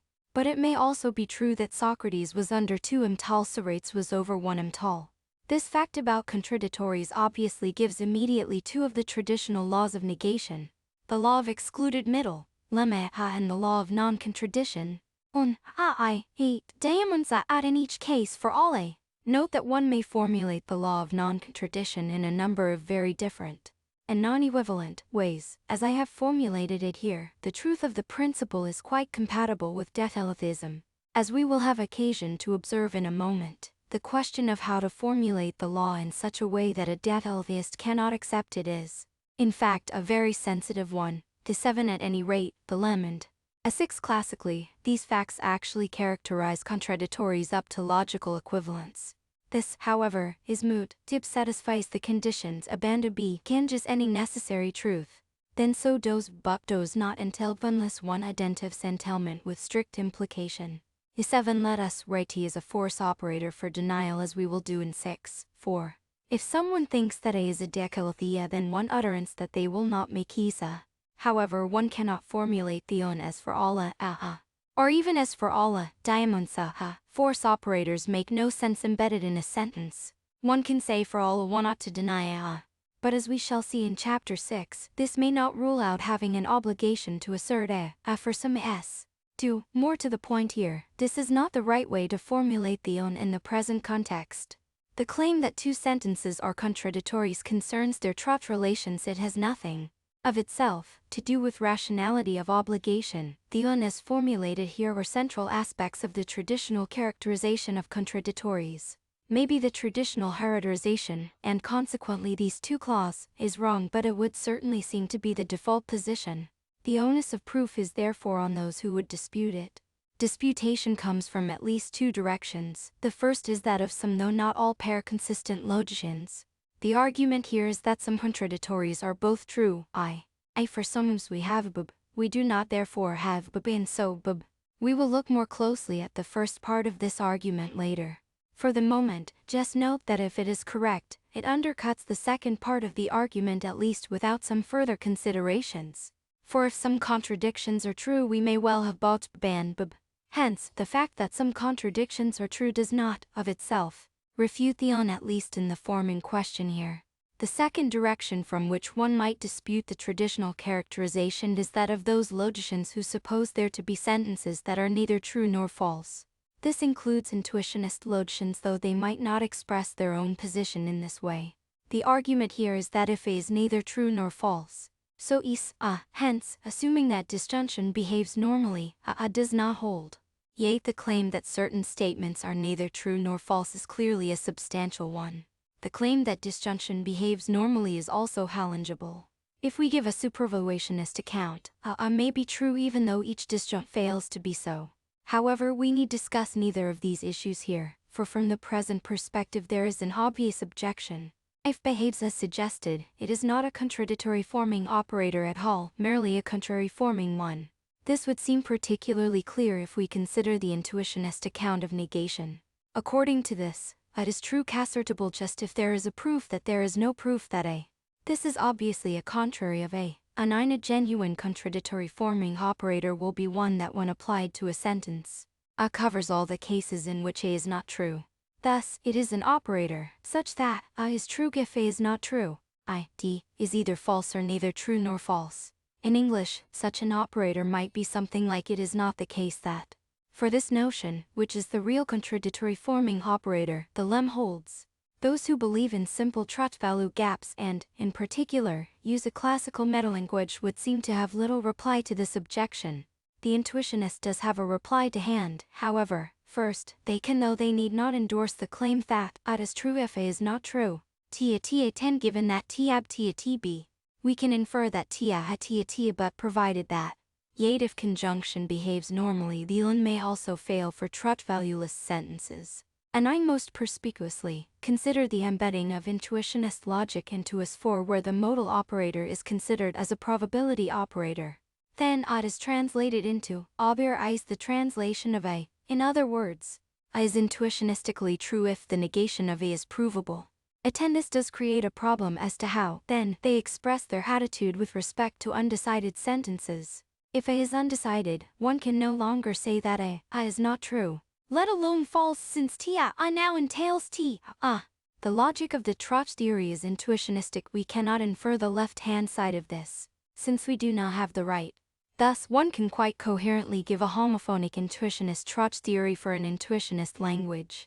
Second, an intuitionist can argue that a contradictory forming operator, conceived of as one that delivers the lemma, literally makes no sense. The argument is a familiar one from the writings, notably of Dummett, Kulevin and It is as follows. If a notion is meaningful, there must be something that it is to grasp its meaning. Whatever that is, this must be manifestable in behavior. The argument sometimes continues.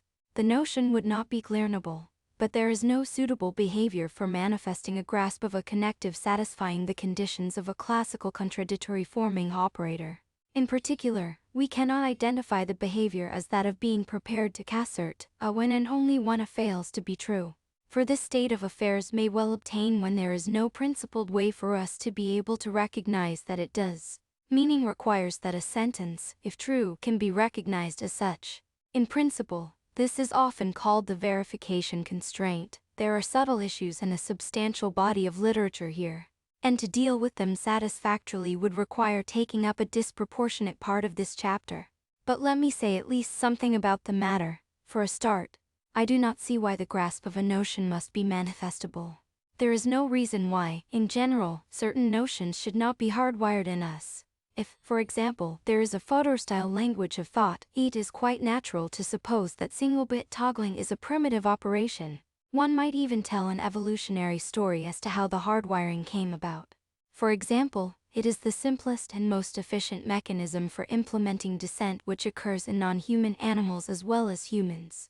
In particular, then, a contradictory operator does not have to be learned. Its use is merely triggered in us by certain linguistic contexts.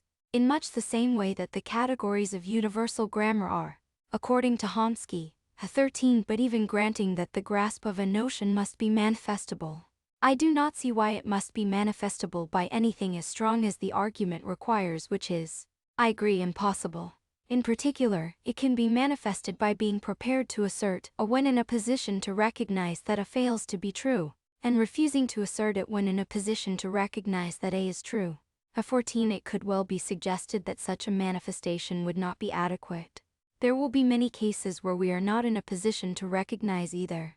People could therefore manifest the same behavior whilst disagreeing about how to handle new cases when these become recognizable, and so meaning different things. This is true, but if people not only behave as suggested, but also manifest a disposition to agree on new cases, this is sufficient to show, if not, perhaps, conclusively, then at least beyond reasonable doubt, that they are operating with the notion in the same way. In just this way, the fact that we are all prepared to 11 C8G, Dummet 1975 ESP, Peep, 224-5 of the reprint. A somewhat different argument is explained and dispatched in Red 1994A, 222-30, Etu C. Fodor 1975, A 13 CE.G., Chomsky 1971's.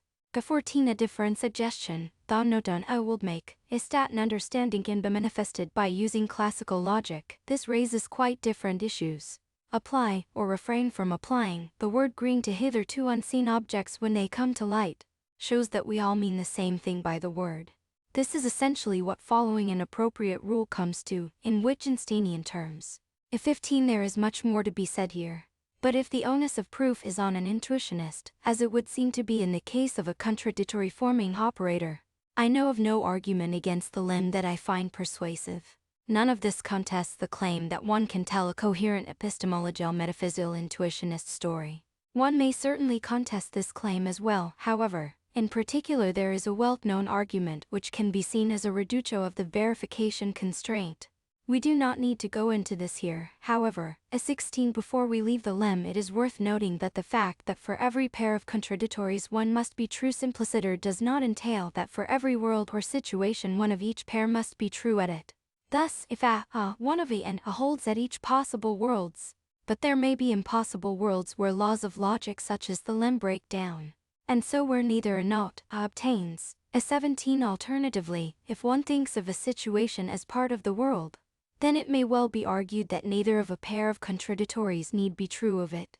Thus, consider the situation concerning my bike. It may be the case that neither Ghent is in Belgium nor Ghent is not in Belgium is true of this situation.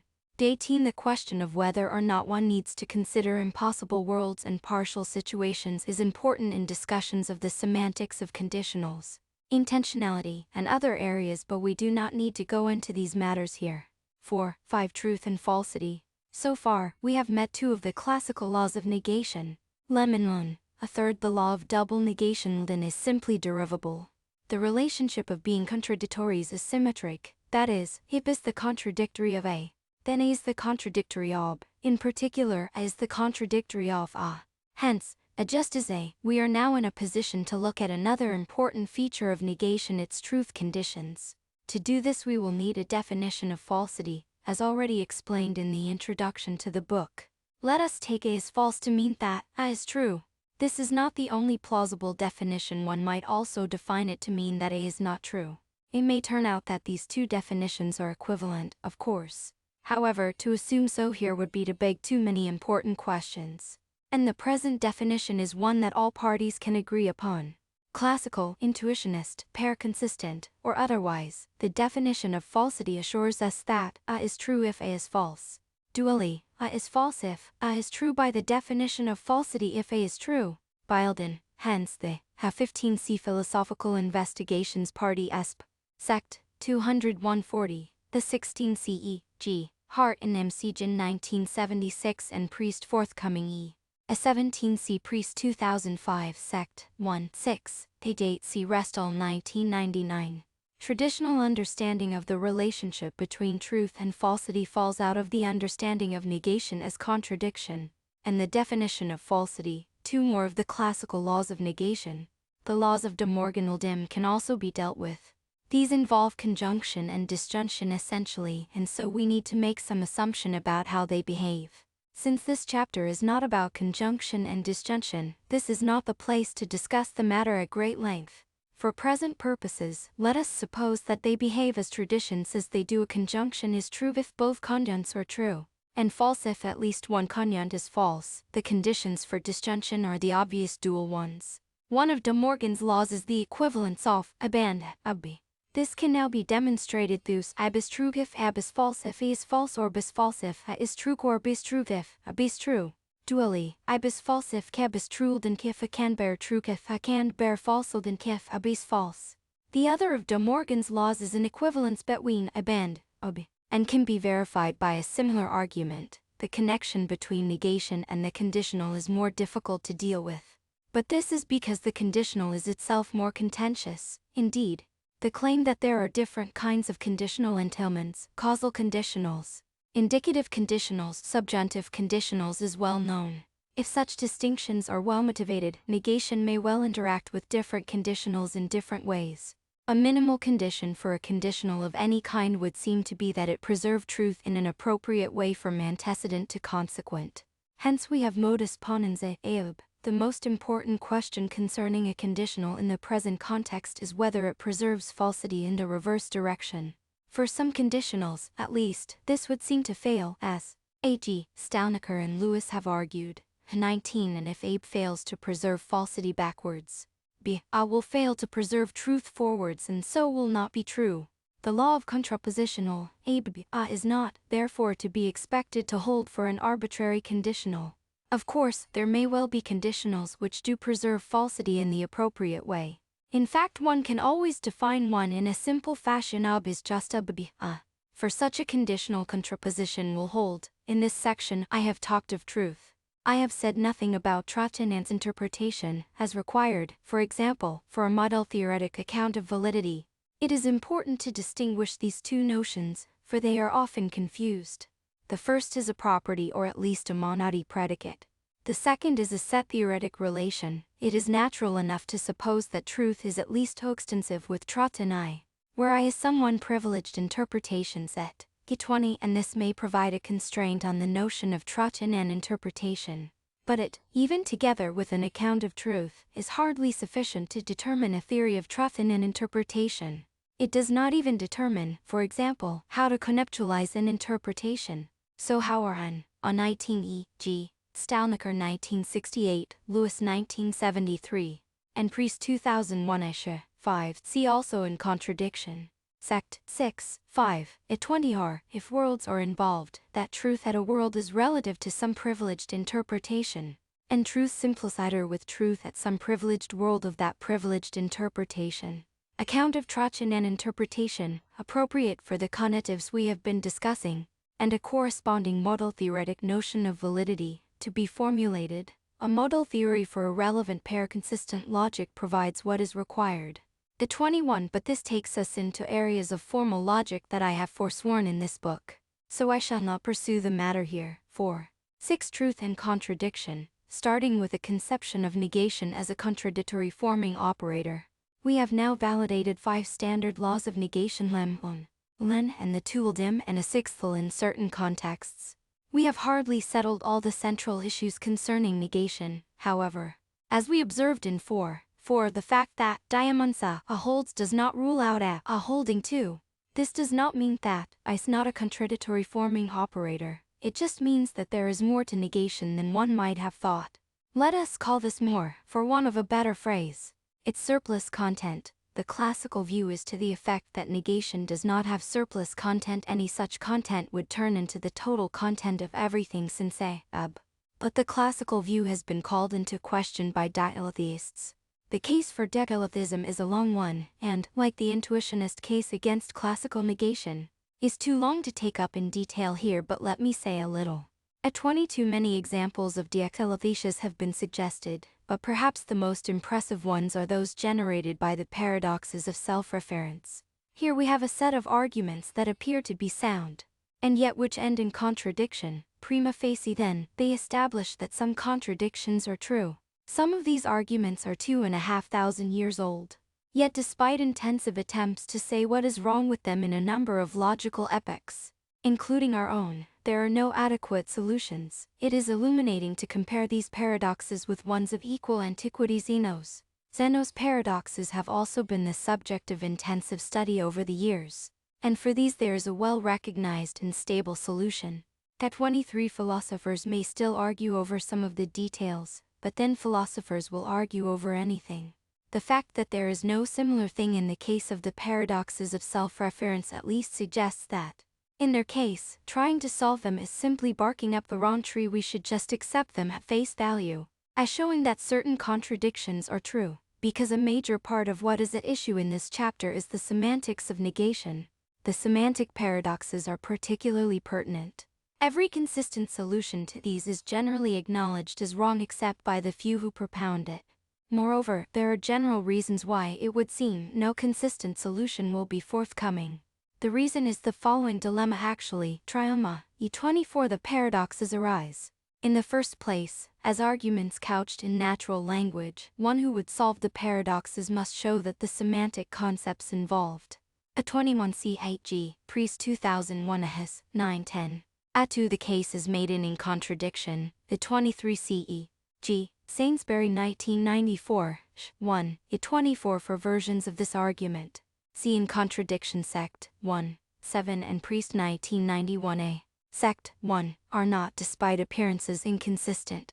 And it is necessary to show this for all the concepts in the semantic family, for they are all deeply implicated in contradiction. Attempts to do this, given the resources of modern logic, all show how, given any language, in some class of languages, to construct a theory, of the semantic notions for according to which they behave consistently. The first horn of the dilemma is posed by asking the question of whether the theory is expressible in L. If the answer to this is yes, it always seems possible to use the resources of the theory to construct new semantic contradictions, often called extended or strengthened paradoxes. Nor is this an accident.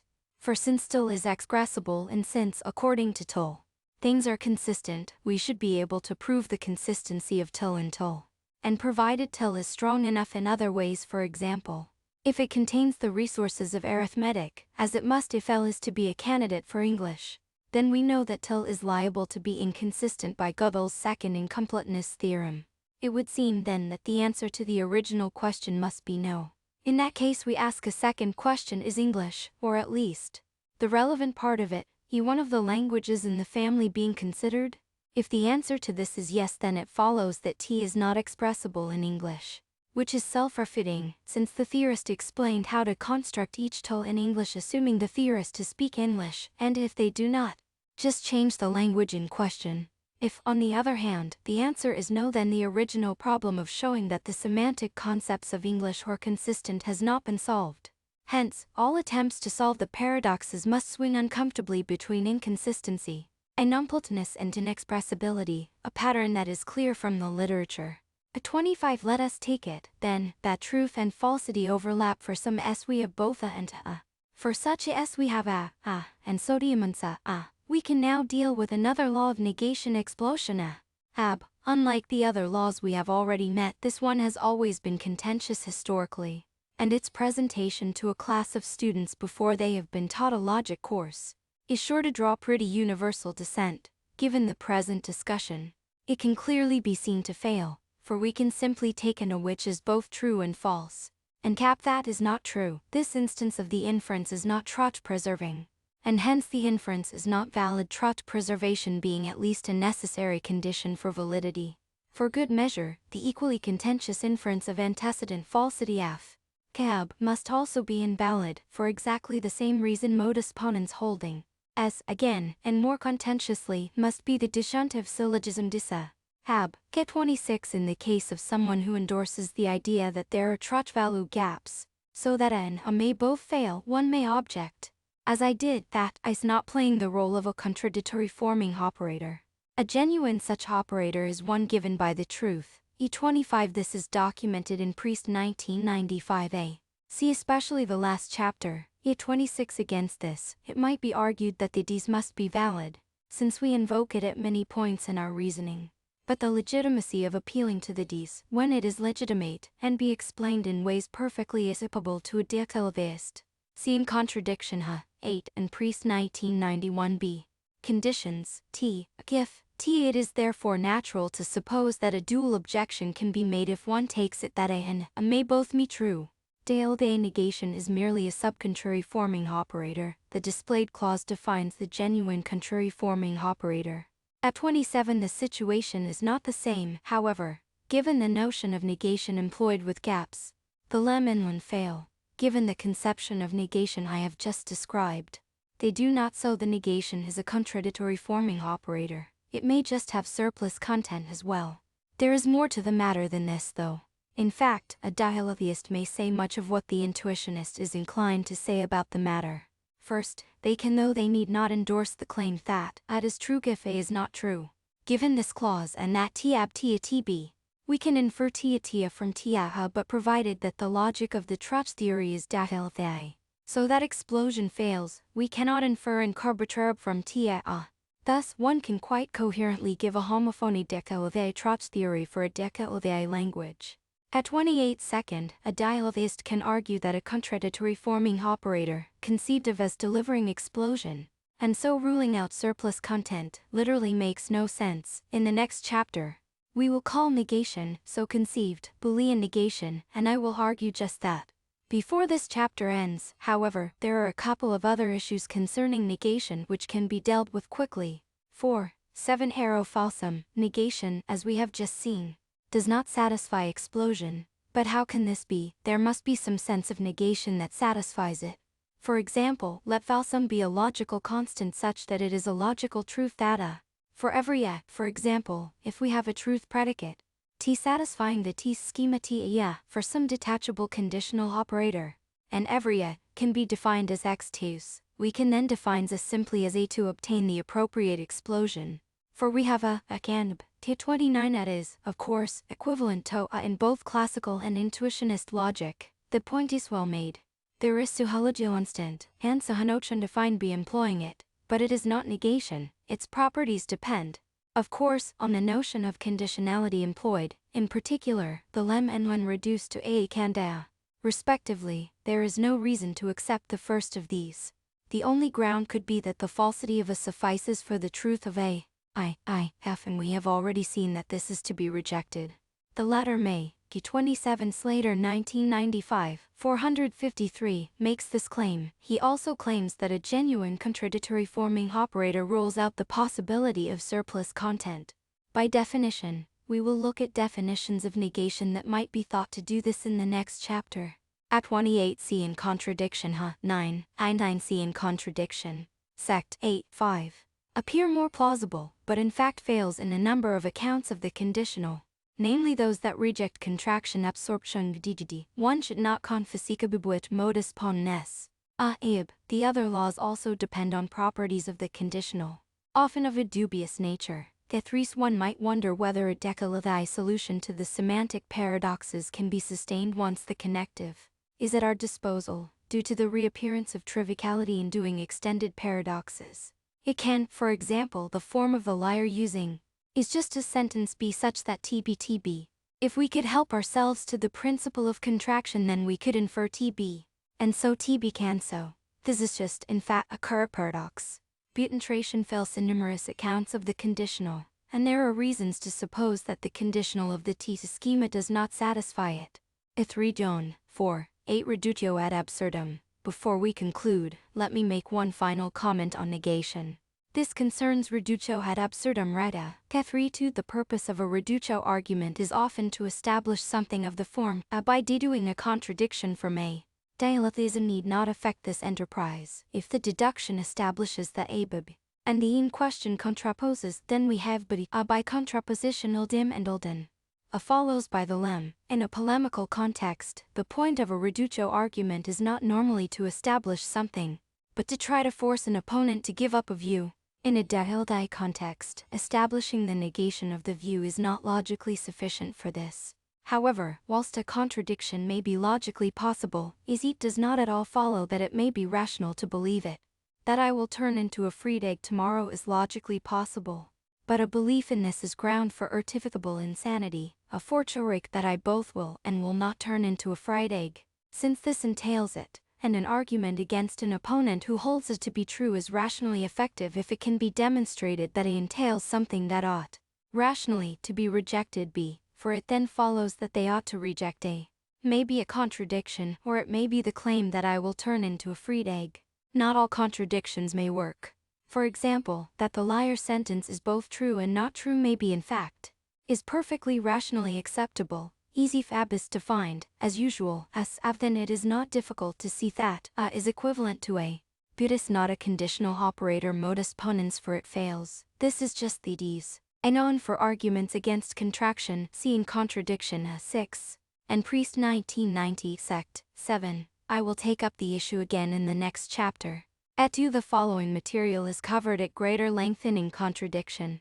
Sect 7, 5, and Priest 1989 Bieka 3 and Impossible. Of course, 4, 9 Conclusion. The discussion of the previous section raised the question of when and why something is rationally acceptable. This question provides the topic of the third part of this book. But we are not finished with negation yet. For a start, the issue of Boolean negation raised its head at the end of section 4. 6. This is the topic to which we turn in the next chapter. 5. Boolean negation. 5. 1 Introduction. In the last chapter I argued for a certain account of negation. The account, whilst respecting traditional features of the notion of negation, such as its being a contradictory forming operator, nonetheless allowed for contradictions to be true without triviality, that is, as I put it there, for negation to have surplus content. It might be argued, however, that, though the account may, in fact, be correct, this is in many ways beside the point. Grant that negation behaves as I say it does. It remains the case that there is a logical operation that has all the properties of classical negation. Classical logic is therefore perfectly correct provided that we understand its negation sign as meaning this. In particular, a Dirac solution to the paradoxes of semantic self-reference, as advocated in 4. 6, is ruled out, since we may formulate the liar sentence employing this notion and apply the unrestricted T schema to it, deriving a corresponding contradiction, and hence infer triviality. The point may be reinforced by an appeal to the semantics of certain pair-consistent logis themselves.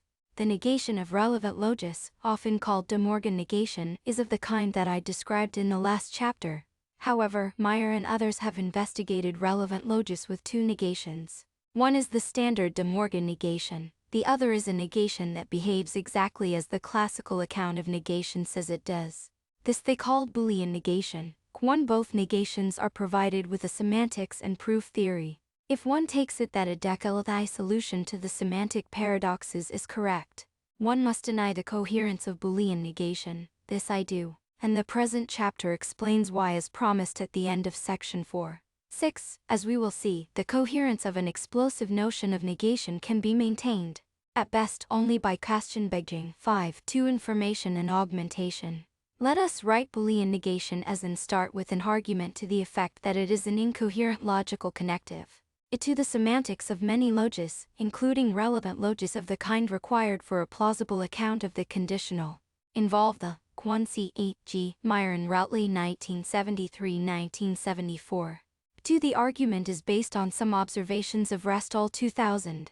306 and H. 16. Notion of worlds. 3. Suppose, for a moment, that these are to be thought of as states of information. States of information may well be incomplete. Thus, if W is a world, then we may have neither Pa nor Pa holding in W. For some A and P, clearly it should be possible to add missing information about us sensibly. Thus, in the case at hand, it should be possible to add Pa to the state of information coherently. But if Boolean negation is a legitimate connective, then since Pa W and Pa W, Pa W and Pa W, hence the addition of either Pa to W will result in triviality, can therefore have no sense. If it did, perfectly sensible pieces of information would be rendered impossible.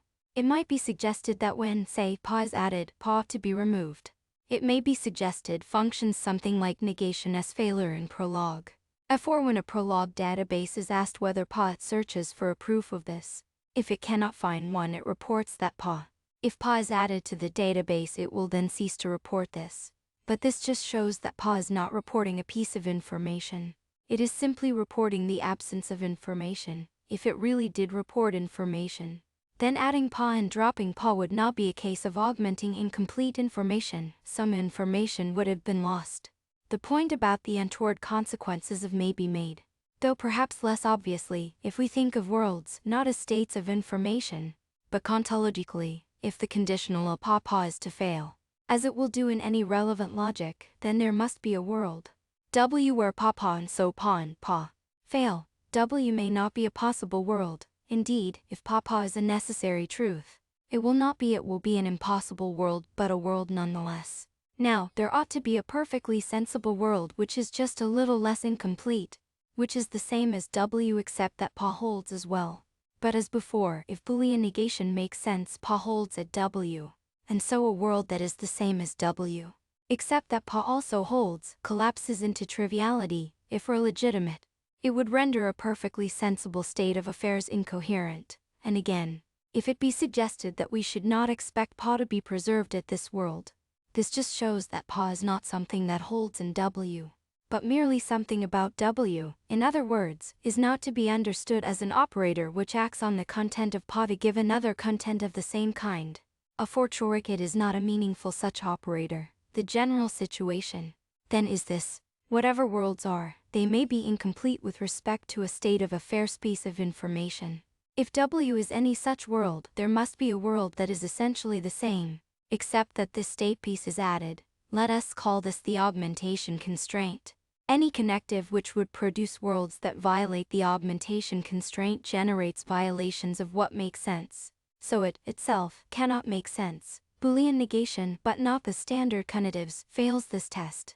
Compare this situation with intuitionism. An intuitionist subscribes to the verification constraint. Any meaningful sentence is such that, if true, it can be recognized as such, as we noted in section 4. 4. Boolean negation fails this test. 2. If re for details. See Priest 2001 AHIS 910, Hafor C8G. Clark 1978, 5. 3. Boolean negation by proof theory. The foregoing argument is not definitive. Someone might deny the augmentation constraint, just as a classical logician might deny the verification constraint, but it at least shows why the meaningfulness of Boolean negation is not necessarily to be taken for granted, and so why arguments that it is are centrally important. What might such arguments be? Let us start by asking how Boolean negation is to be characterized. Some kind of definition is required. Clearly, an explicit definition of the form decalithea means true contradiction is not going to get us very far. Such definitions are eliminable without clause, or if they are not, they are creative and so objectionable.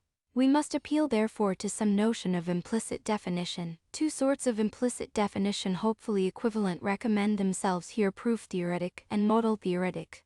Let us consider the proof theoretic characterization first. This way of characterizing Boolean negation is to specify that it is governed by a set of rules which generate all and only those rules of inference that are valid according to the classical theory of negation.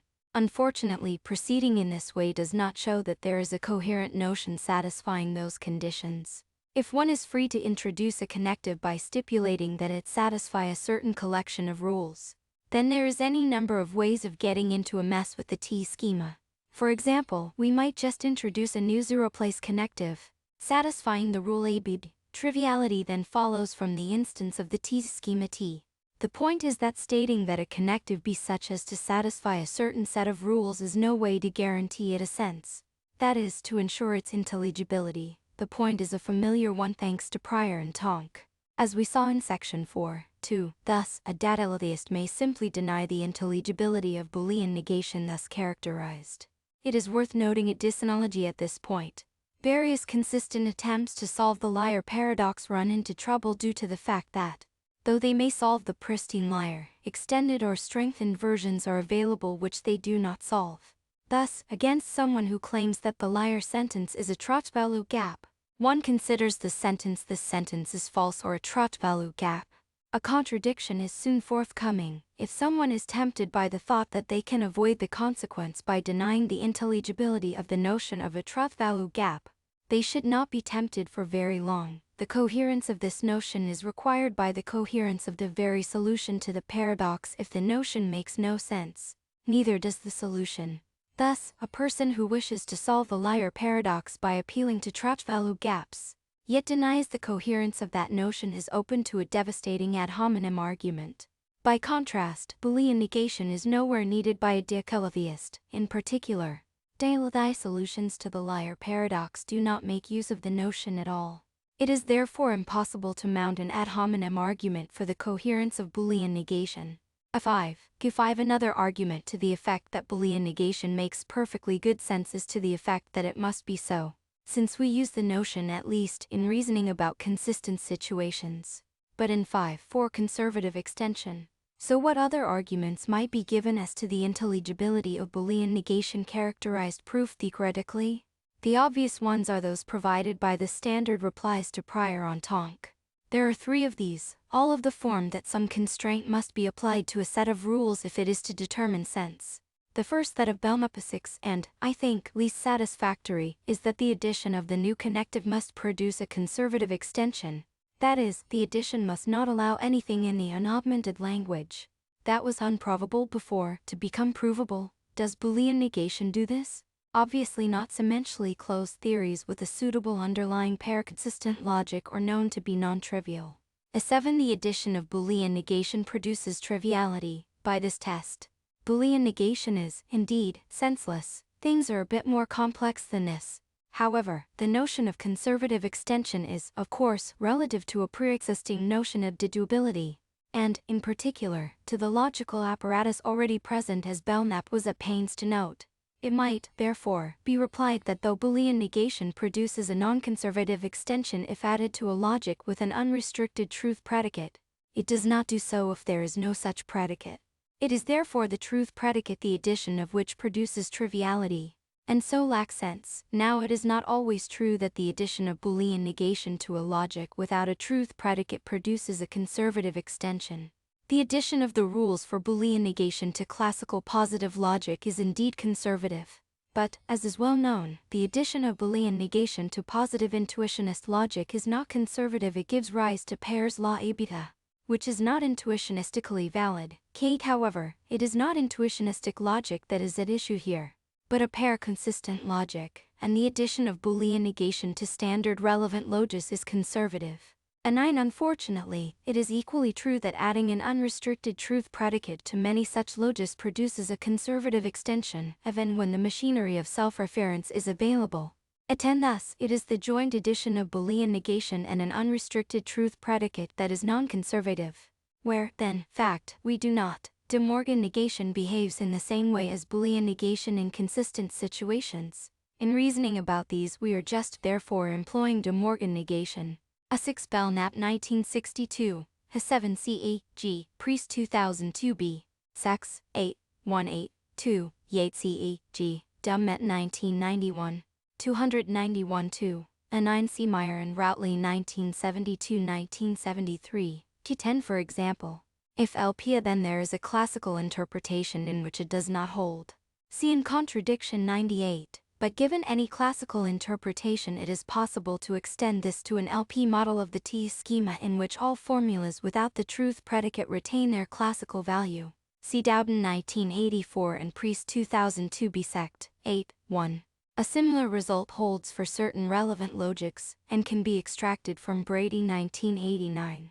I indicate the proof. Let L be the set of logical truths of any relevant logic of the kind that Brady considers, and let L. It is well known that, for most relevant logics, L can be extended to prime theory, L such that L. See Routley et al., 1982, Sect. 5, 6. Using L and Brady's fixed point construction, we can define a model of the logic and the T schema in which all members of L hold, but does not. See the proof of Theorem 0 in Priest 1991a or Priest 2002b.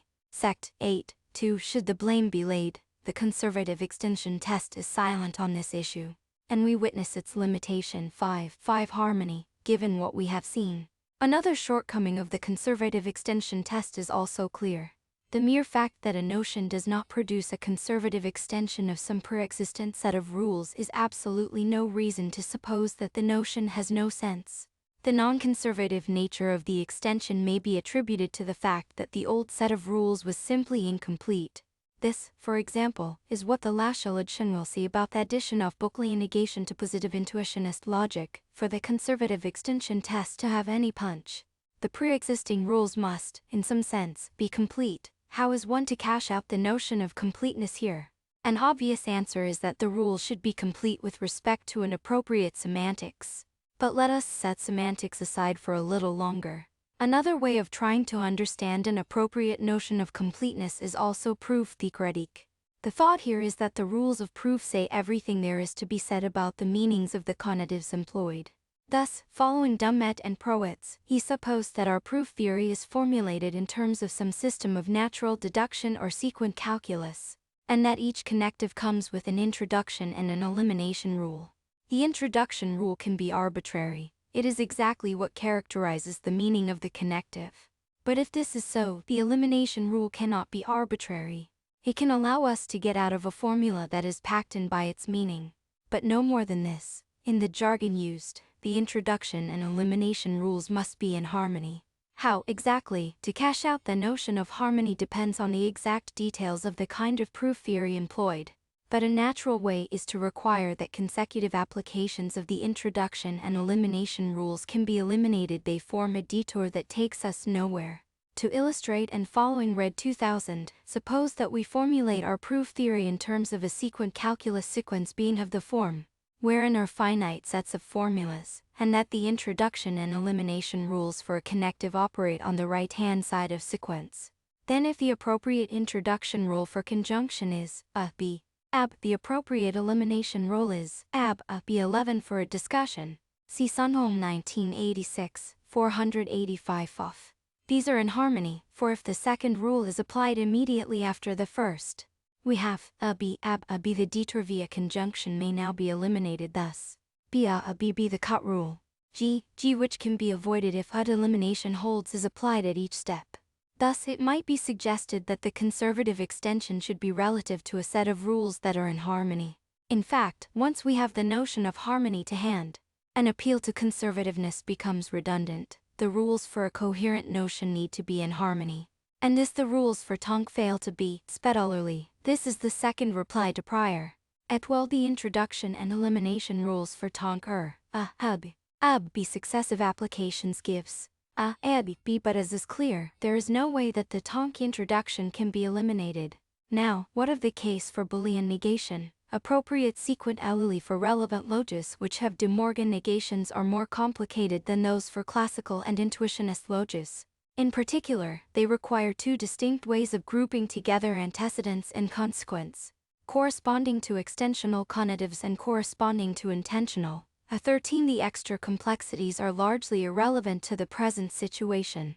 However, the appropriate introduction and elimination rules for Boolean negation are 12. It is given by Red 1988, 186-7, and 2000, 124, 13 See Restall 2000, 2-3. Note that the standard structural rules, such as dilution, hold for. These are obviously in harmony since successive applications give from which a may be eliminated with a cut in the obvious way. So it looks as though Boolean negation passes the test. Unfortunately, exactly the same phenomenon arises as with conservative extensibility. The truth predicate has the following introduction and elimination rules. These are obviously in harmony, since successive applications give from which may be eliminated with a cut in the obvious way. Thus T also passes the harmony test.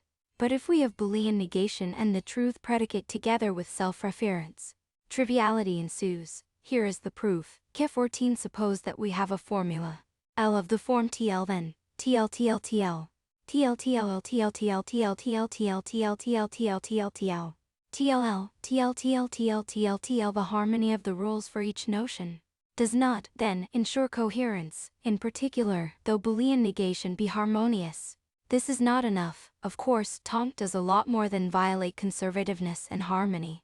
It delivers triviality. This is what tells us that it is incoherent. The same in the appropriate context is true of Boolean negation.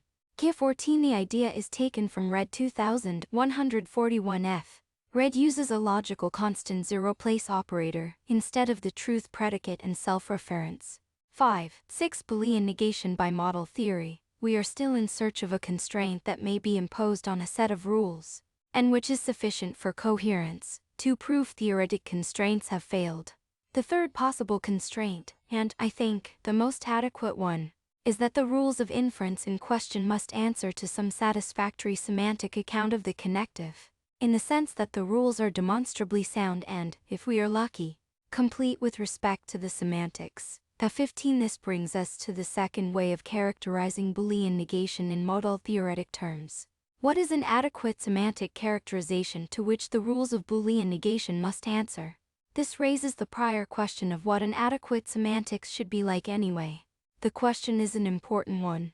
For if one is an intuitionist or constructivist of some other stripe, no semantics can be adequate unless it gives semantic conditions which we can effectively recognize as obtaining when they do. If this view is correct, then Boolean negation is an immediate casualty. For, as intuitionists have stressed, classical negation does not have such semantics. 16. However, the majority of people have discussed Boolean negation in the present context are not intuitionists, and I have argued against the intuitionist critique of classical semantics in 4. So we may set this point aside. This only partly solves the problem of what a semantics for Boolean negation should be like. However, for even the defenders of Boolean negation have given different kinds of semantic account for valued ternary relational, two-valued ternary relational, algebraic, etc. Fortunately, then, the differences between them were not relevant to the essential points that need to be made. Suppose that we are giving a model theory in which connectives are given truth and falsity conditions. 17. Given an interpretation, I assume that the conditions for conjunction and disjunction in an interpretation are as usual. Ab is true and Fa is true and Tiand is true and Ikib is false and Fa is false and Ikrib is false and Ikib is true and Fa is true and Ikrib is true and Ikib is false and Ia is false and Tiand is false and I. 15. This was suggested by Stevenson 1961. We must show that, given a statement of the syntactic properties of a connective, the soundness of certain rules of inference can be demonstrated. We can state the syntactic properties of, say, a Trotsch-functional binary sentence connective by stating in the metalanguage the way the Trotsch value of the well-formed formula PQ is a function of all possible combinations of the Trotsch values of the components P and Q. We can then deduce from these statements, in a very rigorous way, a meta-theorem of the calculus again stated in the metalanguage to the effect that such and such permissive rules are sound. P. 126, a 16c Dummet 1975 a 17c e.g. In contradiction 5. If interpretations have worlds, so that we must give truth in a world and in interpretation conditions, this changes nothing essential, merely insert the words at W after true and false in the Trotsch-facity conditions, and follow through. I will continue to use for De Morgan negation. 18. The modal theoretic generalization of the truth simpliciter conditions of 4. 5 are, is true and Fa is false and I is false and Fa is true and I. Boolean negation can now be characterized semantically by I is true and Fa is not true and I is false and Fa is true and I. Note that the truth conditions for Boolean negation, unlike those for De Morgan negation, actually use the notion of negation bold-faced. A 19. Might contest the claim that these truth conditions provide an adequate specification of meaning. A 20. However, let us grant them at least for the sake of argument, as can easily be checked, given that the negation employed in stating the truth conditions has the properties of De Morgan negation that we established in the last chapter. We have the following: in every interpretation I1, A is true or A is true 2. It is not the case that A and A are both true. Hence, in every interpretation A and A are true, to this extent, behaves like. The question is whether it satisfies the other principles of Boolean negation, in particular, whether it satisfies explosion, so ruling out the possibility of surplus content. 5. 7. Explosion. In modal theoretic semantics, a valid inference is defined as one which is Trotsch-preserving in all interpretations. That is, if for every interpretation I, tie 3, if A is true and I, B is true and I. 18. One might note that the Trotsch-facity conditions for conjunction and disjunction are already sufficient to show the equivalence of dis and explosion, regardless of the Trotsch conditions for negation. for aka bentelsa ab, and this entail befa a does. Conversely, if the dis holds, then so does explosion. By the familiar argument, ceg. Priest 2001 4, 9, 2, all these inferences involve only conjunction and disjunction essentially and are validated by the semantics. A 19 in the semantics of relevant logos with the Routledge, the truth in an interpretation conditions of negation care. I is true at W if A is not true at W. In this context, the Boolean condition that WW gives use I is true at W if A is not true at W, and we are in the same situation. At 20 for example, consider the following tonks-like truth conditions suggested by Steve Red. AB is true if A is true, AB is false if B is false. Suppose that A is true. Then AB is true. This would seem to entail that AB and sub, or not false, which would seem to entail that B is true. Clearly, something has gone wrong here. If one takes truth and falsity to be mutually exclusive and exhaustive, the falsity conditions obviously do not meet these conditions. If one thinks that truth and falsity are not like this, the truth conditions may be acceptable, but then one is going to reject the argument from the truth of A to the truth of B, since the connections between truth and falsity appealed to may fail. Keep your eye on the bold-faced I if here. The validity of explosion for now comes to this. For all I, te for, if I is true and I bis true and I. What to say about the matter now depends on how we interpret if. Suppose first that we interpret it as a genuine possible conditional. A moment's thought suffices to show that the inference from 2 to 4 is a quantified version of the inference FED. And this, as we saw in section 4, 6, is fallacious. The argument to the effect that does not allow for surplus content therefore fails. At 21 another possibility is that the if of 4 is taken to be the material conditional, where AB sab, then the inference from 2 to 4 is a quantified version of the inference ab, which is perfectly valid. On this definition of validity, explosion is indeed valid. But now we hit another problem. The validity of explosion in this sense does not rule out surplus content, since it does not generally license detachment, though we certainly have. For all ij is true and id is true and ij is true and yd is true and j we cannot, given the premise and the antecedent of the material conditional, detach to obtain the conclusion that is true in j. For this is to deploy the disjunctive syllogism, which, as we saw in 4, 6 does not support detachment in inconsistent contexts. In particular, then, suppose we can, through techniques of diagonalization or whatever, come up with a Boolean contradiction, a sentence such that I is true, and an interpretation j, which is in accord with the actual in the sense that something is true and chef it is true simpliciter. Then we are obviously in. A 21 a complete account of the properties of characterized modal theoretically. We'll have to wait for a metatheory for the notion that is relevantly pair consistently acceptable. This is not on offer today. As a temporary measure, the following is a classical model of Boolean negation which shows, at least, that the truth conditions of Boolean negation do not deliver explosion. This draws on Priest 1980. A propositional structure is a pair. ELT-del is itself a structured L. Intuitively, L is thought of as a set of propositions, or Frege senses. The other components are operators on L of obvious charity. I use the same sign for the operator and the logical connective for which it is to be the interpretation. Disambiguation will be provided by the style of variable it is used with. L is a De Morgan lattice I, a distributive lattice, where I is an involution of period 2i and a BBA. It is natural enough to suppose that propositions have the structure of such a lattice, with the lattice ordering capturing the idea of containment of sense. That is, entailment. T is a subset of L. Intuitively, it is thought of as the set of true propositions. This makes it natural for it to satisfy the following conditions. 1 T is a prime filter on the lattice I, E. A BT if a T and BT, and a BT if a T or BT. 2 a T or a T3 a BT if a B. 4 a T if a T. These last two conditions are exactly the ones one would expect for an entailment operator and Boolean negation. Now an interpretation for the language is a pair P, and where P is a propositional structure can mix a map from the language into P, satisfying the natural homomorphism. We may read na T casa is true in the interpretation. A sentence is a logical truth if it is true in every interpretation. An inference with set of premises and conclusion A is valid if in every interpretation na. Wherein is the meat of ABB. Thus, a valid inference is one where the senses of the premises contain that of the conclusion. These are the semantics for irrelevant logic with De Morgan negation. They therefore validate lem, ultium, and holden and invalidate explosion and dies. It is a simple exercise to show that they also validate eka and eka. They invalidate af and Boolean explosion. I leave the former as an exercise. To see the latter, just consider the propositional structure where L is the lattice of integers positive and negative. I is a t comprises the non-negative integers, and a is 3 sifa t, and 3 sifa t is irrelevant, map p to 6. Then the lattice value of pp is 3s, now map q to 6 to give a counterexample to ppq. An inconsistent context we have aka true in J, even though it is not. There is therefore no way to conclude that is true in J, and sub. For in Carbotrarib, the collapse of surplus content into total content does not eventuate.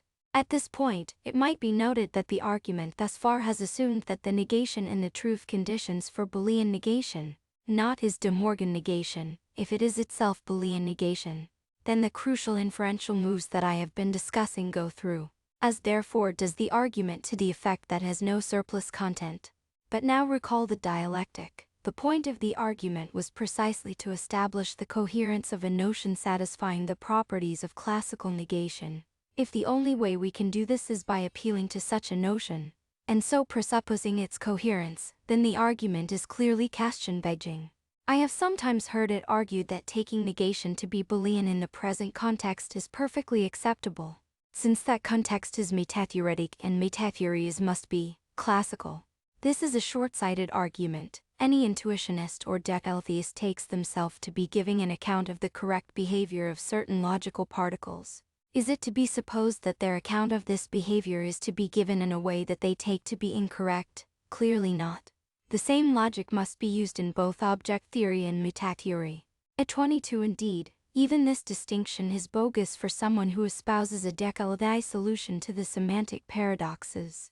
The idea that the metatheory must be a distinct, more powerful theory is a response to the first horn of the dilemma 4. 6. It has nothing to recommend it once we give up trying to find a consistent solution to the semantic paradoxes. The distinction between a theory, say about numbers, and its metatheory makes perfectly good sense to a decaltheist. But there is no reason to insist that the metatheory must be stronger than, and therefore different from, the theory. Indeed, if the original theory deals with, say, numbers and truth, then the metatheory may be a subtheory of the theory. 5. 8. Boolean negation negated, as we have now seen. The argument to the effect that there is an intelligible connective, which rules out the possibility of surplus content, may be rejected. If Boolean negation is characterized proof theoretically, it is a connective like taunt that leads to triviality, and so has no coherent sense. And the classical truth conditions can be shown to deliver a connective having the properties of Boolean negation only by fallacious, or, at least, Kastian-Beijing arguments. The dialetheist is therefore at liberty to maintain that Boolean negation has no coherent sense. It may come of a shock to some that the rules of classical negation characterize a connective that lacks sense. We have been talking gibberish since Boole, but one should not forget that whether or not something makes sense is theory dependent. And the decaltheist lines up with the intuitionist in this battle. The classical theorist has got it wrong, nor has a classical logician any reason to feel smug about this, as we have. A 22 intuitionist metatheories for intuitionist logic are well known. C.A.G. Dummet 1977 ESP 214. Seen, if Boolean negation is meaningful, then a predicate satisfying the unrestricted T schema cannot be, which seems no better. At 23 indeed, it is worse, since dialetheist accounts of negation are much simpler and more natural than any of the standard restricted accounts of truth. It is always possible for someone to reply to all of this by agreeing that it is impossible to prove that behaves classically, but saying, nonetheless, that they intend to employ a connective, and let it be governed by the rules of classical negation, such as akab. But this proves nothing. Someone can equally say I am going to act according to the rule that people do not fall when they walk out of 10th floor windows. All may, indeed, go well until a semantic paradox or a 10th floor window is encountered. Both theorists must then prevaricate or take the consequences, though not, perhaps, strictly relevant. This is a good place to say a word about the history of relevant logic. Modal logic was born of a dissatisfaction with classical logic, and in particular with the material conditional Lewis took himself to be offering a rival to classical logic. History has changed this perception of the situation. Modal logic is not a rival to classical logic, but an extension. A modal logic can be seen as classical logic extended by an intensional functor or two. History has a strange way of repeating itself. Relevant logic, too, was born of a dissatisfaction with the material conditional, and was proposed as a rival to classical logic and modal logic to the extent that a strict conditional is supposed to give an adequate account of a genuine conditional. However, later there came voices, even those of erstwhile relevant logicians, according to whom it too should be seen as a mere extension of classical logic. The 24 classical logic is the logifundation, disjunction, negation, Bucklina force. Relevant logi merely adds to this two funny functors De Morgan negation and an intensional. Whatever relevant logicians as such think about this proposal, it should be clear that from the perspective of decalogism, this view is not only wrong, but highly misguided. De Morgan negation is not some funny cat-on functor, it is the correct theoretical account of the negation that we commonly use and love. Boolean negation, to the extent that something can be characterized by this epithet, is either unintelligible, or else does not have the properties of classical negation. It is therefore the funny functor. If anything is, dialectic logic, unlike modal logic, does, therefore, provide a genuine rival theory to that provided by classical logic. 5. 9 Curry conditionals. To return from this digression, perhaps the most fundamental lesson to be learned from the deliberations of section 5. 7, and one that is already well known to most perceptive logic teachers, is that to show the validity of certain rules of inference, truth, at 23 there is a third possibility here. Maintain the coherence of both Boolean negation and the truth predicate, but give up the coherence of self-reference of the appropriate kind. Given how natural such self-reference seems in many forms, if one goes this way there is clearly no ground for smugness either. G 24 C. Meyer 1985, though the seeds of this view can be found in Meyer 1974. Conditions alone are not enough. Inference must be made from those conditions, and those inferences may be just those whose validity one is trying to demonstrate. At 25 in fact, I suspect that one of the appeals of the view that the Boolean truth conditions are the correct ones for negation arises from the mistaken thought that these deliver the validity of the classical rules of proof for negation. As we have seen, they do not, at least on their own. A way of illustrating the same point is by considering another way in which a decalogic semantics may be thought to fail in connection with the paradoxes of self-reference. It is not only explosion that may cause triviality in a theory with an unrestricted truth predicate, as was demonstrated by Curry, amongst others, and is now well known. If the conditional employed in the T schema or the abstraction schema of naive set theory satisfies the rules of modus ponens and contraction or absorption, SABEB, then triviality ensues. He 26 modus ponens is hard to get away from for any genuine conditional. So what this is naturally taken to mean is that contraction must fail. Contraction must fail not just for, though, if there is any conditional, such that ABAB, and which satisfies modus ponens and contraction.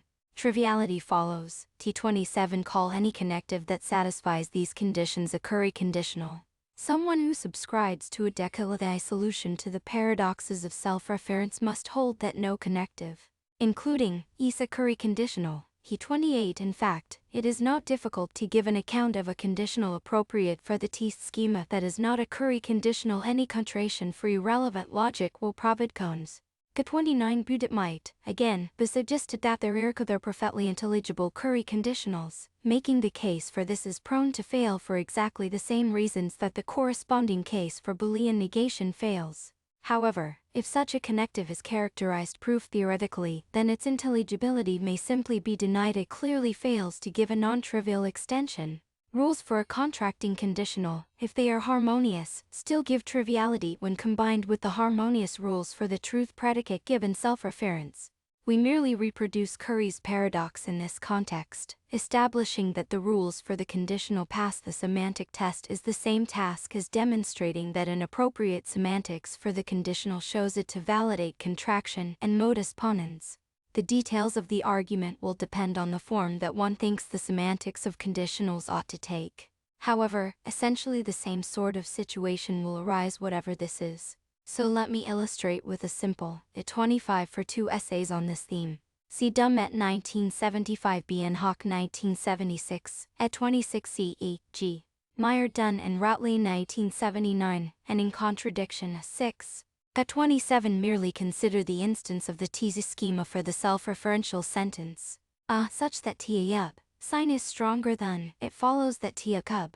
No wronged argument in the usual way. G28 Boolean negation and Curry conditionals are not the only conectives that give rise to triviality in the context of the unrestricted T schema.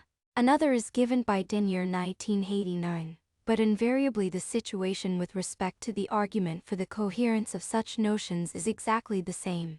With respect to Denyer, this is pointed out in Priest 1989c. D29c also in contradiction 6 case. We suppose the semantics of conditionals simply requires us to give truth in and interpretation conditions. As before, adding the machinery of possible worlds does nothing to change the situation essentially. Then to give the truth conditions for a conditional, one might use clearly extensional conectives, such as disjunction and negation, as in, cab is true and if A is not true and I is true and I, or else one might use a conditional itself. Ab is true and if A is true and I, bis true and I. The notion, defined in either of these ways, is quite intelligible, but the first reduces modus ponens forte lidis. Once it is not semantially valid, what happens in the second case depends, of course, on what properties the conditional used in stating the truth conditions, if is taken to have, as is easy to see, inherits its properties from if, in particular, assuming that if satisfies modus ponens so does. And the only way that and be shown to satisfy contraction is to assume contraction for if. But this is to assume, in effect, that there is an intelligible Curry conditional, which was just what was to be shown. The argument is therefore viciously circular.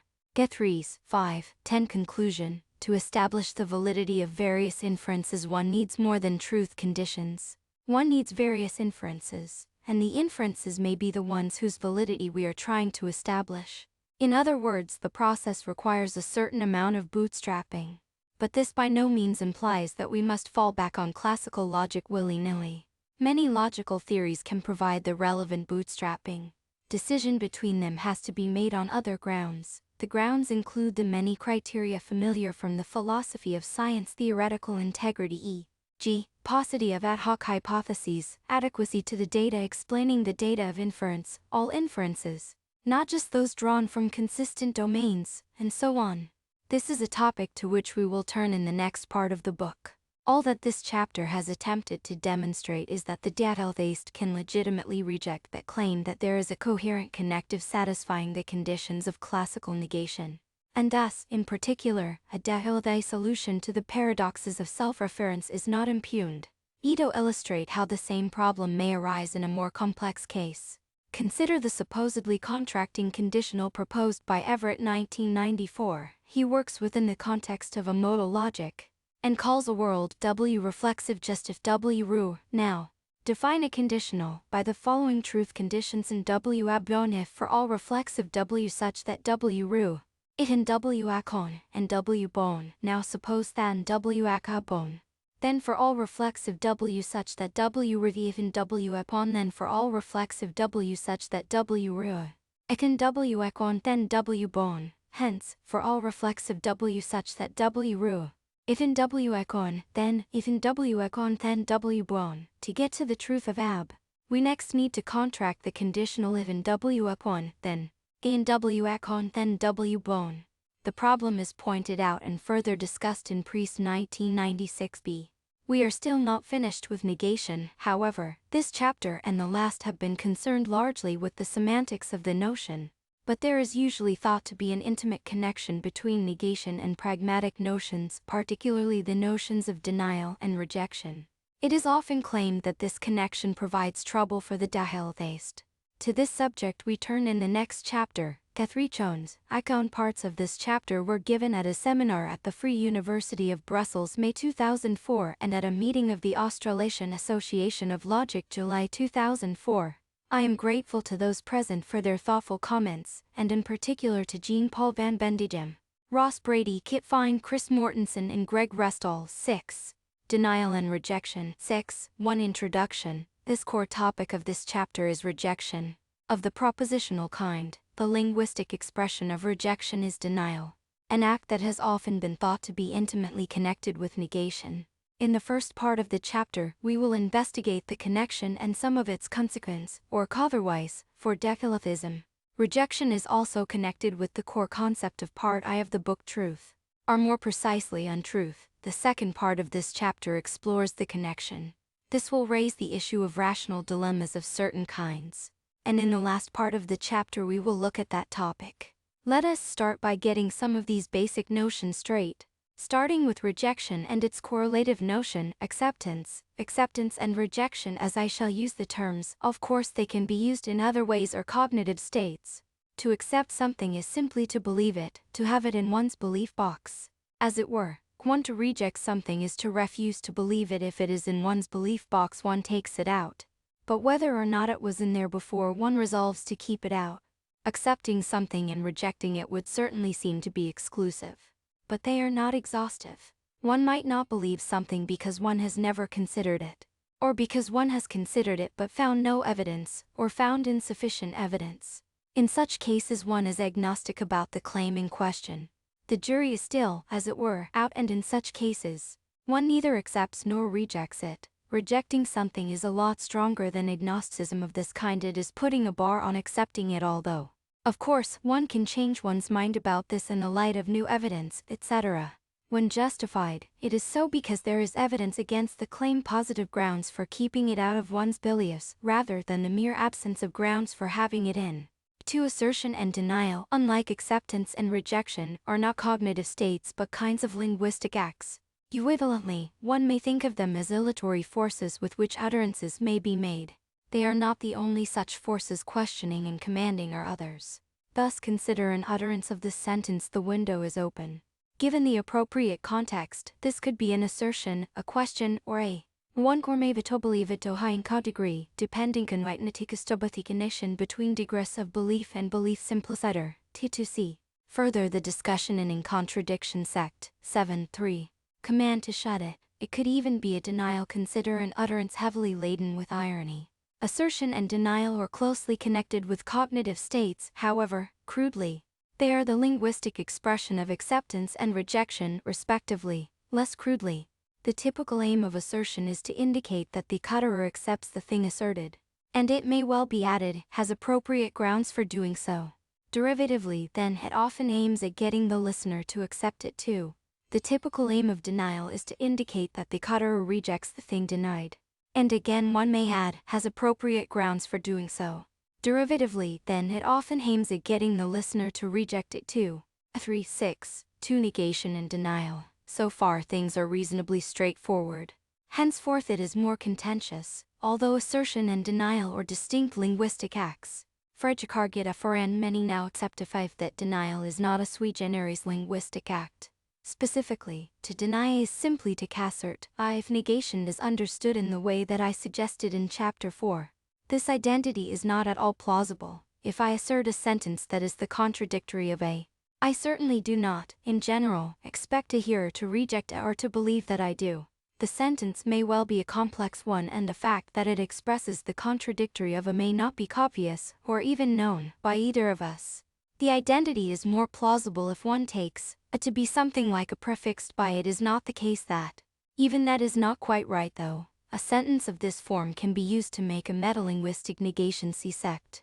4.3. Just consider it's not the case that Hitler was a bad man, he was downright evil. Still, it might be thought, once negation is purged of hideous enrases of this kind. Frege was right enough, he was not. For a start, there are many ways of denying something that do not involve the assertion of anything. Thus I can shake my head, say no, or even stomp off in a rage. Perhaps more importantly, consider someone who supposes that some sentences are neither true nor false. Let it be a sentence that they take to be of this kind. They will then deny it, but their denial is certainly not to be taken as an assertion of they take this to be neither true nor false as well, and so will not assert it. And it makes no difference if you think that there are no truth value gaps. The point is, K3, I am not claiming that deny is always used in this way in the vernacular. Negation and denial are often, in fact, used interchangeably. However, it is important to distinguish clearly between propositional content and linguistic act. For this reason I will stick to using these two words as explained. There is, in fact, a tradition in philosophy, going back to Aristotle himself, for using denial and assertion for the propositional contents of negated and unnegated sentences respectively. In the case of assertion, this invited a confusion that bedeviled logic until Frege cleared it up. See Frege 1919. I suspect that the confusion in the case of denial is still taking its toll. C.e.g., the discussion of Lear and Sect, 1, 13. F4C Frege 1919, A5 C.e.g. Smiley 1993's. That you understand someone who thinks that there are, you understand their denial, and do not understand them as asserting the negated sentence. Conversely, a dialetheist who has ground for believing that a and are both true may assert a without thereby denying a. Thus, for example, I will assert both the liar sentence is true and the liar sentence is not true. In asserting the latter, I most certainly do not intend you to come to believe that I reject the former. I don't. Nor does it matter if you are not a dialetheist yourself. You understand me perfectly well. Even without taking dialetheism into account, one can see that asserting a negation in the Phrygian sense is not necessarily a denial. In explaining their views, people often assert contradictions unwittingly. In this way, they discover, or someone else points out to them, that their views are inconsistent. In virtue of this, they may wish to revise their views. In asserting a in this context, they are not expressing a refusal to accept a and so denying it. It is precisely the fact that they accept both a and a that tends to promote belief revision. But it may even be rational sometimes completely independently of any consideration of dialetheism to hang on to both beliefs and continue to assert them. Consider, for example, the paradox of the preface. In this, one has evidence as good as you like for the joint truth of a certain number of claims. Say those in a book a 1. In and so their conjunction, all this but we also have very strong inductive evidence that at least one of these claims is false.